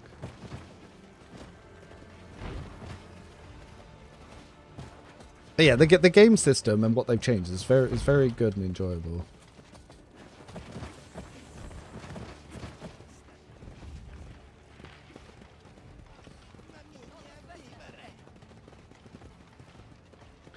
Yeah, we're back to Kingmaker with the bear companions would always be better than your rogue or ranger. Yeah, that does seem to be the thing, because I'm looking at what I do with the operative, and it is heavily reliant on the Kroot origin.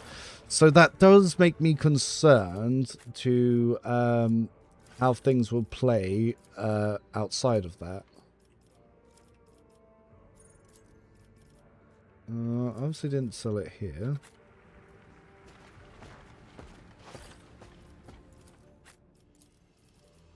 Didn't sell it to you over. Where the fuck did I put it? Don't know.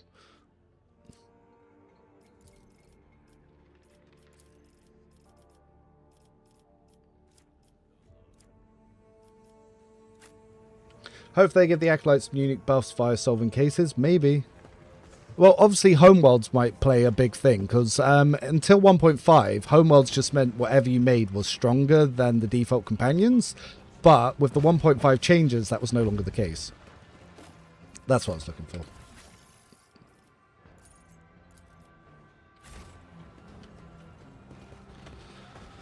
So yeah, it's hard. It's a hard thing to balance, because obviously when they make companions, they want them to be interesting and worth using, but at the same time, you don't want to balance them that they're the only usable version.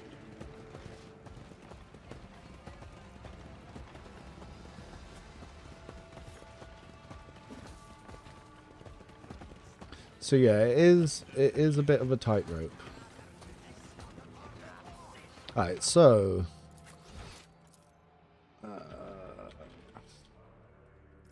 now that we've changed, we've made better opinions on Lothar. Let's see how those changes feel.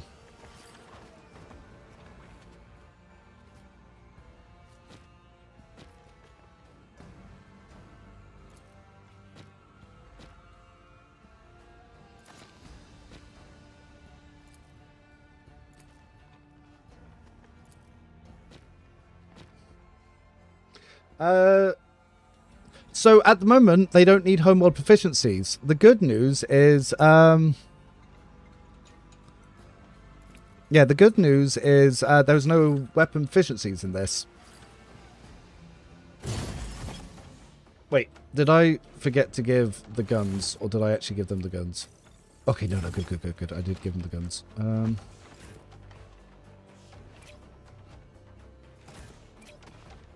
So that should count for him.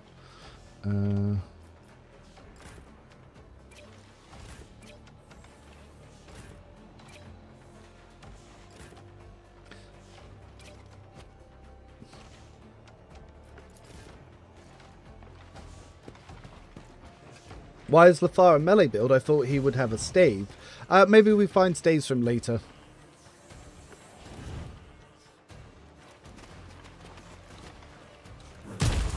Ow.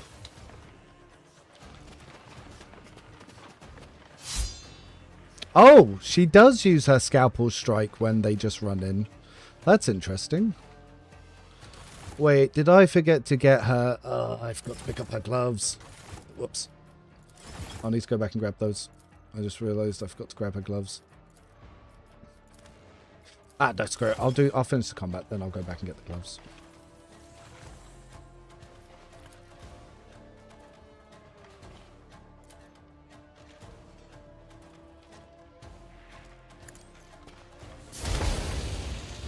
Oops.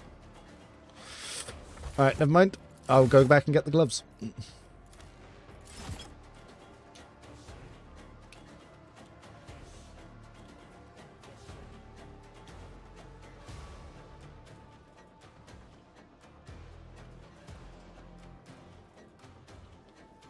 But yeah, so Lothar being a melee build is funny, because now I'm building him like a mystic build to be my stun monkey, so I can enable my officer and operatives to do damage. So we're definitely going a different direction. Oh, I didn't say go that way. Fuck. Finicky system.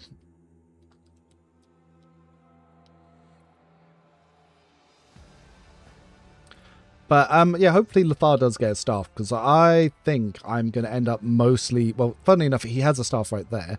But I think I'm mostly going to end up using him as a ranged caster.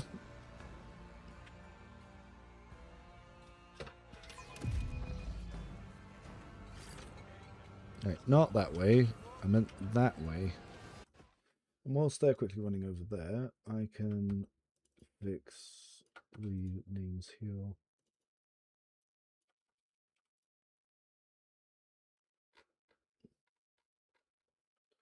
So,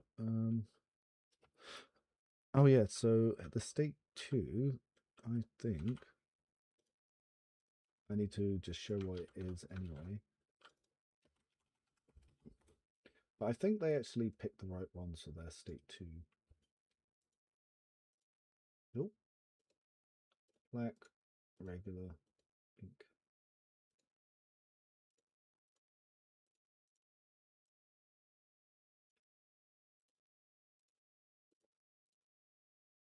It is funny that the devs get what makes Officer OP, but they seem to pick the wrong stuff for everyone else. Yeah, that'll do.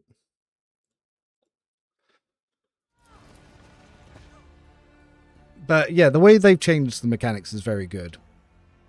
Like I said, so I think keeping Operative as reliant on 2 other buff debuffers stops them breaking the game, and it does technically give them their own role, because then they can be a boss killer when they have those other companions. But how you fully balance that when they feel unplayable without that set specific niche setup, that's where you then get a lot of people that get upset.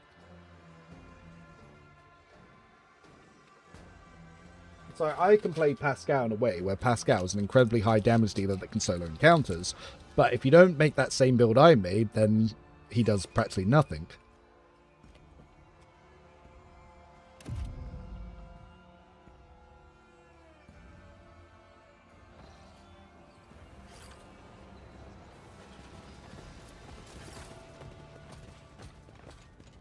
It's odd because his dual wield melee and range precise attack talents, but the image is the staff. So he might, yeah, and he comes at level 3 as well. So he's locked as a dual range specialist, which is not how I'd want to play him. Oh, did I already clear these? Apparently I already cleared those.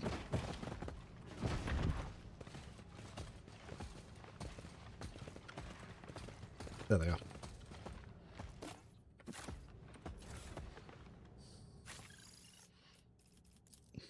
That's what I forgot.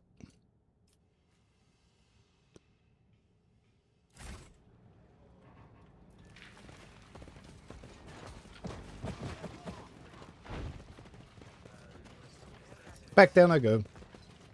I wonder if Psych Operative will have access to assail and can stun on their own. So it will still take 2 turns. So turn 1, you'll assail to stun. Then if the enemy takes their turn, they'll be unstunned. So you'll need to use an officer after you go to give you another turn to then be able to snipe. You see the problem. You're relying on a very specific order of events. So you need the stunner to stun first, and the stun's not guaranteed. And then you need to be able to attack after the get stunner has stunned. So no matter what in that situation, you're requiring on having someone else to stun, and you're required to then have multiple turns to be able to actually do damage. So at the moment, it's not about can Operative be playable, it's how dependent is Operative on other characters and specific setups. That's the question. And then we have to put, if we think as like everyone, so not just myself, but everyone needs to say, do you think that that's a good way to balance it? Is the way that basically you can only use this build with one specific setup and one specific team comp as well. That's the issue. Because you'll get all these idiots that will go on Reddit and they'll be like, oh, here's me doing 300 damage to this one character in this encounter. It's the most OP! And then it gets nerfed. Whereas you're like, no, that was such a like bait and switch. It's unbelievable. He's used multiple turns to buff. He's used multiple characters to stun. And he's had to stack multiple morale turns to be able to do that one heroic action. That's so hyper-specific and niche. And then if you nerf that, then it just becomes completely unplayable. That's why you always have to be honest in these discussions. Because that's what happened before. That's why Operative is the way it is in Rogue Trader, because there was one sniper setup that did incredible damage, and then they just fucking nerfed everything because of it, even the bits that didn't need to be nerfed. That's the problem with that. Like you can fuck up and get the wrong things nerfed.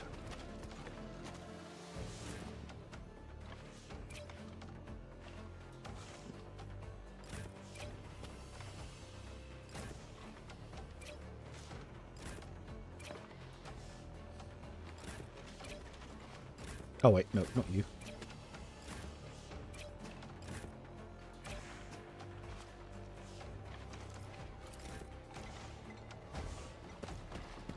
Yeah, that's the thing. You don't want to clickbait with one-off screenshots to then get loads of things fucked up. So like this character now, so what we want to test is a sail. So sail could potentially hit this guy and stun him, and that's kind of what we want it to do. So, who is important to get movement here?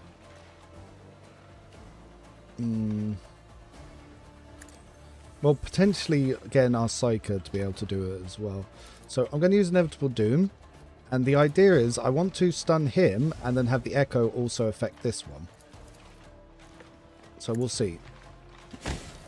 So, okay. So, the stun... the stun's applied. That's good. Now, for the Pyromancer, we have a good spot to just drop all this nice goody goodies. So let's... so Shred. The Veil Tail will increase right before the next side power, increasing the effect. The side power will also deal 10% additional damage and trigger Psychic Phenomena or Perils of the Warp. Let's risk it! Let's risk it for a biscuit. No line of sight, fuck.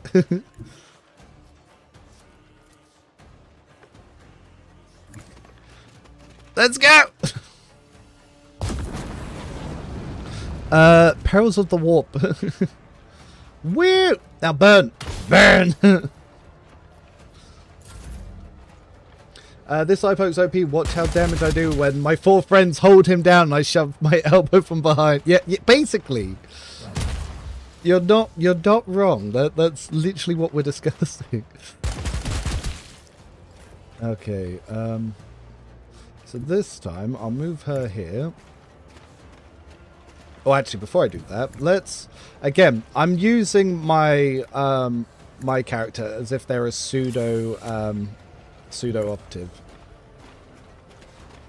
So if I want to... Actually, I can just set up a big old flamer as well.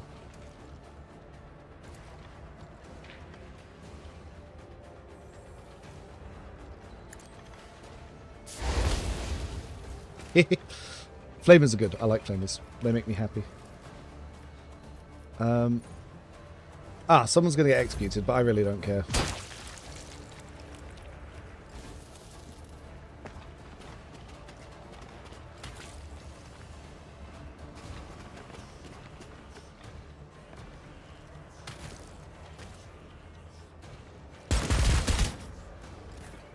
Alright, so Hamar.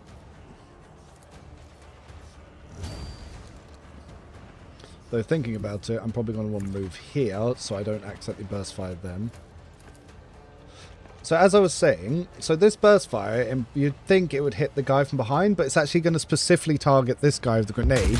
And some stray shots will maybe hit him, but it won't do the second fire because the primary target's dead.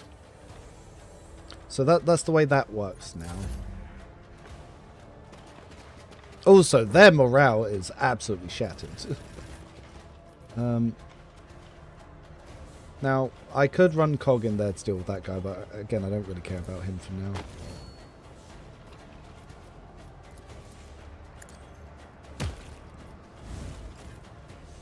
Oh, his morale's broken.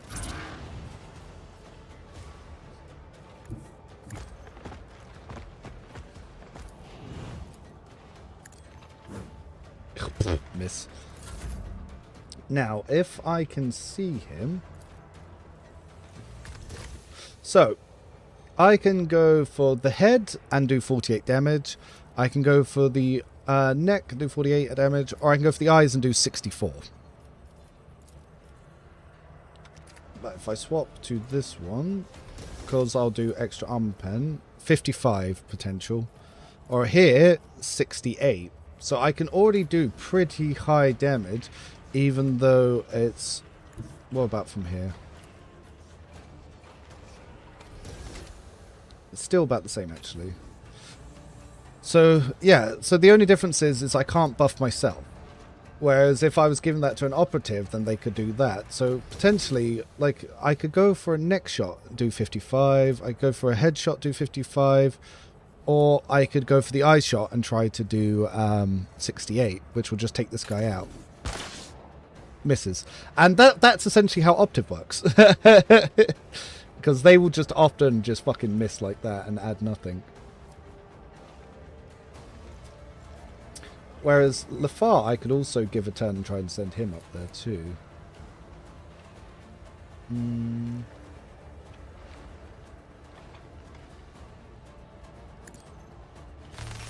But the real trick is the fact that, now look how much morale I can give. So then if I did this to an operative and then had an operative sat here, they could then probably snipe him for 200 or to 300 damage if they have the correct items.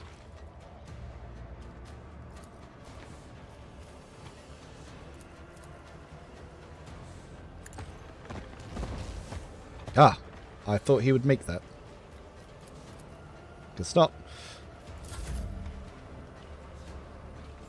Yeah, Sales Stunning on its own seems to make everything regarding... Yeah.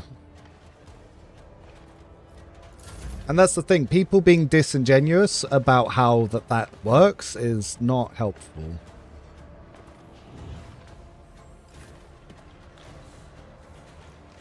Because obviously if they're already stunned, Lafar can come in and he can do a shit ton of damage. And he uses position himself as well.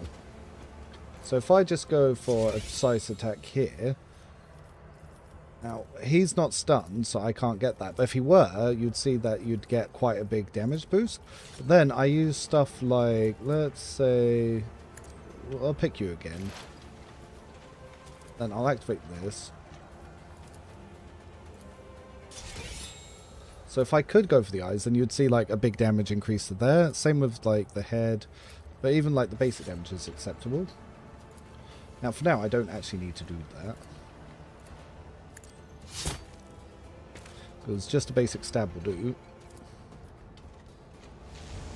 Whereas that guy is stunned, so if I had picked him, I could have guaranteed that.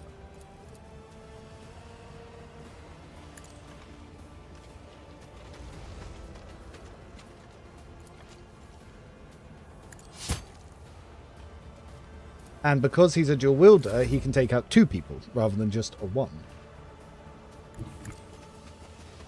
And it's the same here. So if I can manage to assail this boss character, if he gets stunned, I'll be able to then snipe him for some really big damage when it comes back around.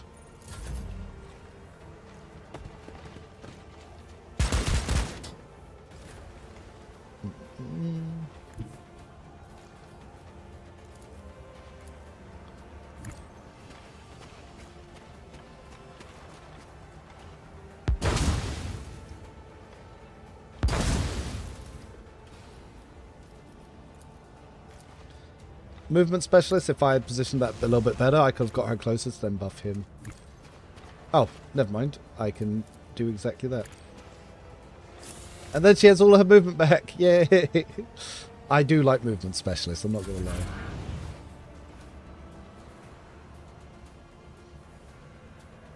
to lie. Well. Ah, I just realised I had the wrong one on.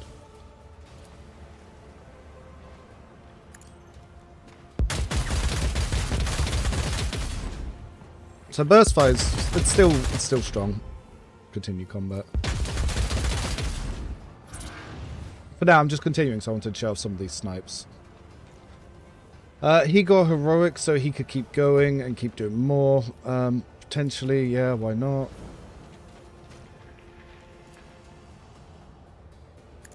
Cross map it.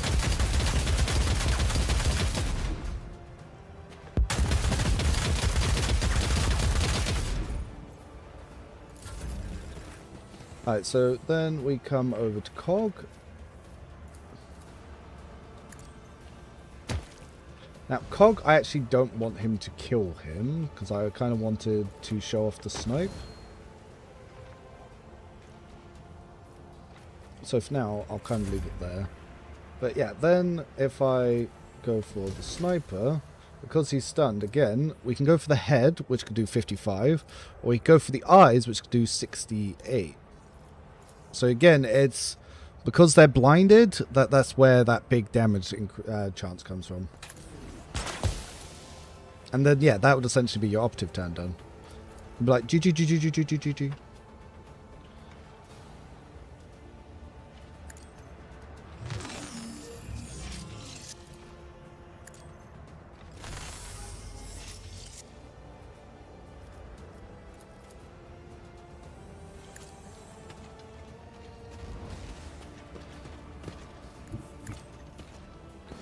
Do you think combat's better in this? It's hard to say just yet, in all honesty.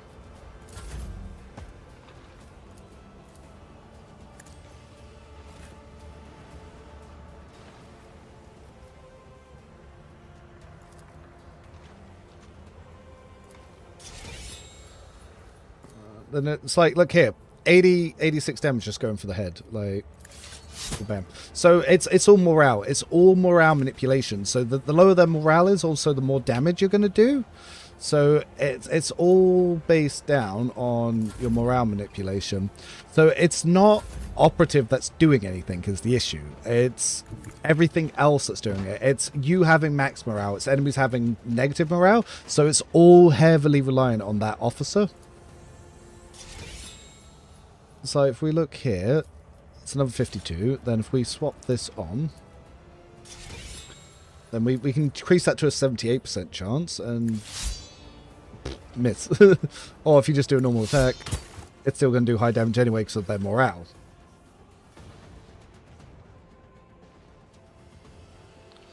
So to do the most damage, you need to lower your enemy's morale, and then you need to buff your morale, and then you need to use a heroic turn or something like a sail to guarantee being able to land a shot on the eyes.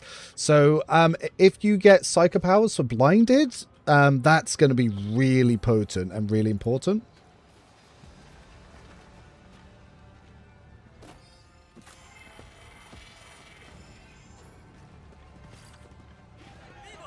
So basically no officer is the challenge run.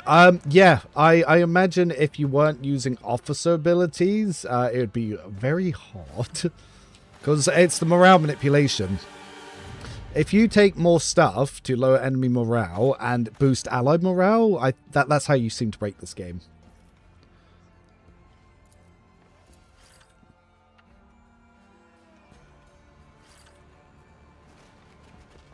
The morale stuff makes me want the Dark Elder that does more morale debuffs, and now we want the Dark Elder. And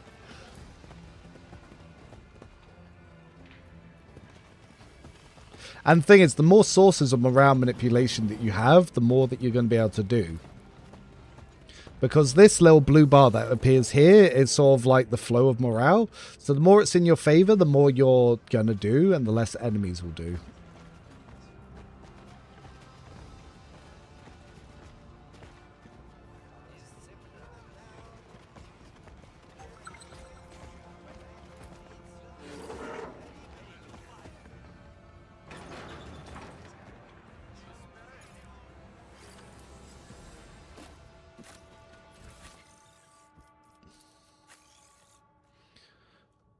Yeah, so this also, so the higher his defense is, so if you boost his defense, stuff like this cape, yeah, makes it much better.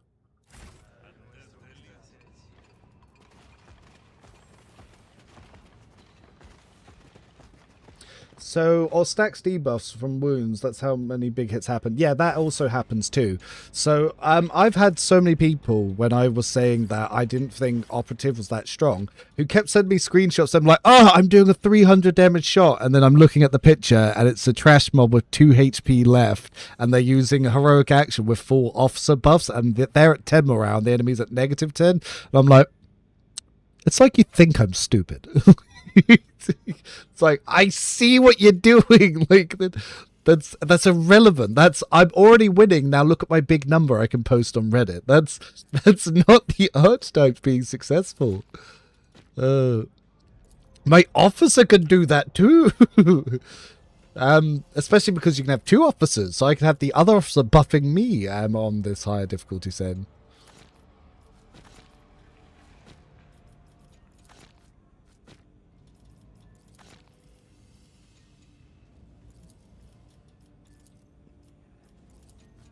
So yeah. Oh, by the way, the guys following over on Twitch, thank you for doing that. And the same for the guys liking the video and subscribing over on YouTube. It's always very helpful for that. It works for me as enemies have more HP and stats, but on... yeah, so I like it. I do like the system, because it shows that your sort of impact in the game makes more sense.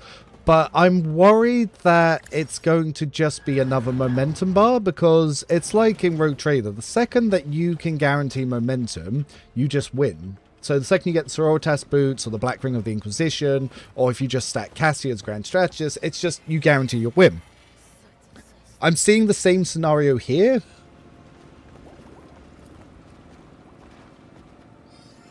So I think I'm definitely gonna have to do some videos on that. Because I know a couple of creators have already jumped ahead, and they've already posted some videos saying, oh, this is how we do this is really good, blah, blah, blah, blah. And I'm looking at it, I'm like, you're right, but I don't think it's what you're trying to sell. Like...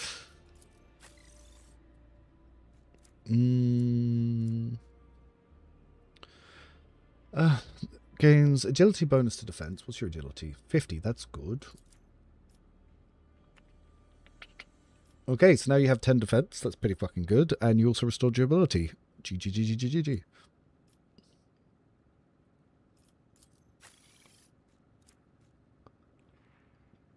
What's Haymar's archetype? He's a soldier. He is a heavy gunner soldier.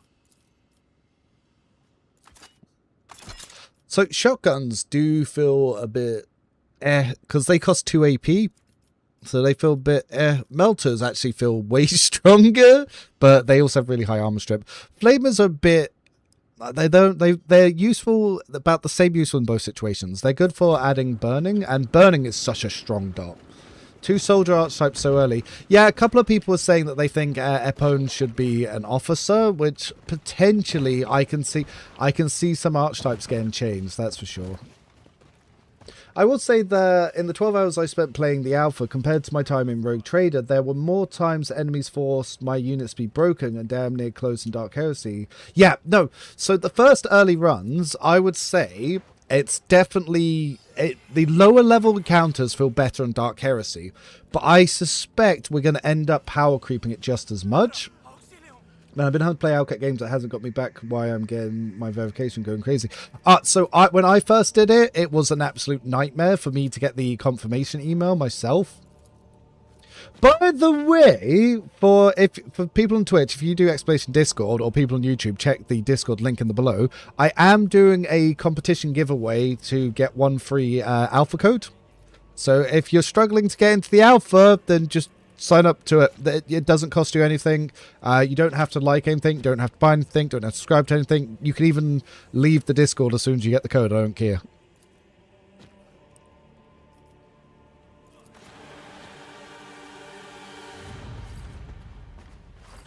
Yeah, because basically I bought the game and then the devs gave me one. So I was like, well, we might as well give away the second one.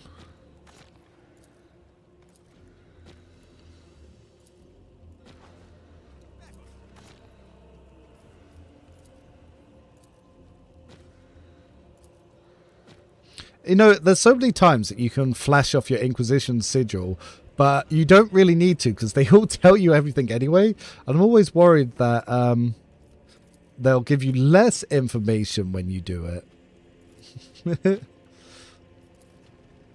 But it doesn't seem to matter.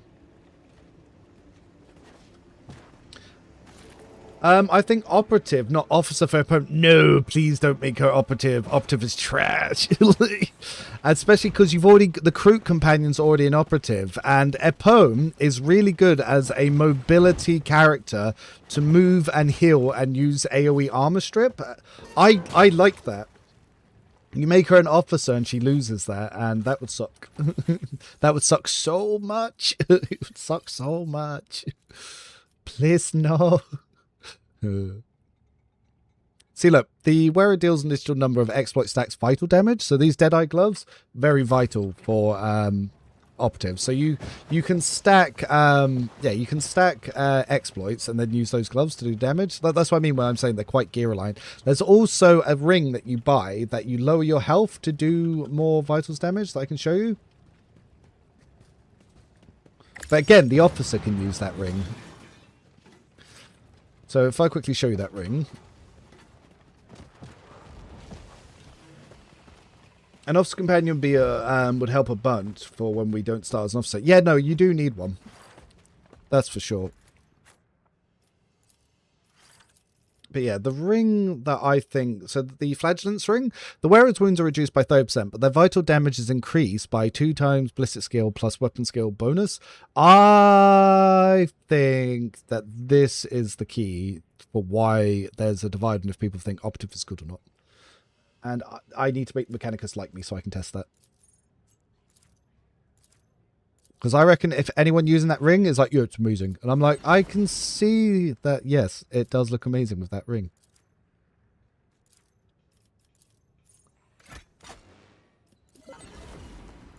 But at the same time, I've shown that my officer can do the exact same damage. So it's... What's the archetype actually adding other than I might as well just use an officer with a sniper rifle and give him the same gear?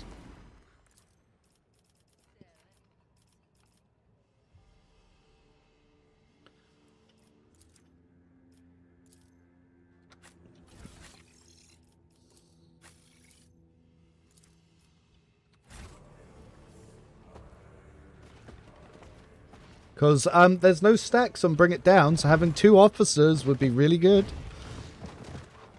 Especially because the officers can even buff each other if they're the snipers. And they can, between them, give extra turns to try and make sure you get these Psychers to get those assails out. And I'm sure if we get any blinding talents, it's going to be really fucking good as well.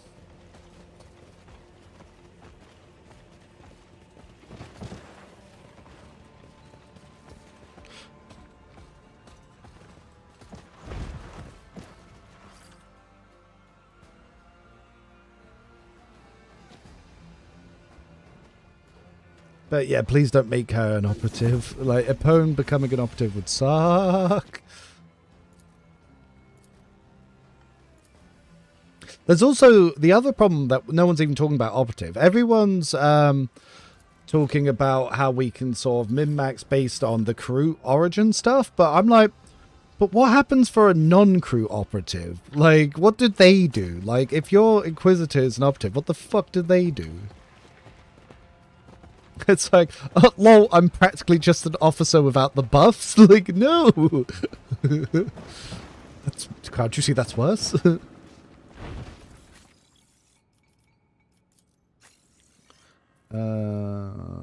We need to go get skins.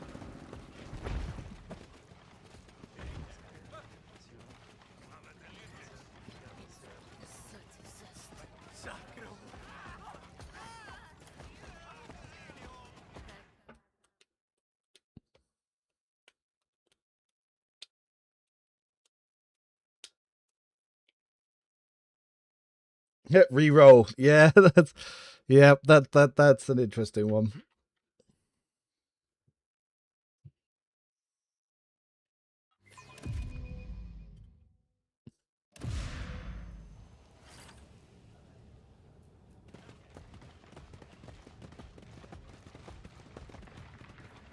non-optim Inquisitors can just stand around and look pretty. Yeah, but most of the winning setups that I've seen now is all people manipulating morale. So morale is definitely the key to winning. Honestly, if they turned her into an operative, I'm not sure I would ever use her. She would literally go from one of my favorite to one of my most hated. It's like Jay. So Jay was originally a soldier, and then they changed her to an officer. And but her entire origin was based around being a gunslinger soldier. So when they then just changed her to an officer, luckily the cold trader stuff still kept her going. But it was like, interesting. So yeah, there's a good chance that Epone could become an officer. Especially because she's a prologue companion, and Haymar is definitely not getting changed.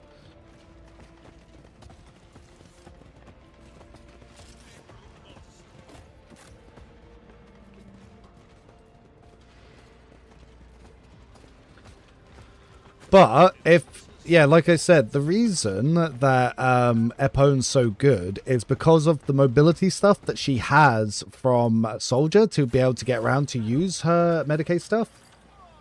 So if they made her, Epone an officer, I wouldn't want her to keep her origin, because then her origin's no longer playable, because I need to be able to move to be able to get those buffs. Because at the moment, she is a highly mobile armor stripper that can also buff and heal allies. Whereas if she becomes an officer, she's then a backliner who can't get in to actually heal the allies. So it's, yeah, like, I would not change her to that. She would just be worse. Like, as it currently stands, she's one of my favorite companions. But yeah, if it got changed, then I'd be like, oh, she's ass now.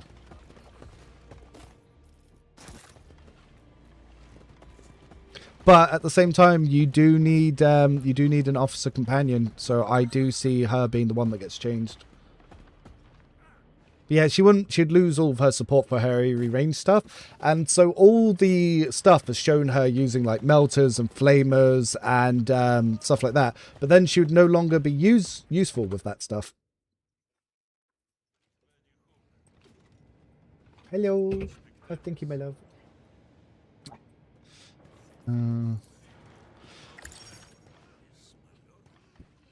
Oh, was it 245986? 2, 4, 5, 9, 8, 6. Yeah.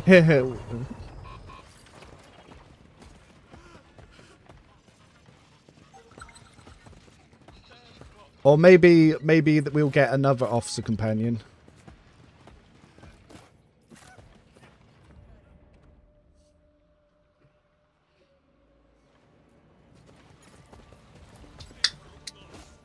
Oh, damn. Give her a range syringe to inject enemies. So yeah, that's the other thing. Her syringes are based on range.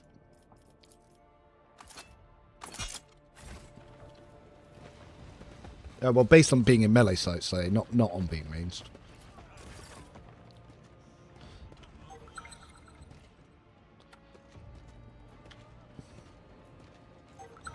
Oh, that's a point. So something that you can toy box and see at the moment is you can actually see what Saros's first placeholder look is. Where is it? I've got a copy of it. So obviously we don't have a final model for him, but yeah, this is what Saros's placeholder image is inside the game files. Yeah, he's pretty dope. I like him.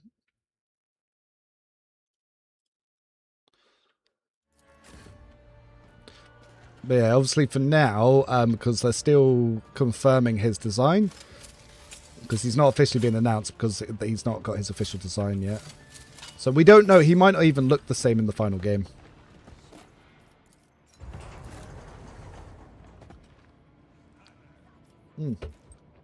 So far, I really like the alpha.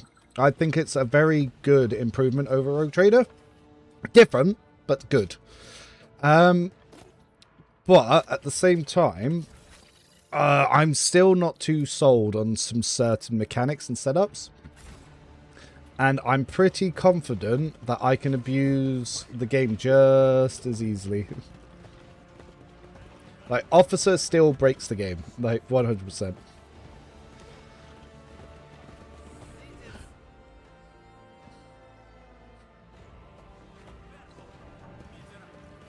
Yeah, there are more ones that I've seen as well.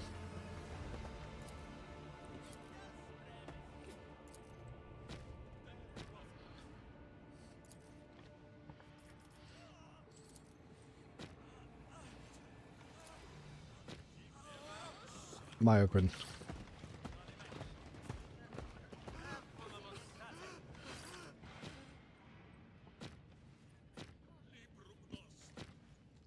Ew, what you doing? Getting comfy. That's comfy, huh? That's more like encouraging me not to stream. that kind of outfit. No, it's not. I'm sorry, but since when was lacy thigh highs and They're a not little lacy, black? they're knitted Yeah. thigh socks. They're knitted socks. Okay, you just dress in all of my preferences and then pretend it's not to get me to come spend time with you. I love her so much. Some women we don't deserve, and she's definitely one of them. You deserve everything, sweet. Hmm? You deserve everything.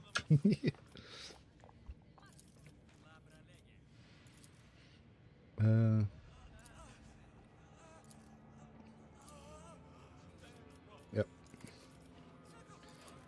That sounds like Dark Heresy. There is definitely heresy, I can say that much. They should... So, I feel like extra turns are a little bit more balanced in this one. Because the enemies can obviously morale stack themselves and then just one-shot you. So I can't say that I dislike extra turns as much in this one. Can't fly for me, find the place full of life with Lafard's quest. Can someone please help me? It's the bit up next to the temple. So you've the 3 places is it's the upper bit near the temple. There's a little side room that you go into.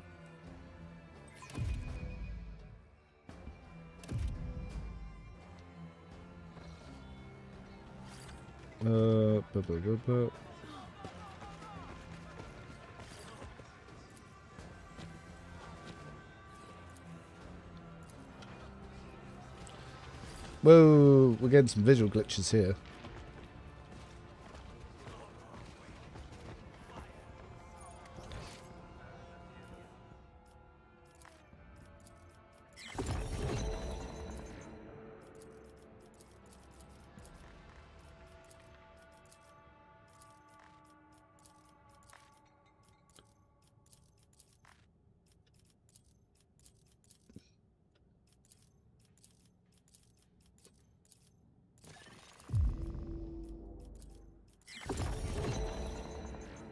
I am looking forward to the voice acting a lot.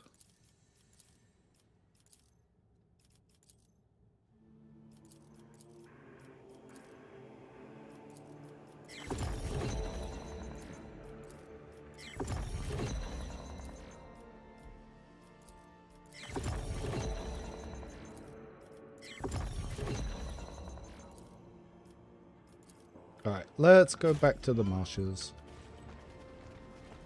I believe you need Melter charge to access the walkway to get it. Oh, I've also not done the side bit up here. Hello, kitty. I thought you had a mouse in your face.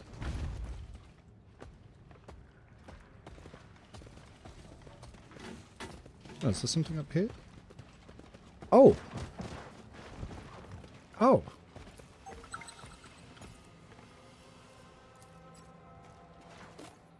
What this? Witch's Cloak. Whenever the wearer uses push ability whilst at full wounds, veil degradation is increased by 5 instead of 3. Hmm. Huh. Well, there we go.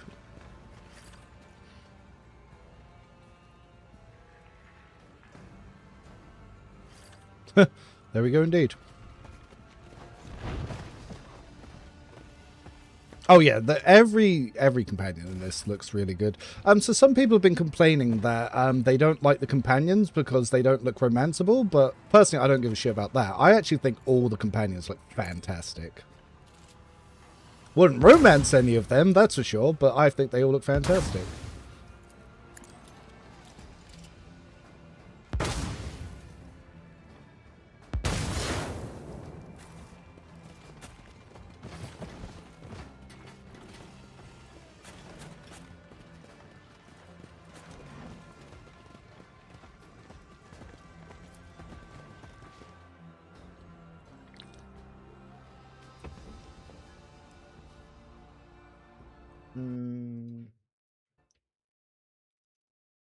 Yeah, friend complaining that I don't play COD and he's having to carry without me.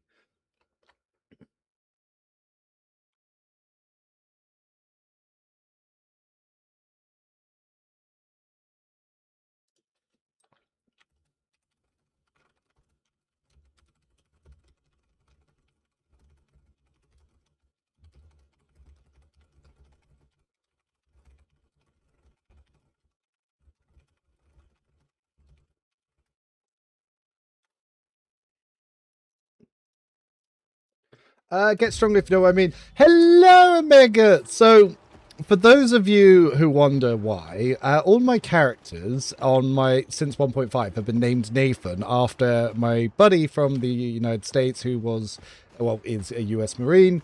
Was technically. Do you ever stop even when you whatever? Anyway, that's Omega. The guy in chat just there. Because yeah, my test save was called Nathan, and you can edit your save state to change your character stuff. But you can't change the name, otherwise it corrupts the save. So you can change the archetype, you can change the origin, you can change the home world, and that's fine. But if you change the name, it corrupts the state. So every single one of my characters is called Nathan, and people think that's my name. My name is not Nathan. So everyone just always thinks that's my name, but it's actually his name. So yes.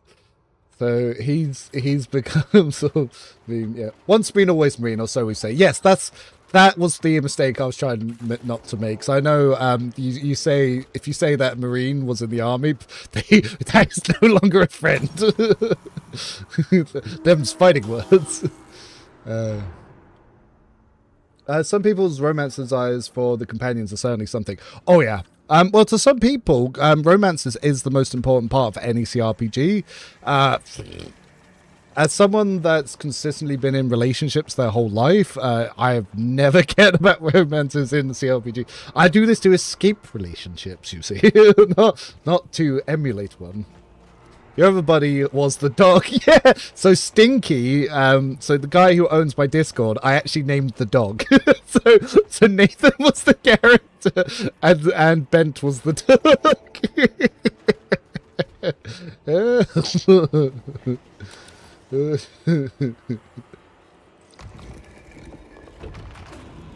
Good times, good times. Yeah, I discovered recently, so my birthday was over a month ago now, but I was looking through my old Twitch stuff and I was setting up some stuff, and before I had an affiliate, to be able to get donations I had set up this special little link. But the thing is, that special little link, when people send you donations, you have to manually extract the money from. So I went in there the other day because I was going to disable all of it, and I found that 2 years ago, Omega here had donated me £200 for my birthday, and I never knew. And obviously, the money was still sitting in the account. So I withdrew the money, and I just said to him, like, oh, I just got the thing. Thanks so much. And he was like, this motherfucker, I thought for years I sent you $200 and you didn't even say thank you. I was like, my bad, man. I didn't know.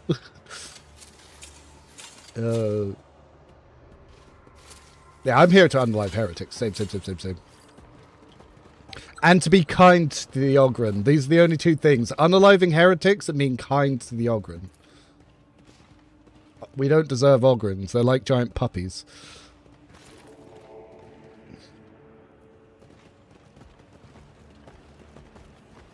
Yeah, last thing you want is also have your partner call you Monka in a video game.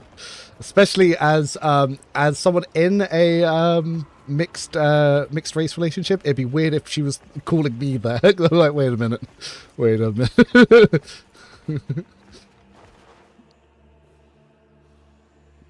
It was like 100 plus your age in my dollars. And yeah, because to be fair, because the exchange rate is so shit in the UK, that money actually gained in value. So it was better that I left it sitting there, apparently. Because, yeah, back then, the British pound was worth like double. Well, it was worth like 2.3 to the dollar. Now I think it's 1.3. So, yeah, that waiting was the smartest thing.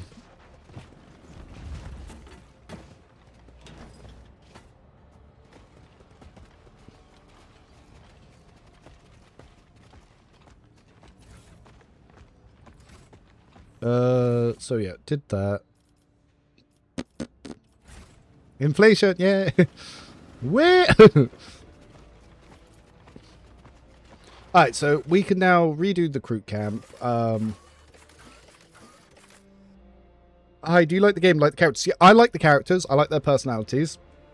The sanctioned Psycher is quite from the Emperor, and I'm guessing because he acts like a sanctioned Psycher should, seeing as he's been through the sanctioning process.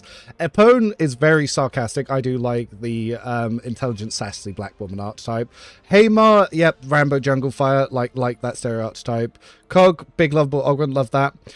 Yep, elitist, racist Aldari, yep, love that archetype. The Kroot, obviously, I've not spent too much time with her because you get her right at the end. But we're going to do the quest to go get her again, so... Kroot Camp, State 2. Let's go do this combat again. And now that we've got the fix the sail range, let's test how the combat feels by comparison.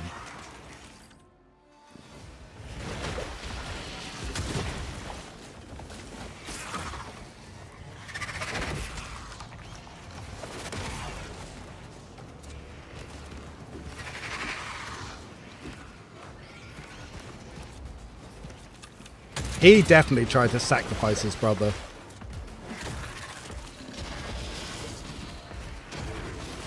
We should all aspire to be like Cog. 8 Ameritex, 8 them wizards, love me Emperor. Yep. Good boy, that Cog. So, Hamar again. I did like his positioning here. Yeah, pop you here again. Pop you here again. Potentially can have her here to buff him. And I can...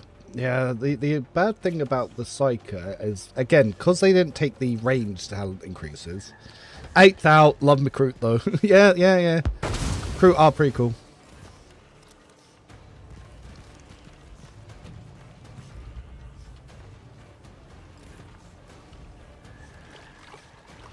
Alright, so them being stacked is kind of juicy.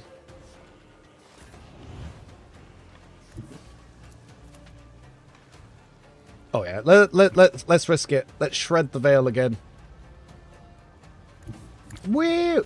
We're about to do dangerous things. Living on the edge.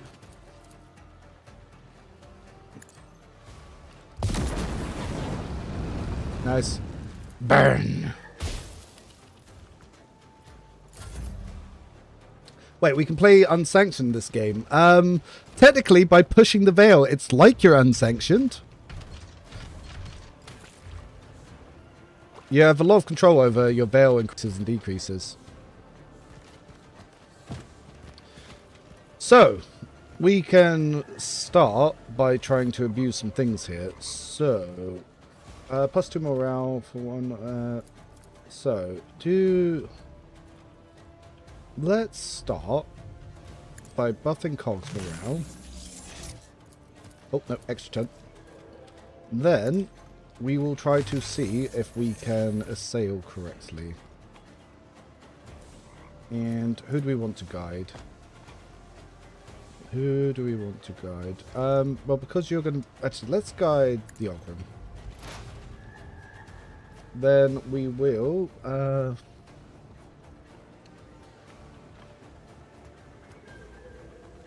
We don't need that yet, but we will possibly go for the guided steps. So for now, let's try to assail this guy and see if we can get the stun.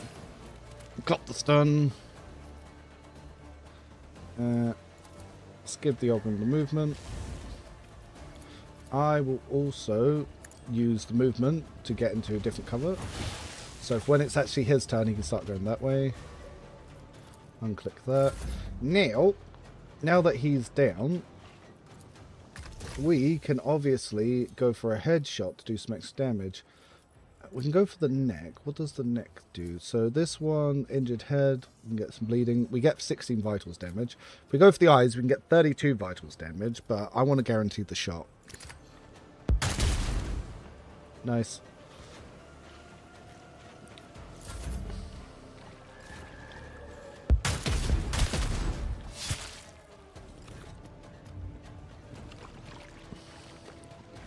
So they take morale damage by going close to the Ogren. So I think actually that is a fantastic upgrade, that every time enemies are near them, they take losses. Super smart, super strong.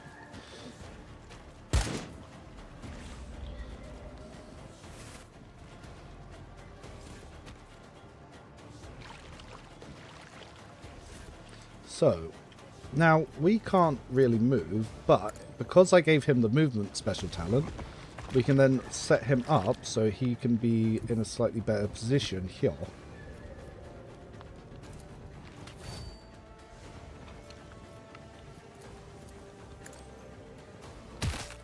Oh, and we can turn on his passive so he acts as full cover for allies. Actually, without this though, would that range hit more than one? They've got no health anyway. We'll smack this guy. Someone made a secret unsanctioned guardsman character for Dark Heresy campaign. He got sent to terror at the end. No, said the Emperor. Well. Ow. It's fine.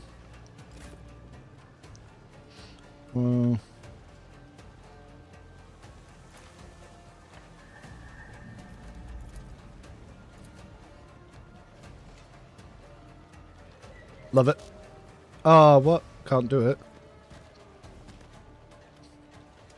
What if I go here? Yep.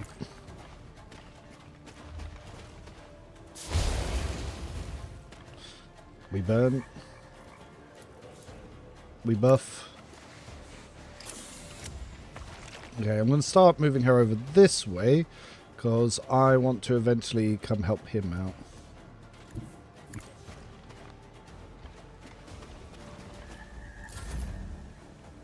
Plus that opens up the cover for the Psycher. Alright, now, my lovely friend here. If I go for this, we can guarantee a kill over 2 attacks, which is fine. If I just go for that, we're going to do some good damage anyway.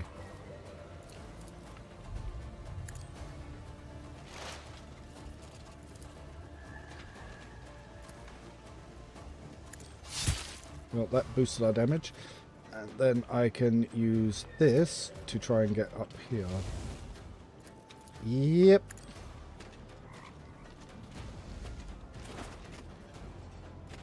So yeah, having the range to sail is definitely useful here. And now that he's on high ground, I will be able to assail from the high ground as well. Oh, you? Can I target you? No. Where do I need to be able to target you? Ah, not up here, that's for sure.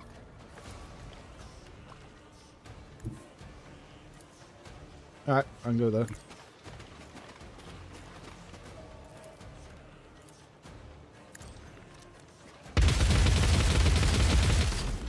Legs injured. Torso injured. Almost dead. Not quite.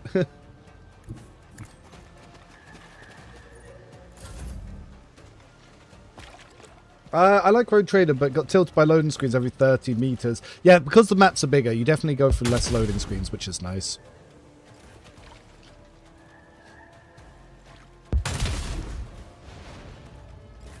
Now, if I get him next to Cog, this will give Cog some morale. Yeah! Then I can burn some things. And he didn't get burned. You did, so I can finish you. And the Ogren counts as full cover for him.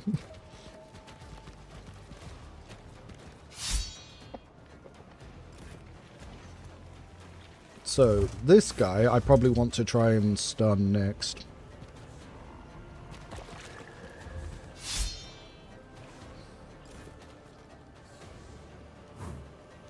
Nice melee, nerd. Right.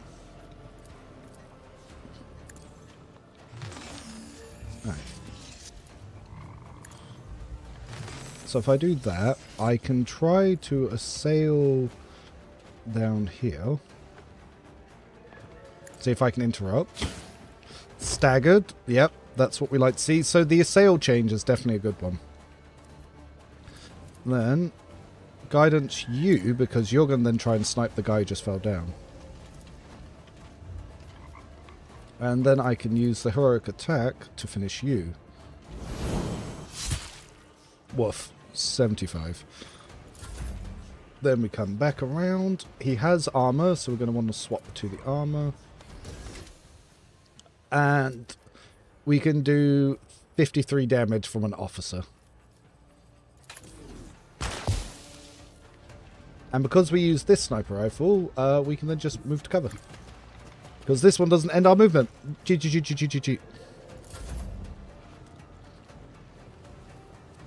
Probably shouldn't have left a Psycher next to a Kroot, but the Ogren's also there. So yeah, body parts is random unless you use precision weapons, very similar to that. And the VAT system is tied exclusively to precision weapons like swords, sniper rifles, and the likes.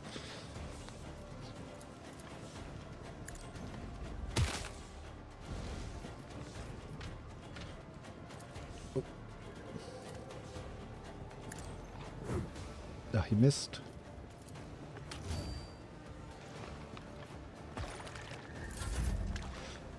So, Ipon, we could try to have her come to help some allies. Oh, let's turn off the flamers extra wide.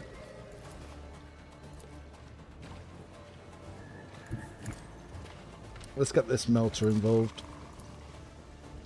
Maybe not that involved. There we go.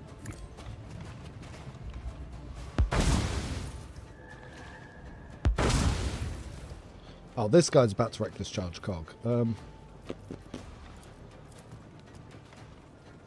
So, if I dash next to him, as a movement specialist, that will allow me to then move to heal. Don't kill.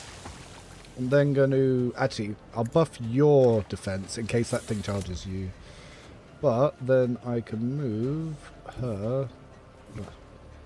Let's just get her out of the way.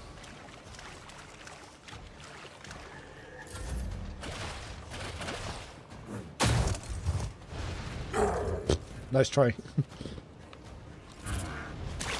Oh, he got staggered.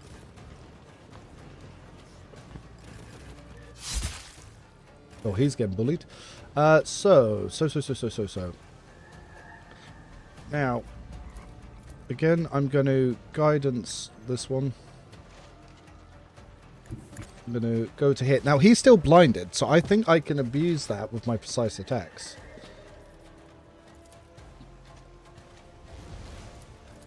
So if I pop next to him, then go here. No, it's just that his head's damaged. So let's use that. Now let's see. Do we want to go for a vital attack? How much extra is that going to do? So 30 to 40, normal attack 27. So yeah, it is worth it.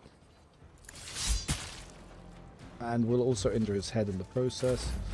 Haymar. Well, Haymar's got a friend, but that friend doesn't realise Haymar has a shotgun.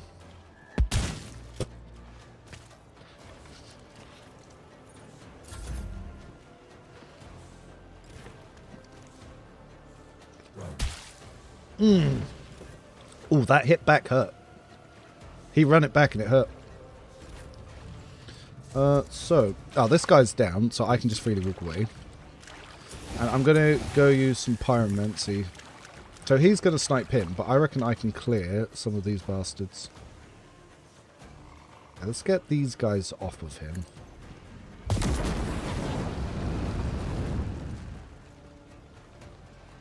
Three plus the Veil's dagger.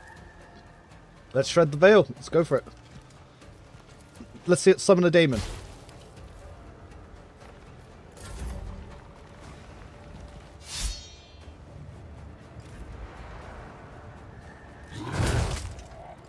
So, if I buff him and snipe him, it would give us something there. However, Cog's in a little bit of trouble.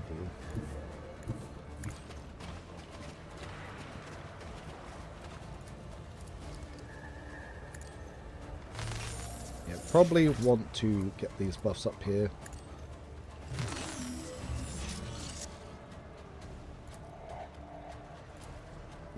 What's the precision attack going to do here? So we can go for the head again. Again, good damage. We can actually take his movement turn if I wanted to get away. As for this guy on the floor, yeah, we're going to go for his head. Kill him. So that's going to help Cog a little bit. And then I can move myself to cover.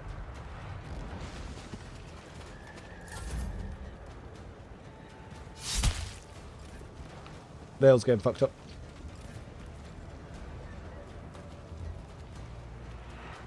I do like that they've changed the sort of screen tear effects. Oh, Cog is getting absolutely hurt by this beastie. Didn't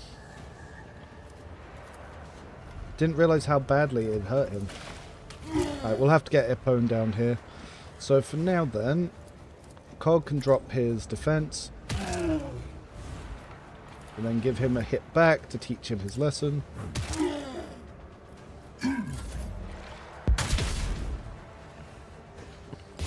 Now, Epone has a few ways to heal. So she can heal and dash. She can then heal with this. I apparently don't have Medicaid, so I'm actually going to increase this guy's defense as well. And then I can also shoot this fuck.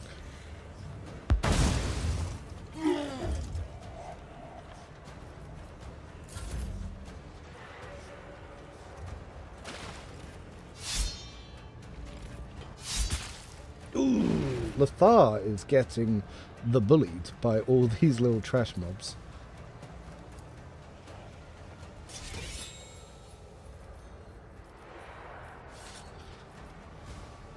Well, we can always just pop this, do this, and then we can do this. Goodbye, everybody!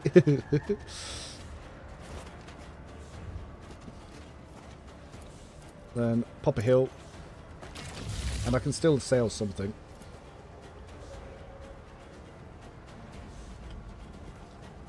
And the assail has pretty good range.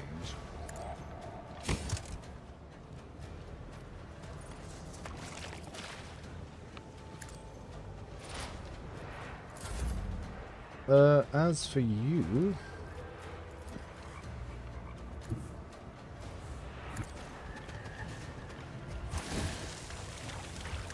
Alright, so, burst fire.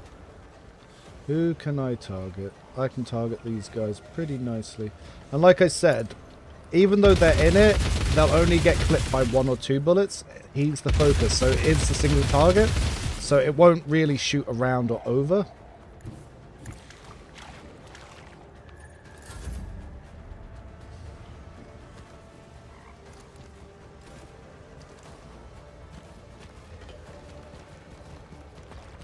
Revan, how do you feel about specializations? I think specialization system's very cool, and I like the way that they've changed how they're doing it, because I feel like it's going to make it a lot more accessible.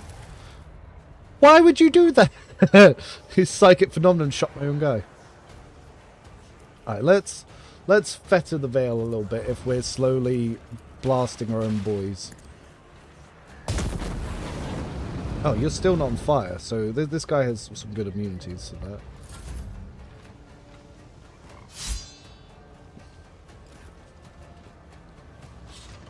Oh, he's going for a pwn this time. Owie. Well, if that's the case, let's first move you over. Now, we can have you heal Cog.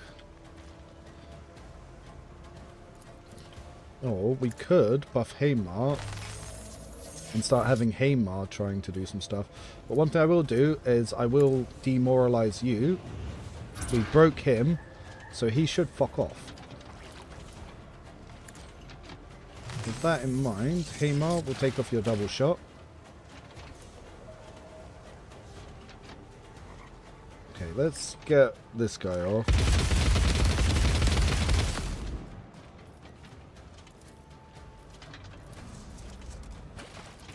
Though, I don't think we're going to have the range to follow this up on anything.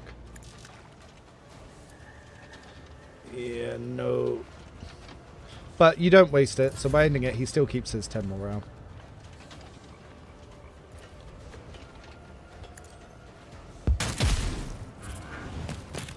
Alright, we've managed to break a bunch of them, which is good.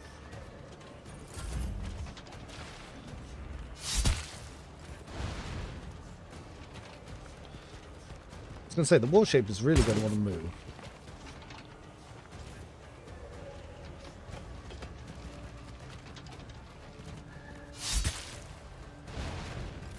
Now, hopefully, because this guy's morale's broken, he won't get an attack on Cog as Cog moves.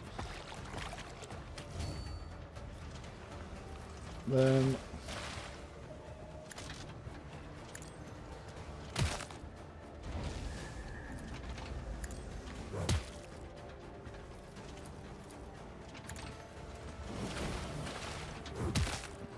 oh, I thought that would have killed him. Alright, so Ipern. We'll get next to Haymar. We will use a buff on Haymar, which will generate AP to then move back to Cog. Oh, not enough actually. Thought it would have generated more. Well, we can heal ourselves. No we can't, because my build allows for self-healing, her build doesn't. GG.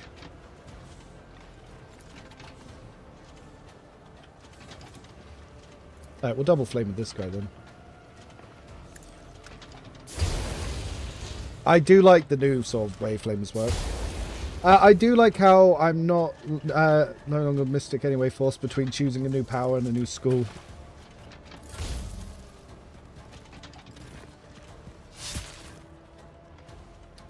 Well, if you're morale broken, I reckon I should be able to do some pretty insane damage. If we come sneaking back, guess who's back, guess who's back, guess.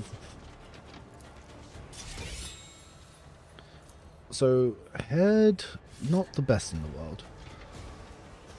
Let's buff it a little bit. There we go. And we'll finish your little buddy. Alright, that's morale broken all of these guys.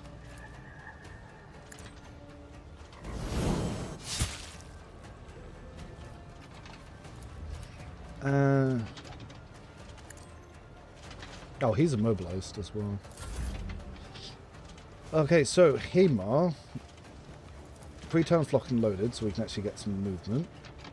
Go here.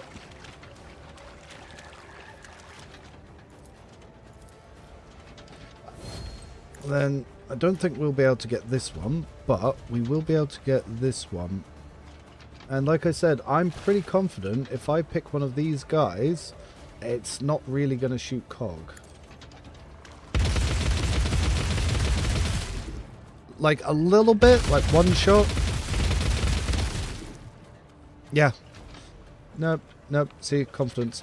And if I'm pretty sure the heroic act can't ever shoot allies. So if I do that, yeah, it's exclusively going for him. So at the same time, I can exclusively try to go for him.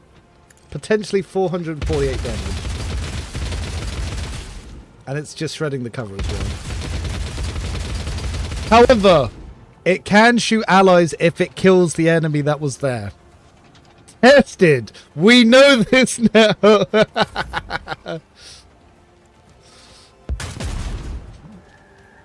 The Aldari is an acceptable sacrifice. Really? You want to play that game? Hit him back. Swing for my Psycher. Get popped in the jaw, motherfucker.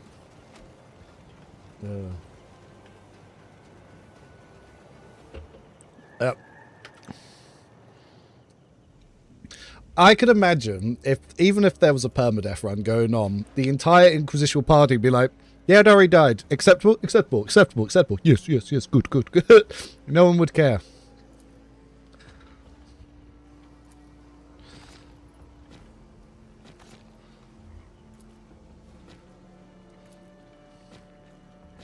Aldari losses are acceptable losses.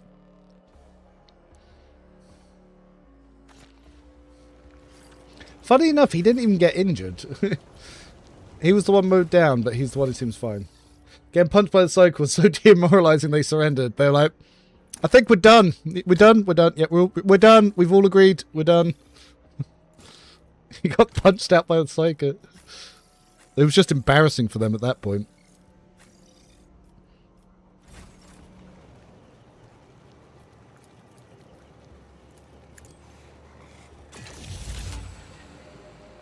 I don't see the contradiction of it not targeting friendlies. Not wrong, not wrong.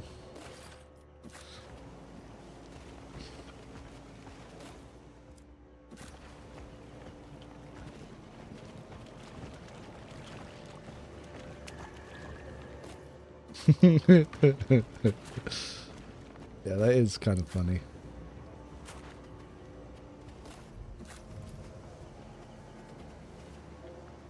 Don't worry, this can't target friendlies as far as I can tell. Shoots the Aldari. See, I was right!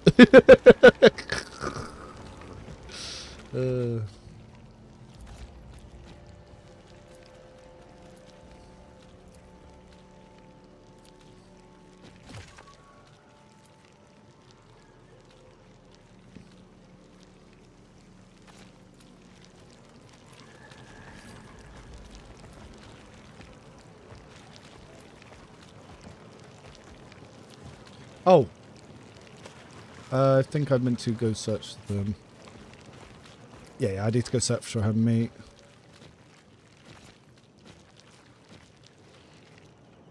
Yes, yes, yes. I know what that is.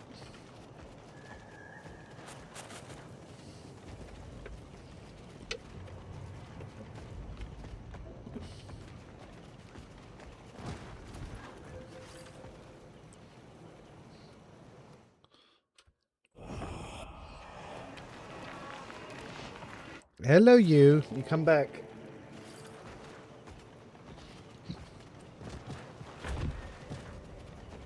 So one of my cats likes to sit on me when I game, and she's just sitting at my feet waiting for permission to jump up.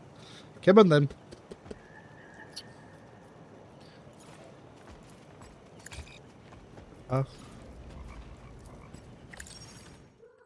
Yeah. So she popped in a few streams ago, but she's getting big. Like, I don't know who's feeding her, but she's definitely found a grandma somewhere who's giving her extra meals. Because she went from under 3 kilos to about 5 or 6. So she's gaining weight. Oh, I've got to go scan footprints. Oh, did you leaving because I called you fat? My bad. I apologize. Oh, and there's the morale hat. I forgot to pick that up for that fight. Any changes that you want to see in combat so far?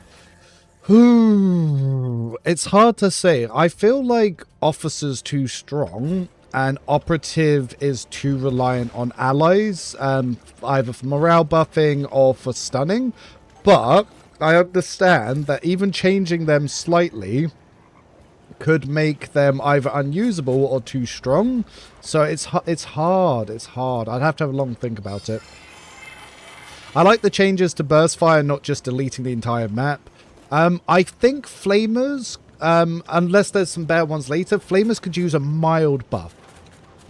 And I think shotguns could reduce, like, I think, yeah, they need a cost reduction because they currently cost 2 AP to use. And I think that's a little too much.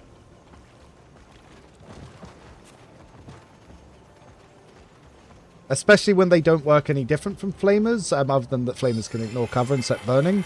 So it's weird that they cost more.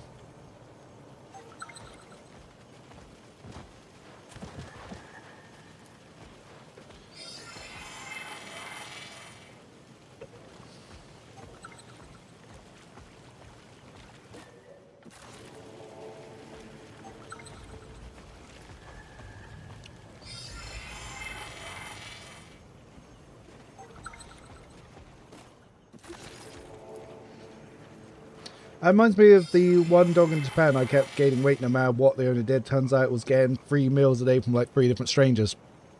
Yeah, I think that's what she's doing. Because she's become very outdoor and she goes hunting. Hello, Remotus. Yeah, so I've been playing around and yeah, the secret that I've definitely found to make even officer snipers. My officer sniper's doing like 60 damage at times.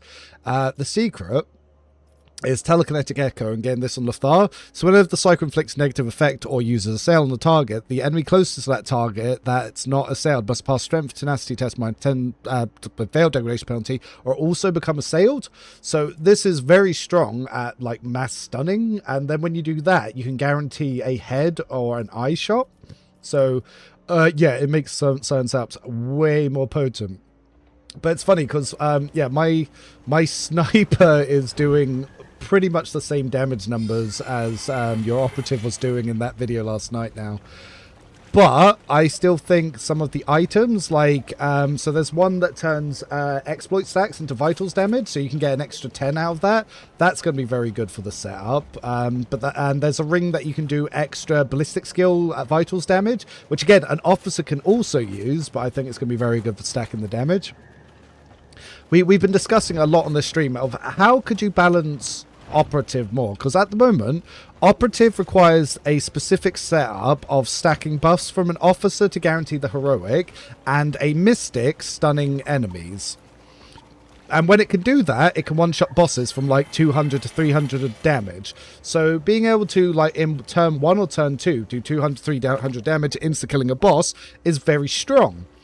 But it requires 2 companions to do it, and if you don't have a specific morale stacking party composition, how do you use it outside of that scenario? And that's the question I'm trying to answer right now.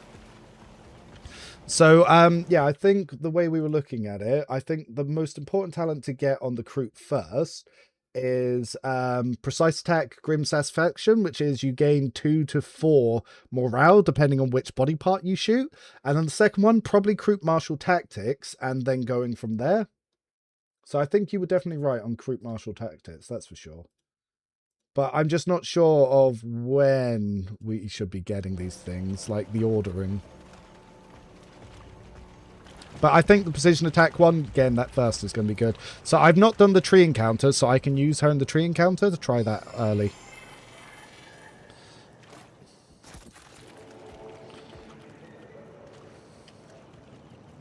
Oh yeah, you are so right. This is so much easier to go there. Operatives can stack more of themselves to use precise moral talent. I think there's a stream delay because I just explained that. Yeah. Yeah. But the officer giving you, like, what was it? 5 extra morale, and then you giving yourself like 4 is just really good. Also, Cog has he can debuff enemy morale and stack morale himself, so I've actually built Cog that direction.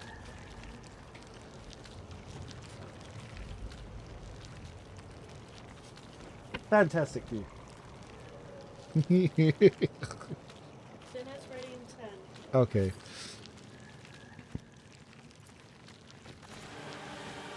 Alright, I'll quickly speed this up then. I'll come have dinner downstairs, but I might be 10-20 minutes late. I just want to try and quickly recruit a companion and go test it in encounter, and I'll be down. So do start without me, but then I'll come join you guys.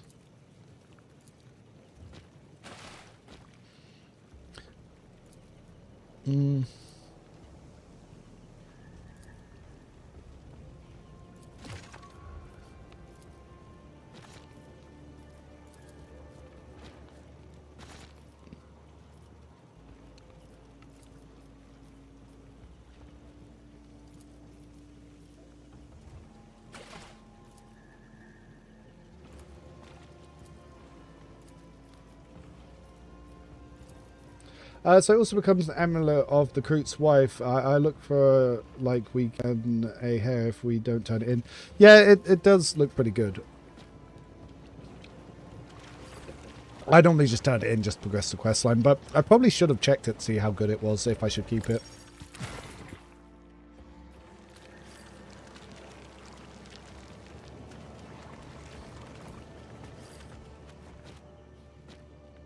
Can you play Heretical or Radical? There's no alignment in Alpha yet. But they are planned.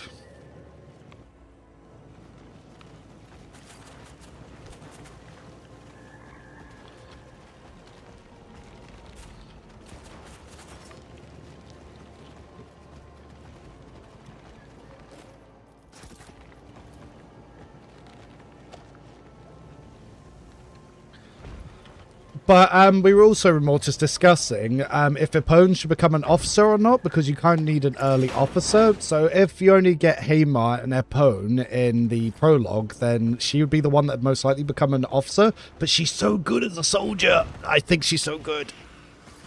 Oh, this cutscene's working this time.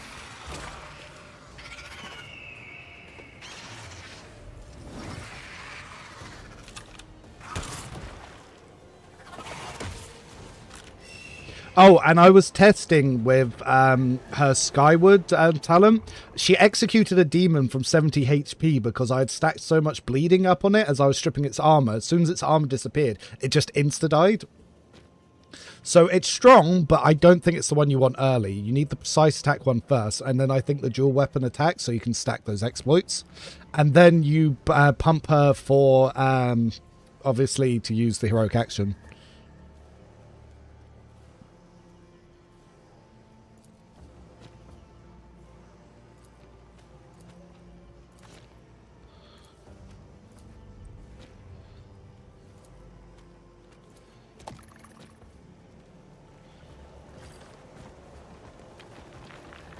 So yeah, it's less of a debate, can you use operative now? Because yes, you can always use it, but you always could.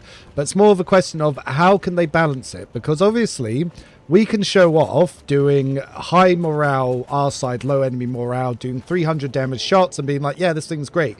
And then they nerfed that like they did Operative Sniper and Rogue Trader. And then people are like, actually, this was useless. And we were showing off very specific scenarios and screenshots, which only work when the enemy's at low health from injuries anyway. And now you've just nerfed the archetype out of the game, just like they did with Operative and Rogue Trader. So yeah, it's got to be a real honest conversation.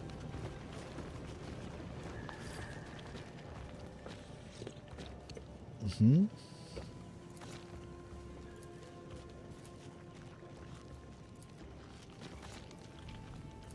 Yeah, I'm not sure what the solution is.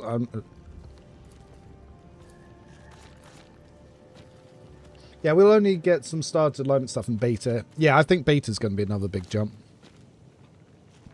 But I'm very happy with this overall, and I do like the direction. And the fact that I've had so many chances to actually speak to the developers now, I'm very confident in their ability to make the game. But whether or not they can balance it is a different question. Oh. So, whenever the target of the wearer's precise melee attack suffers vitals damage, the wearer gains 1 morale. Fantastic. More morale abuse.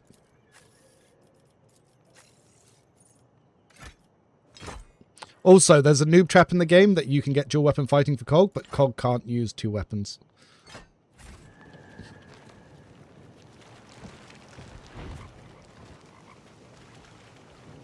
Alright, let's quickly go get the Ogren, sell some trash, see if there's, and then come back.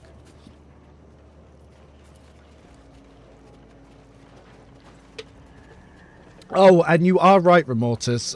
The melee talent that says that you needed a free offhand, it's bugged, and yes, it always applies. So yes, there is that.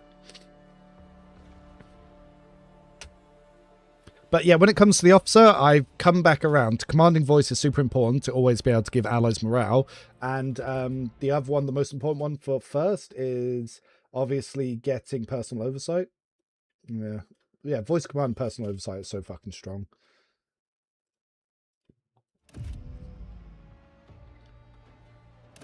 But the alpha, I would say the balance is very promising. I can see where they're going to abuse it, and it all depends on how they balance it for later levels.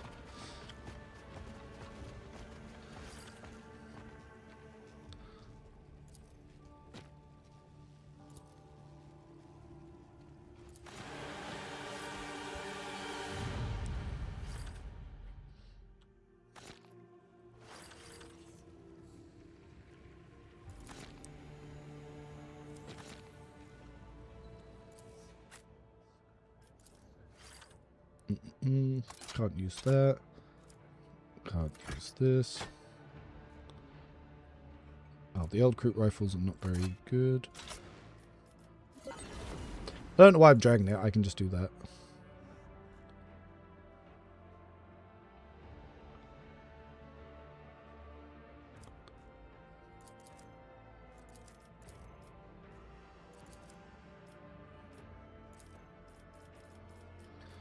Alright, so I just now need to do the alignment stuff to be able to get that. So I need to really make the Mechanicus like me.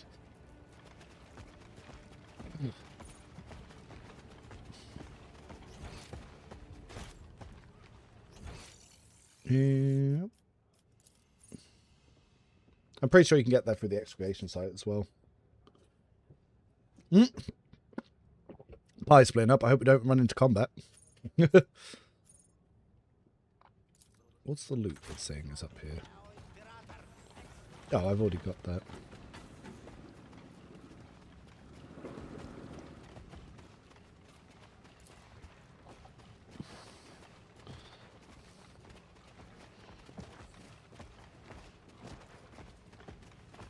So, oh yeah, Remortis. You remember he says he always swaps Saris out, and I'm like, with the right stuff, Saris is like one of the best characters because obviously the long range firestorm and just nuking the whole map. Yeah, I've found out why they don't think it's good. Their default Saris build takes all the bad upgrades. I was like, dude, no wonder you think he's bad. Like, come on, you designed this game. You should know that having range and no ally damage and mass wiping the map with Inflame was what you had to nerf our Rogue Trader, and he can literally do that from level 3. Like, come on.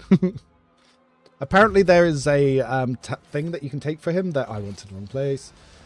That allows him to demoralize with Firestorm. And I think that'd be really strong. Because if you could just AoE demoralize people.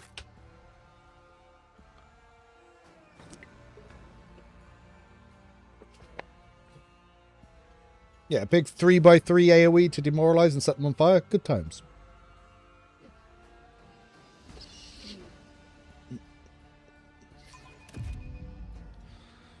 Alright, let's quickly get the Kroot and try her in the tree fight.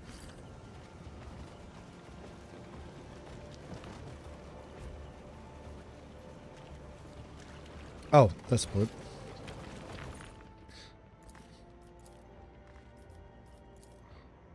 Before I forget. Have you gone to go check the body of your... I might have picked the wrong options here.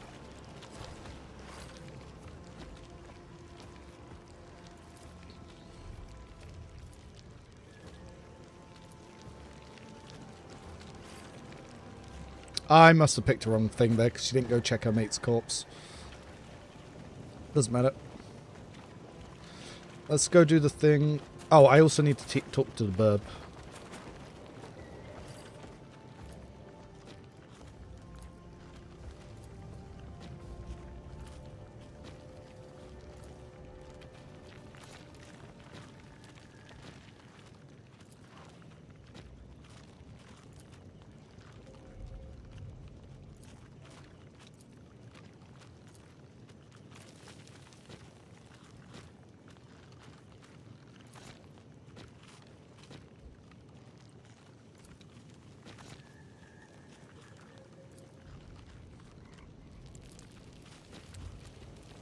Okay.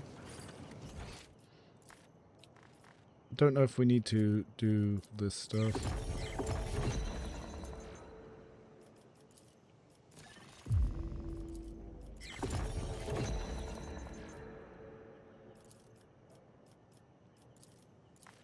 Oh, 17 things. Goddamn.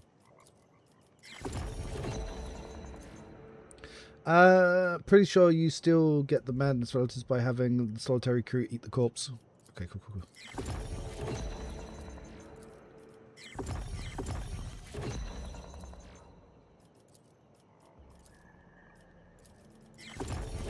I'll go back over there and double check.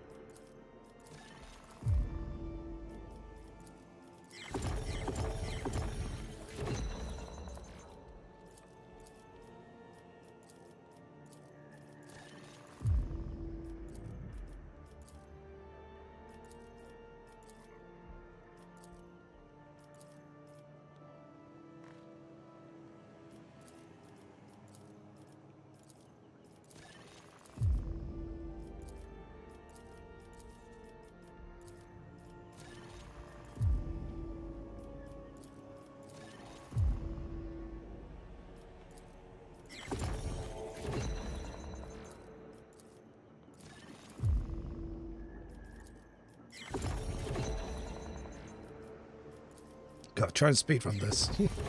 Makes it all go feel so slow.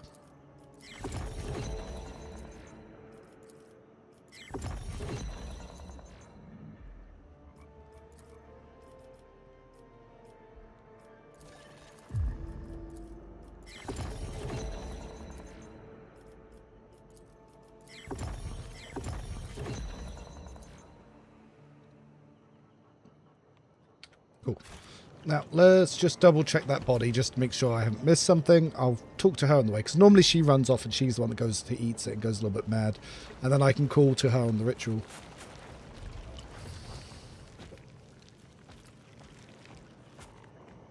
I think while speed clicking, I picked the wrong option. I could have tried to keep the necklace, actually, which I probably should have. So I think it has some good buffs.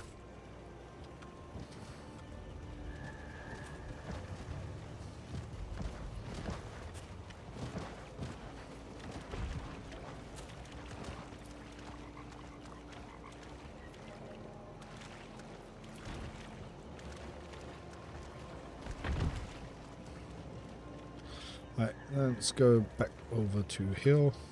Nope. Yes. Nope. Further.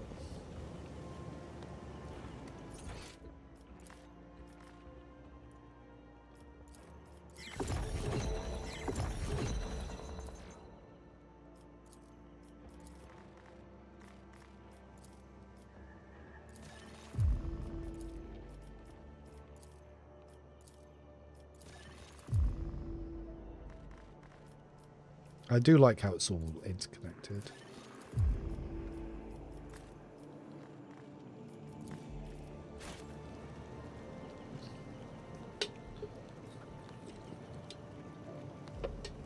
Thanks for asking the Owlcat to make sword pistol viable. Hope they consider it. Yeah, so I haven't seen any archetypes for it. Dual weapon, maybe, but we'll have to see.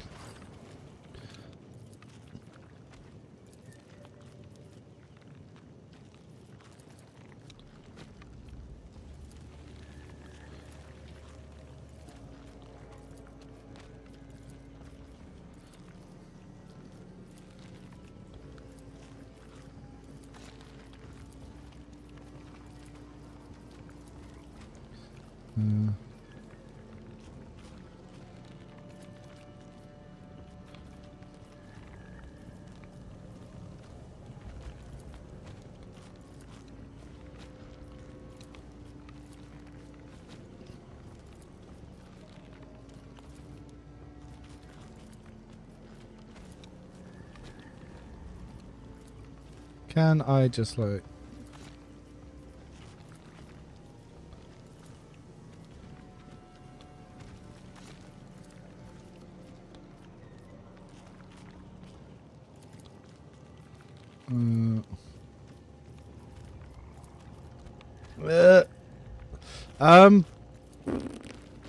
It kind of won't let me do it. So you said there was an option to lie, but I don't have the option to lie about it. Okay, maybe if I interact with it and then not start the encounter, can I do it? Lie to them, say I fixed it?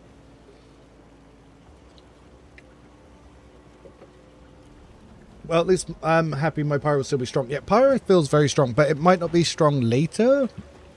It's definitely strong early game, that's for sure.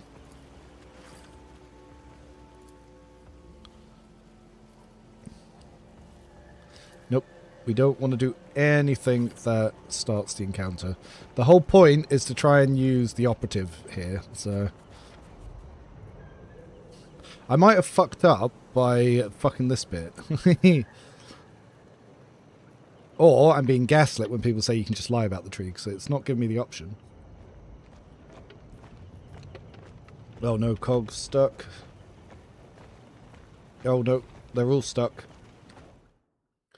Quick save, quick load.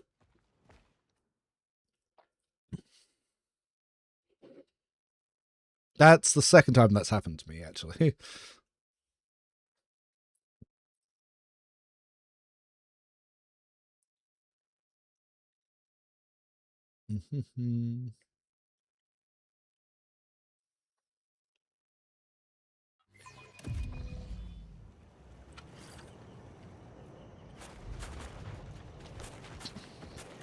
Cool. Oh, what's this? What's this? What's this? Okay, I believe you. I'll just go try and see how I trigger it.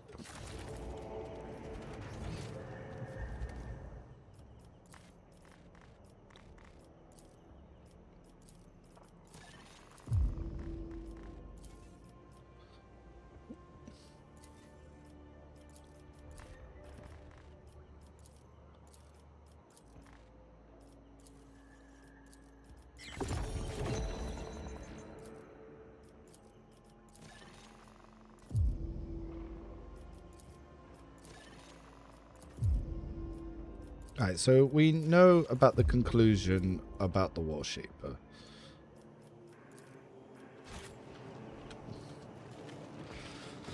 So I don't think I can... I think I must have clicked something wrong here in my haste. Because normally I'm able to send her off and she goes and checks it and I get a whole thing. Didn't get that this time. Let's see if there's another option here.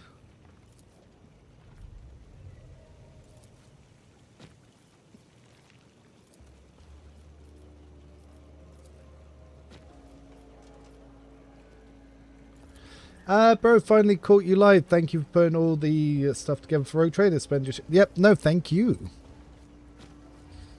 No, thank you very much. Every little helps.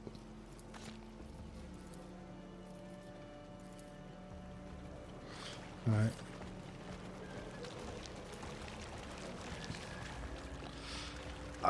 I want to lie about it. I want to lie about it before we do this section. Ah! Now I have the option to lie. Okay. So I did need to go engage with it. We quick save. We quick save! And then we try to lie.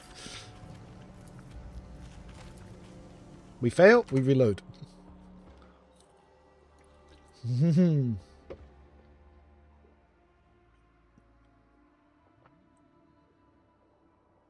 Yes. No. Yeah, obviously. Thank you. Oh, if you've fallen behind on the stream on YouTube, sometimes if you tab in and out, it pauses it and you actually fall behind. So if you're not currently up to the live bit, it's always worth just like refreshing to catch up. But I am really liking Dark Heresy so far. A lot of things have changed and they do feel very interesting and good. The loading screens are still very long, and because this game is going to be very quick save, quick load heavy because of...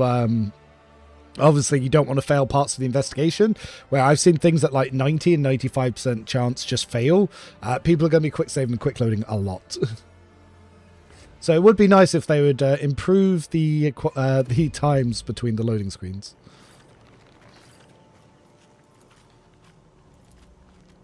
Ah, for fuck's sake.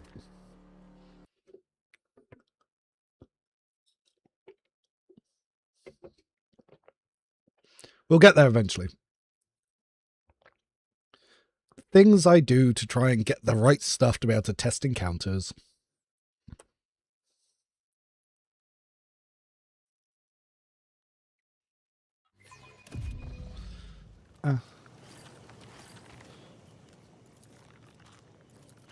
Oh, for fuck's sake. Can I poison this then? Oh, no. Look around.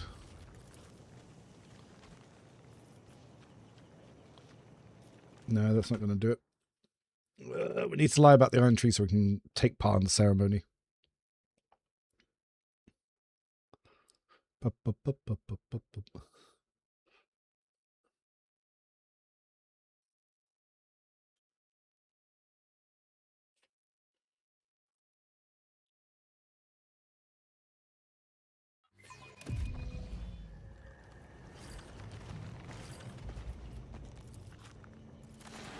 There we go.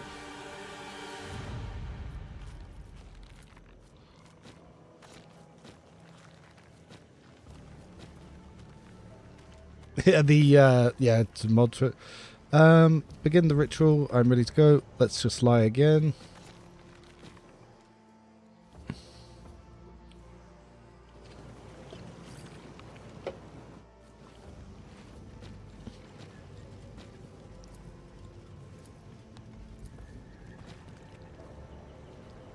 Yeah, toy box is going to be... It's always been essential to every Owlcat game.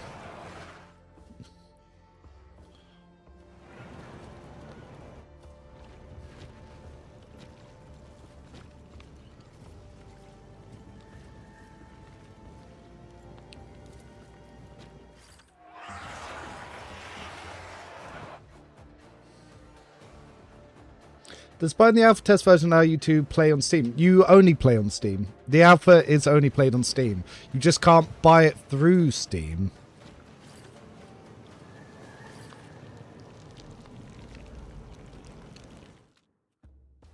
Yeah, they don't have their own launcher or their own anything like that. You play it through Steam.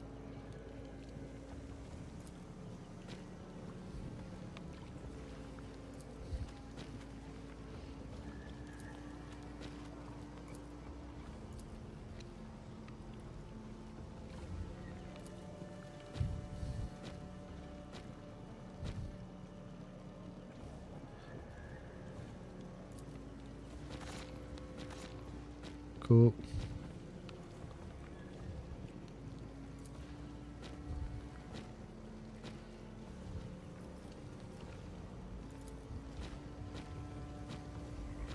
Okay, cool. So we have now progressed to be able to recruit the Kroot.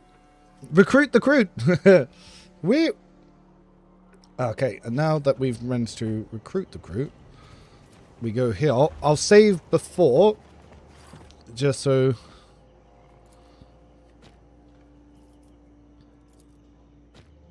Alright, I'm going to drop the Psycher just for now, because obviously we're using the stunning effect of the other one. We're going to want to borrow the sniper cloak.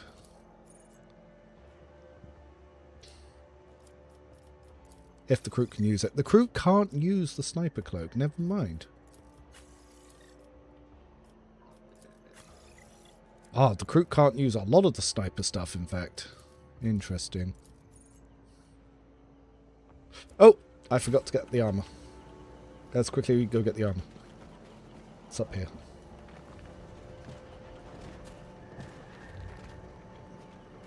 There's buying the alpha. Yeah, you play it on Steam. I also get you into the beta.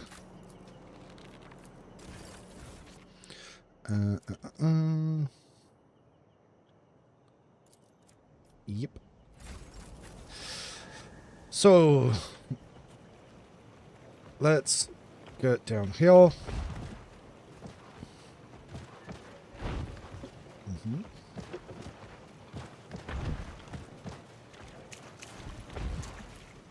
We will use official dev approved strategy.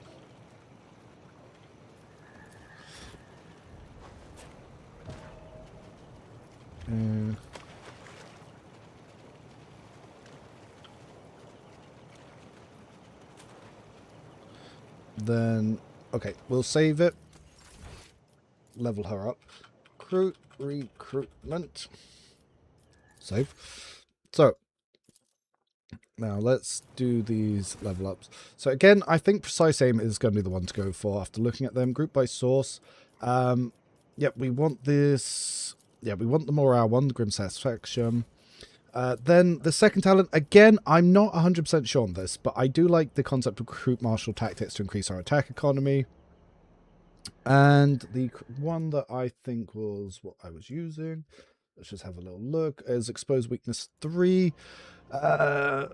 Yep, so we also spread exploits to other enemies.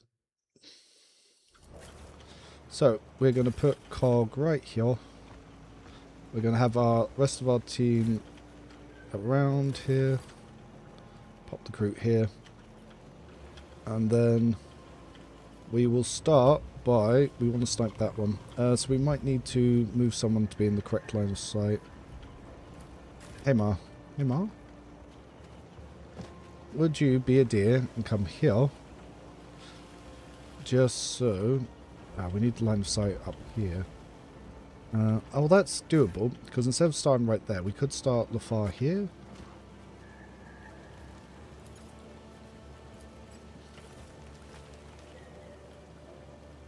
Skip. Okay. And then, because of that, we can still then move Lafar to be up here. Then, hey Ma, well, technically we can pull you back here. Bring our officer back to here. Okay, start with that.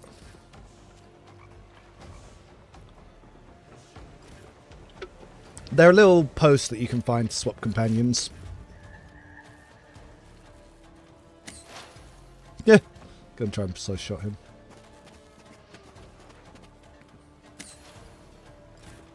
Alright, so come here. Let's see if we can hit your arms.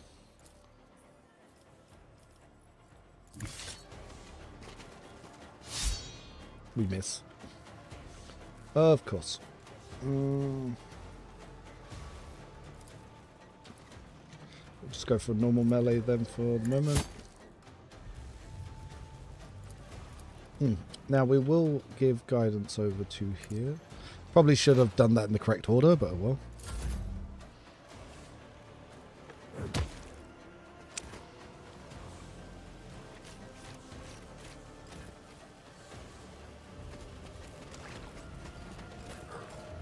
So, first, let's turn on the exposed weakness.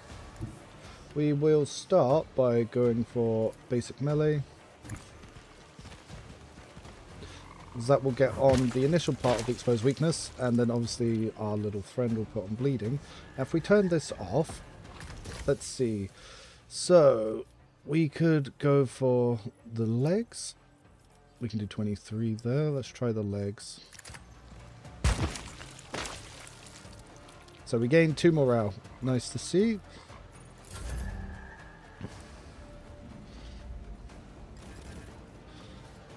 So these guys are all waking up and doing their movements. Oh, Hamar is already surrounded. Okay, not the best positioning.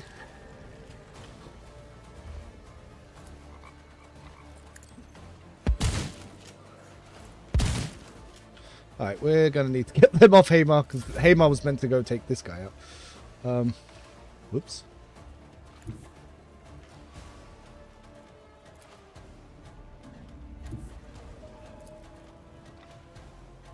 Let's start from here.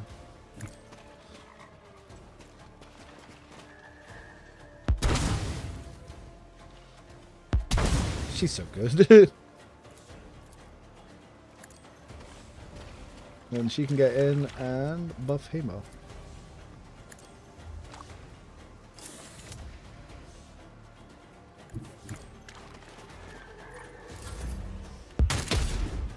Ow. Alright, so officer time. We'll pop you here so you're in his zone of control. We start by buff you. Give you turn. Now, I don't think we're going to need to use that for now, because our plan is to just pink you dead. We miss! Because, yep, of course we miss. Alright. Now we get ourselves a heroic. So this is when it then becomes useful. So that's put on 5 exploits. So then we can use this here. And apparently can't aim for him. But I did add the exploits, which is very interesting. So I haven't taken the shot, but the exploits did add. Interesting. Well, for now, okay, the exploits came back off, but okay. that was interesting. Right, let's get you off Hamar.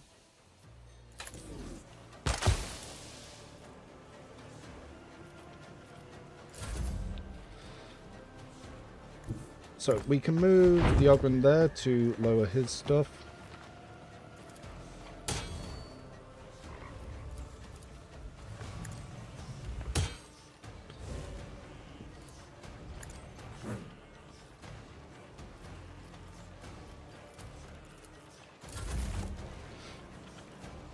So yeah, the Operative had some range issues there.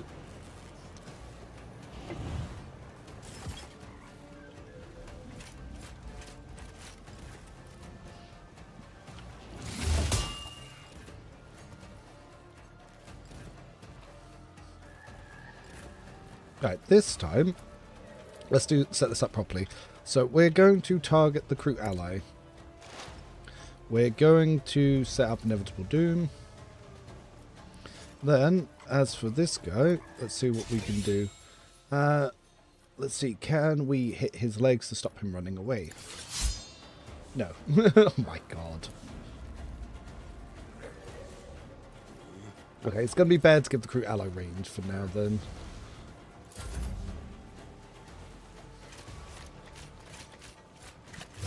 Oh my god.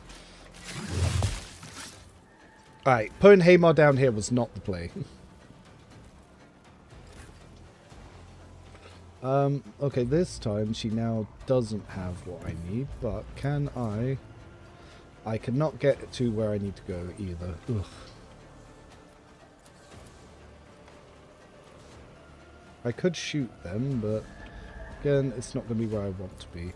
So for now, I'll come here to attack this one to see if I can just do a little bit here. So, yeah, let's start by building some exploits.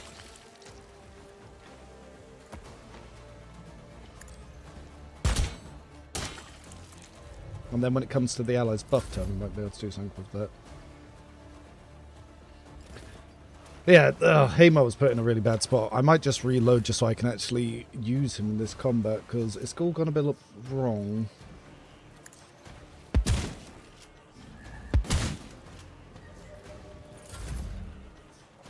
Alright, well, now that you're here, that's interesting. Didn't realise I entered his control zone. Buff you.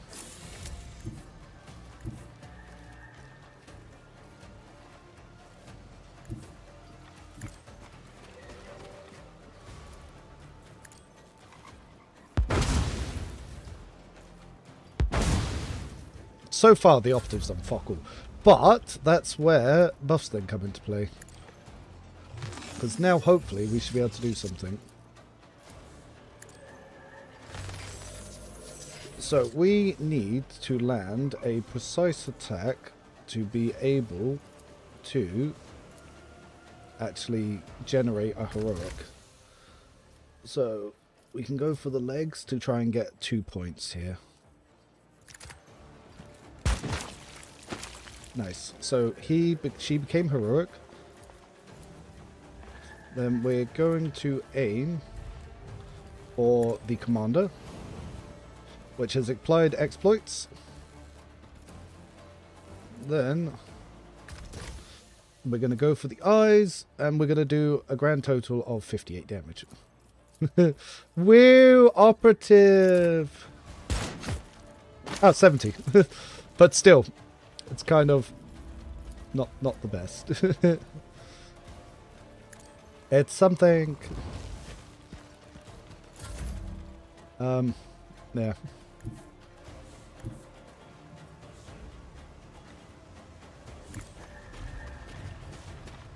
So yeah, that's Operative in a nutshell.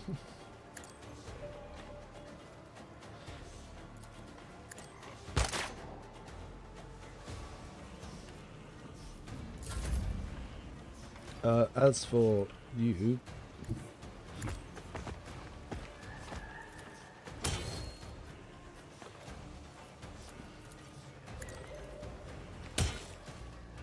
alright, negative morale coming in on this go. That's what we like.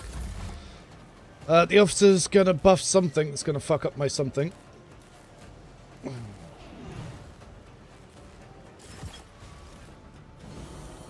But as you notice, I'm not winning as hard as when I didn't have the Kroot.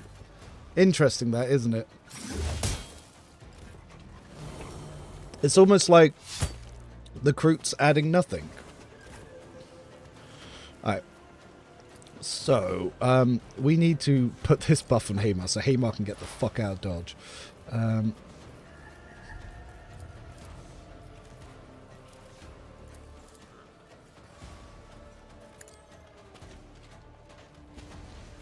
I'll activate it so Hamar can get a chance to use it.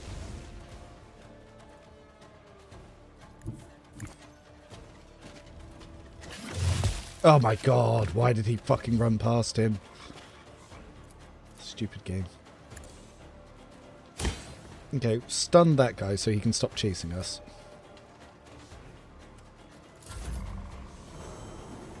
Hamar gonna get one shot. Close to getting one shot.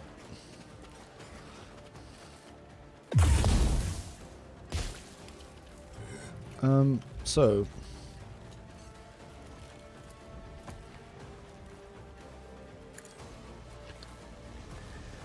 fuck out dodge.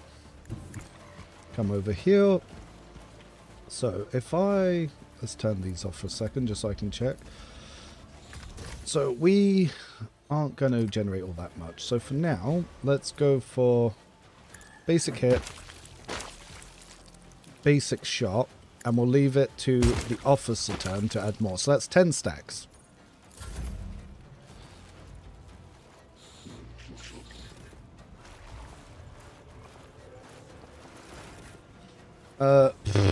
Hamar, apparently, I didn't get his buff that I specifically gave to him. Cool, cool, cool, cool.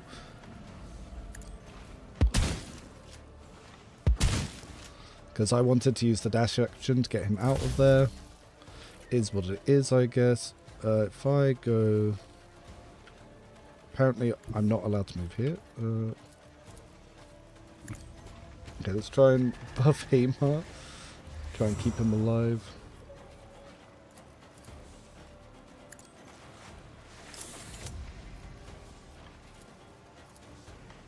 Luckily, dash is fantastic. Then we turn this off.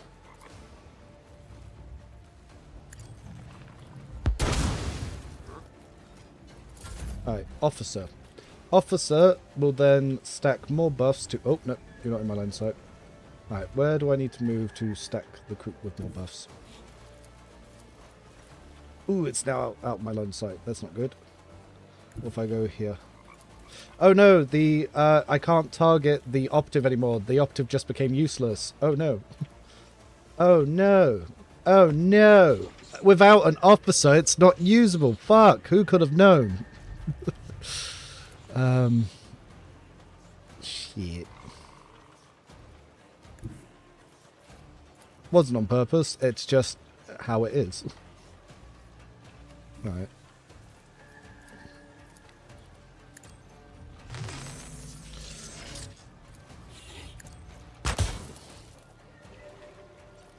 Okay, he should have followed up attack tip, but whatever.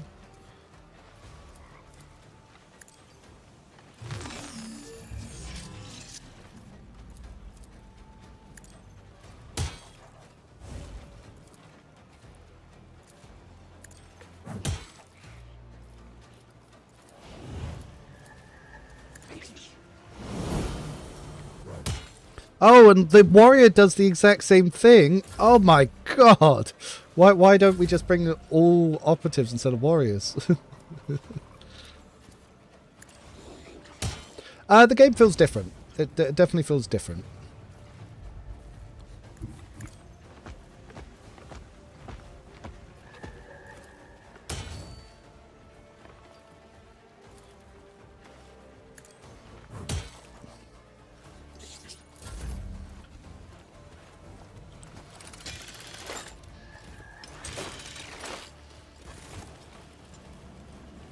Good evening, Hofstaden. How are you doing?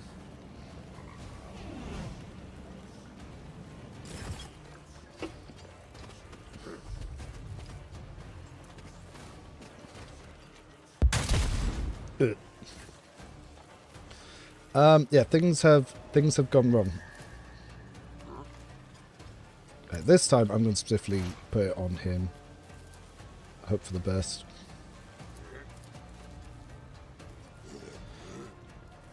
Things have gone very, very wrong.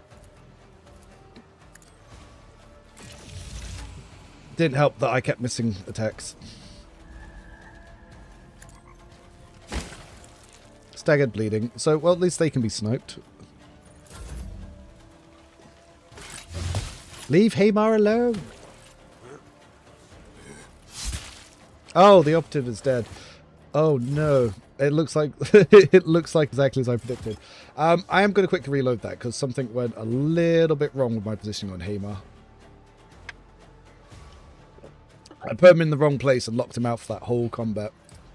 But yeah, operative's ass. Everything that people say that you need to do, if you just do it with a warrior, the warrior does the same. It does the same. But it's just always useful. That's the difference. Though Hamar's positioning there got him the fucked. Oh, no. Yep. But yeah, having the two attacks, that definitely felt good.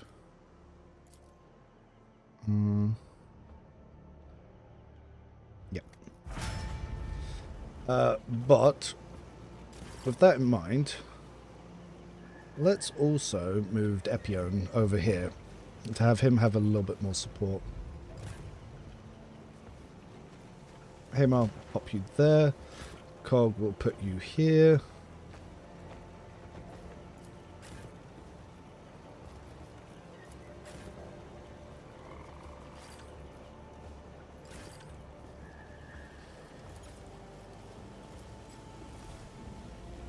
Alright, this should actually work this time.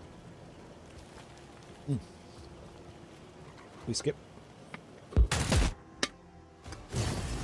Okay. So, let's do this seriously and actually try to win. Okay, Hamar is as much in this corner as one can be. Kroot there. What happened to Rogue Tree? Why the fuck are you there?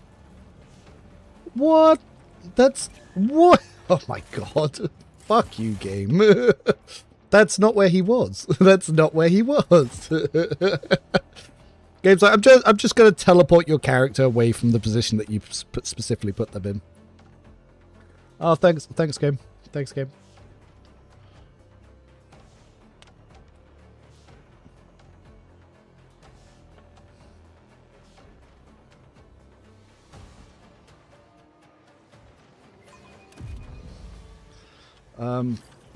Maybe then, rather than do that, let's put you here this time and I'll snipe that Guardian down.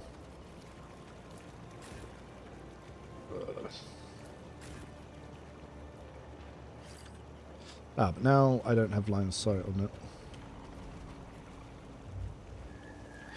it. That's a bit of an issue.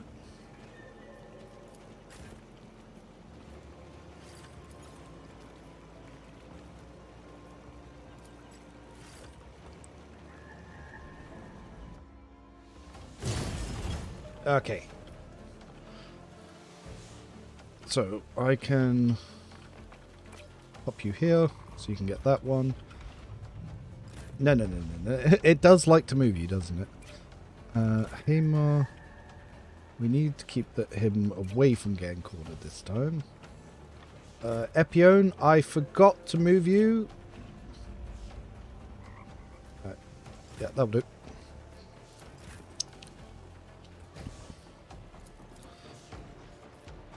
Okay.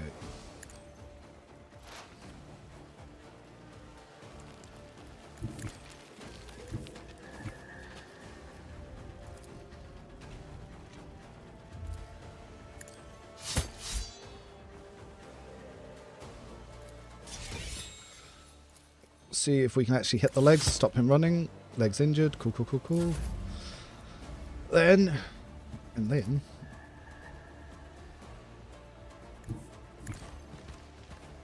we're going to start trying to build up these little things.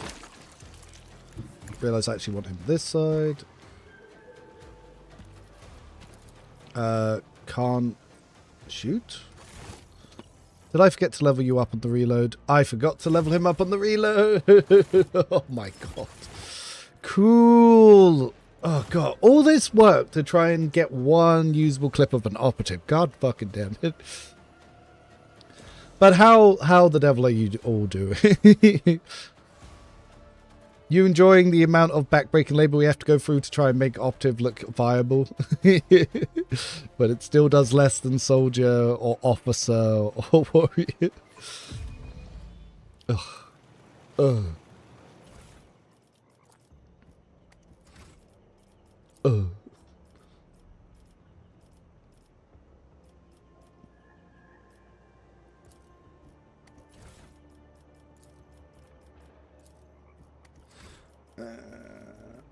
I swear I had upgraded it, but...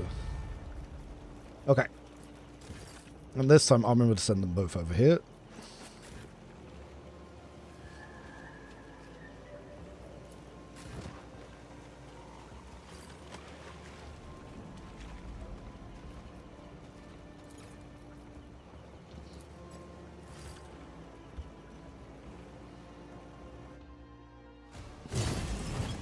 Okay. Back up you go.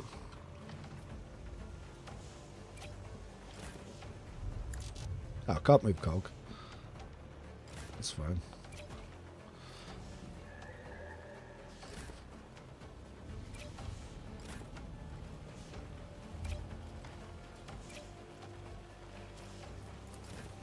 Love some people who'd like, he's bad at the game would be like, Operative is OP. Oh yeah, by the way, it does use initiative blocking, just in case you thought they'd moved away from that.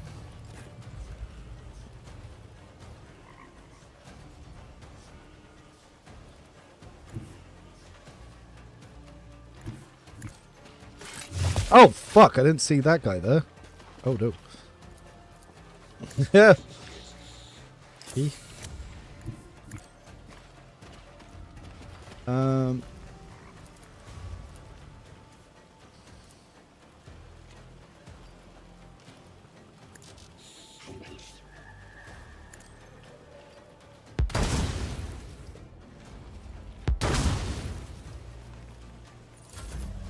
It's all good, I promise. You just have to make sure that you leap your year employment. Yes, you just got to do everything in a hyper specific order.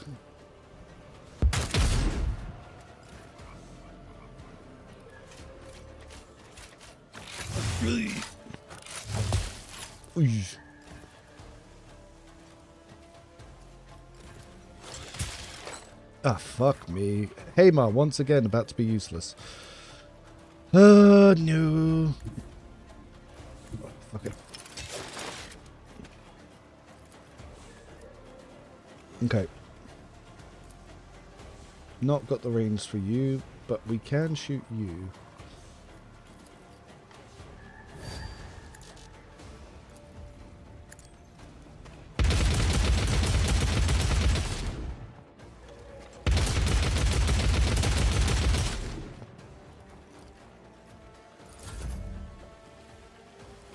Buying developer digital gets the Steam key. Yes. Ow. Okay, so... Oh,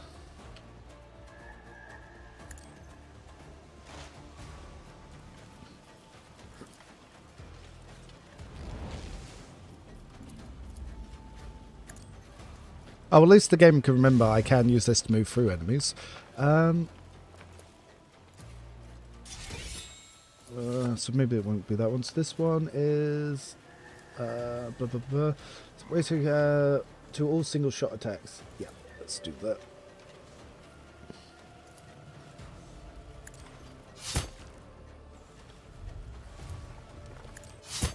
On the sniper in the world. Okay, Kroot. Back where we were trying to do this a second ago. So...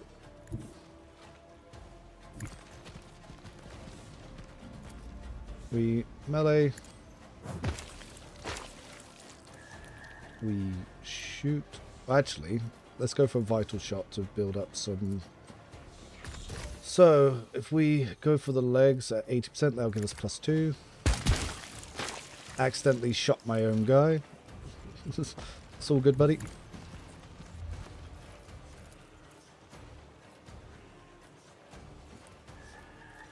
Might have accidentally just killed my own officer by getting him sniped there. Cog, be a dear. Kill the officer. Thanks.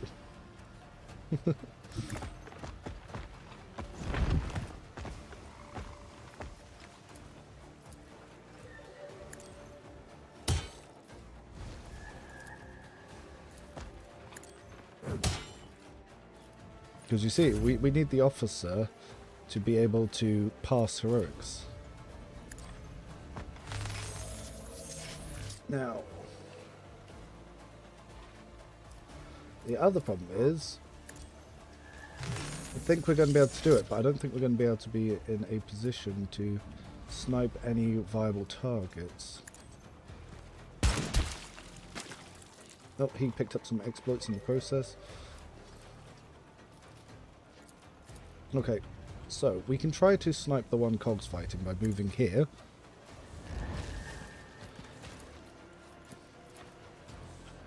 So we'll pick this one.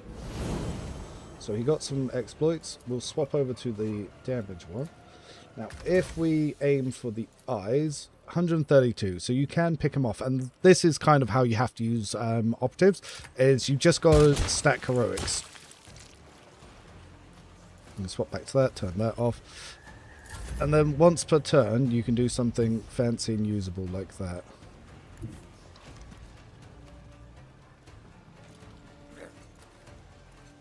But at the same time, my regular sniper can take out an enemy just as easily. So, it is what it is. What are your thoughts regarding the sound design? I think the sound design's amazing, though the melee doesn't feel as impactful, but I do like the ranged sounds. It's a lot chunkier. Oh, these guys are in trouble. Oh my god. Ipone, help him.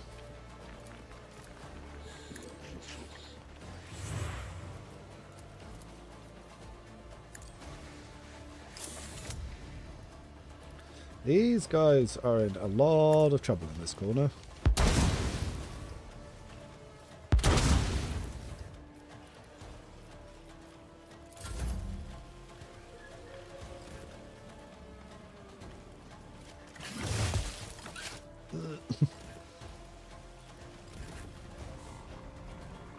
Alright, now that you're not in the worst position in the world.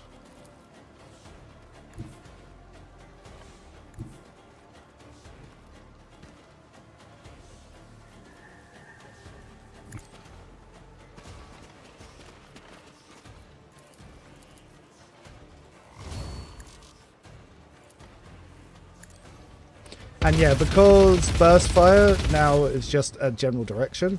Like, look how much Haymar does just by being Haymar by comparison. Like,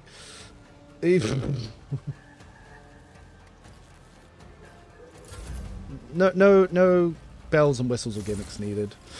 Ooh, that's gonna suck if that goes off.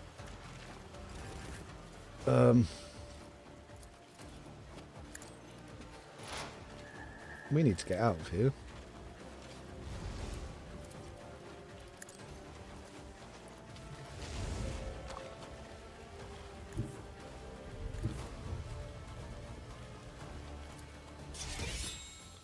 Oh, well. We are going to struggle to hit him.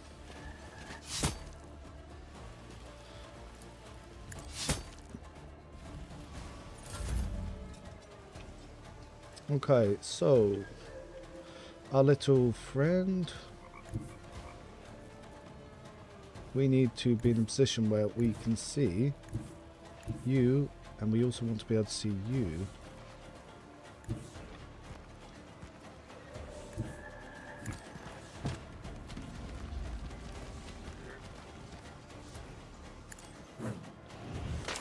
Misses.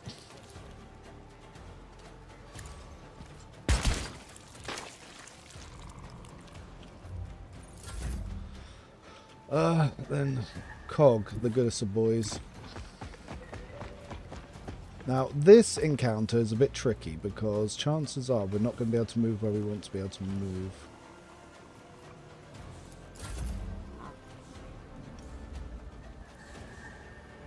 Ah, I think my legs are injured, so I can't move.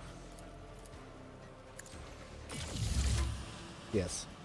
But I still can't move even though I've healed the leg injury.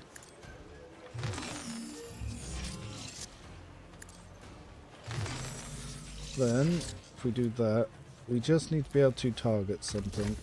So, his legs, 69%, which is fine. What about if we go for your legs? Also 69%.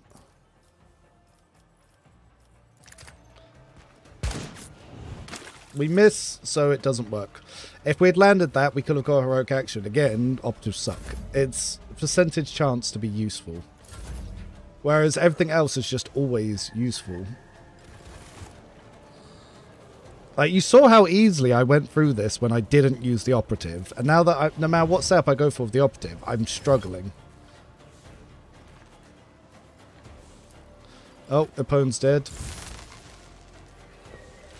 Turbocharged. That side of the battle just died.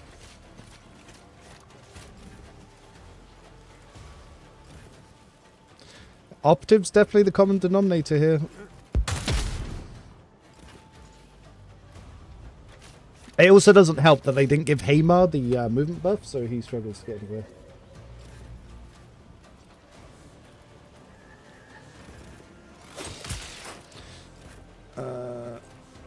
Oh, now my officer's getting bullied as well.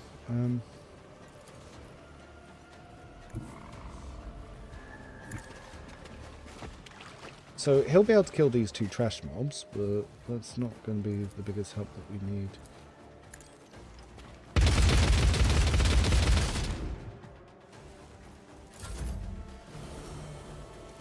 Now, they're going to come heroic and they're just going to wipe out the entire party.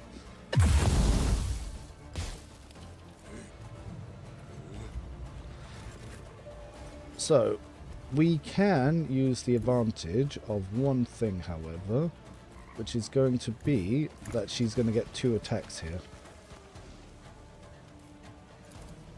So we can melee... Oh, 55% chance to hit.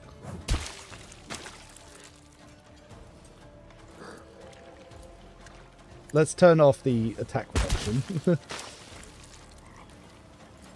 Now... we can't even see him. The line of sight issues in this combat encounter. My goodness.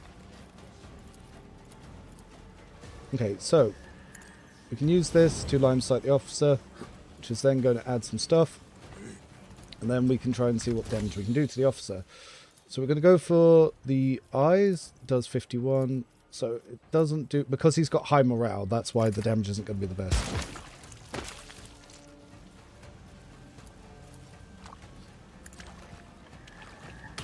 Go bird.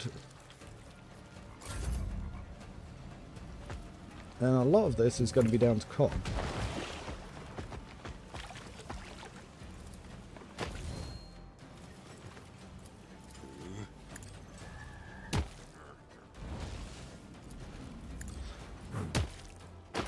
You coming in. That's why the execute ability is pretty nice. Oh no. I can't do anything about this dude that's on me.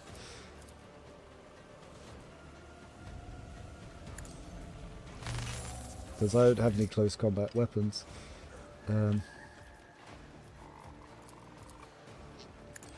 Just gotta repair my armor and hope for the best. Hamar, I'm actually just gonna move for now. So we can try and get into a better position to help with these guys. But so the thing is, if you get immobilized because of leg injury, even if you heal the leg injury, you stay immobilized. I think that wasn't intended. Like, that might be a slight error.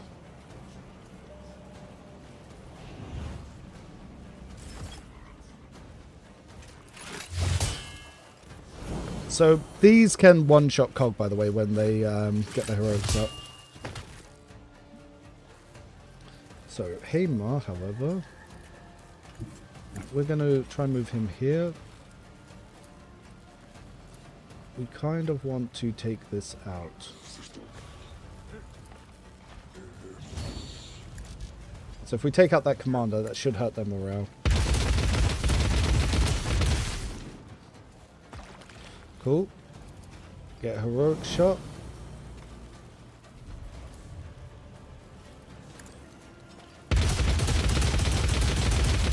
Yeah, and this is what Hamar does by comparison.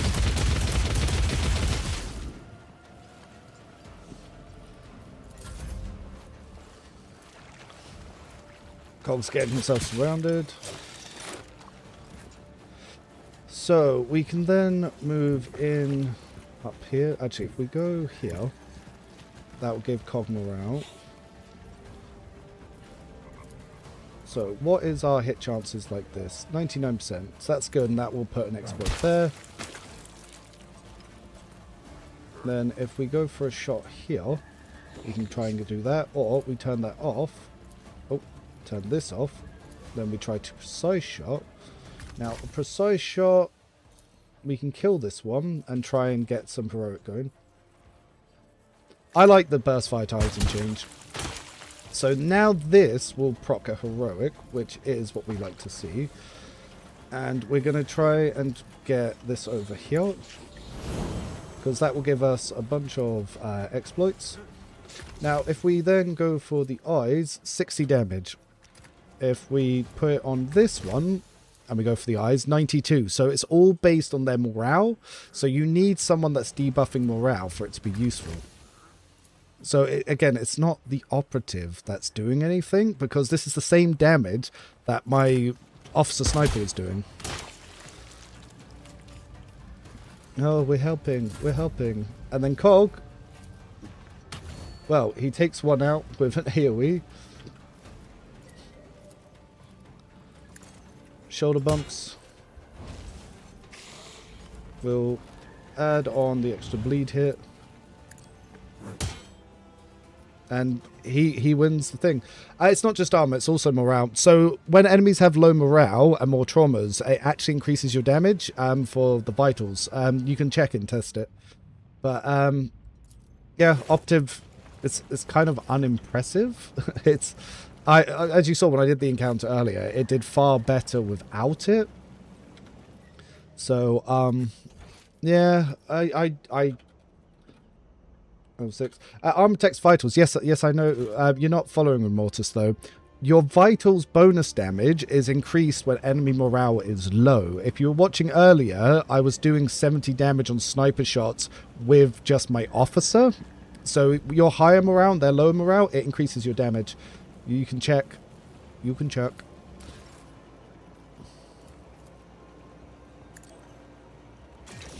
But yes, you are right. It does protect vitals, so you don't do extra damage to vitals that way. But that's not what I'm saying. Your damage is also getting buffed by them having low morale.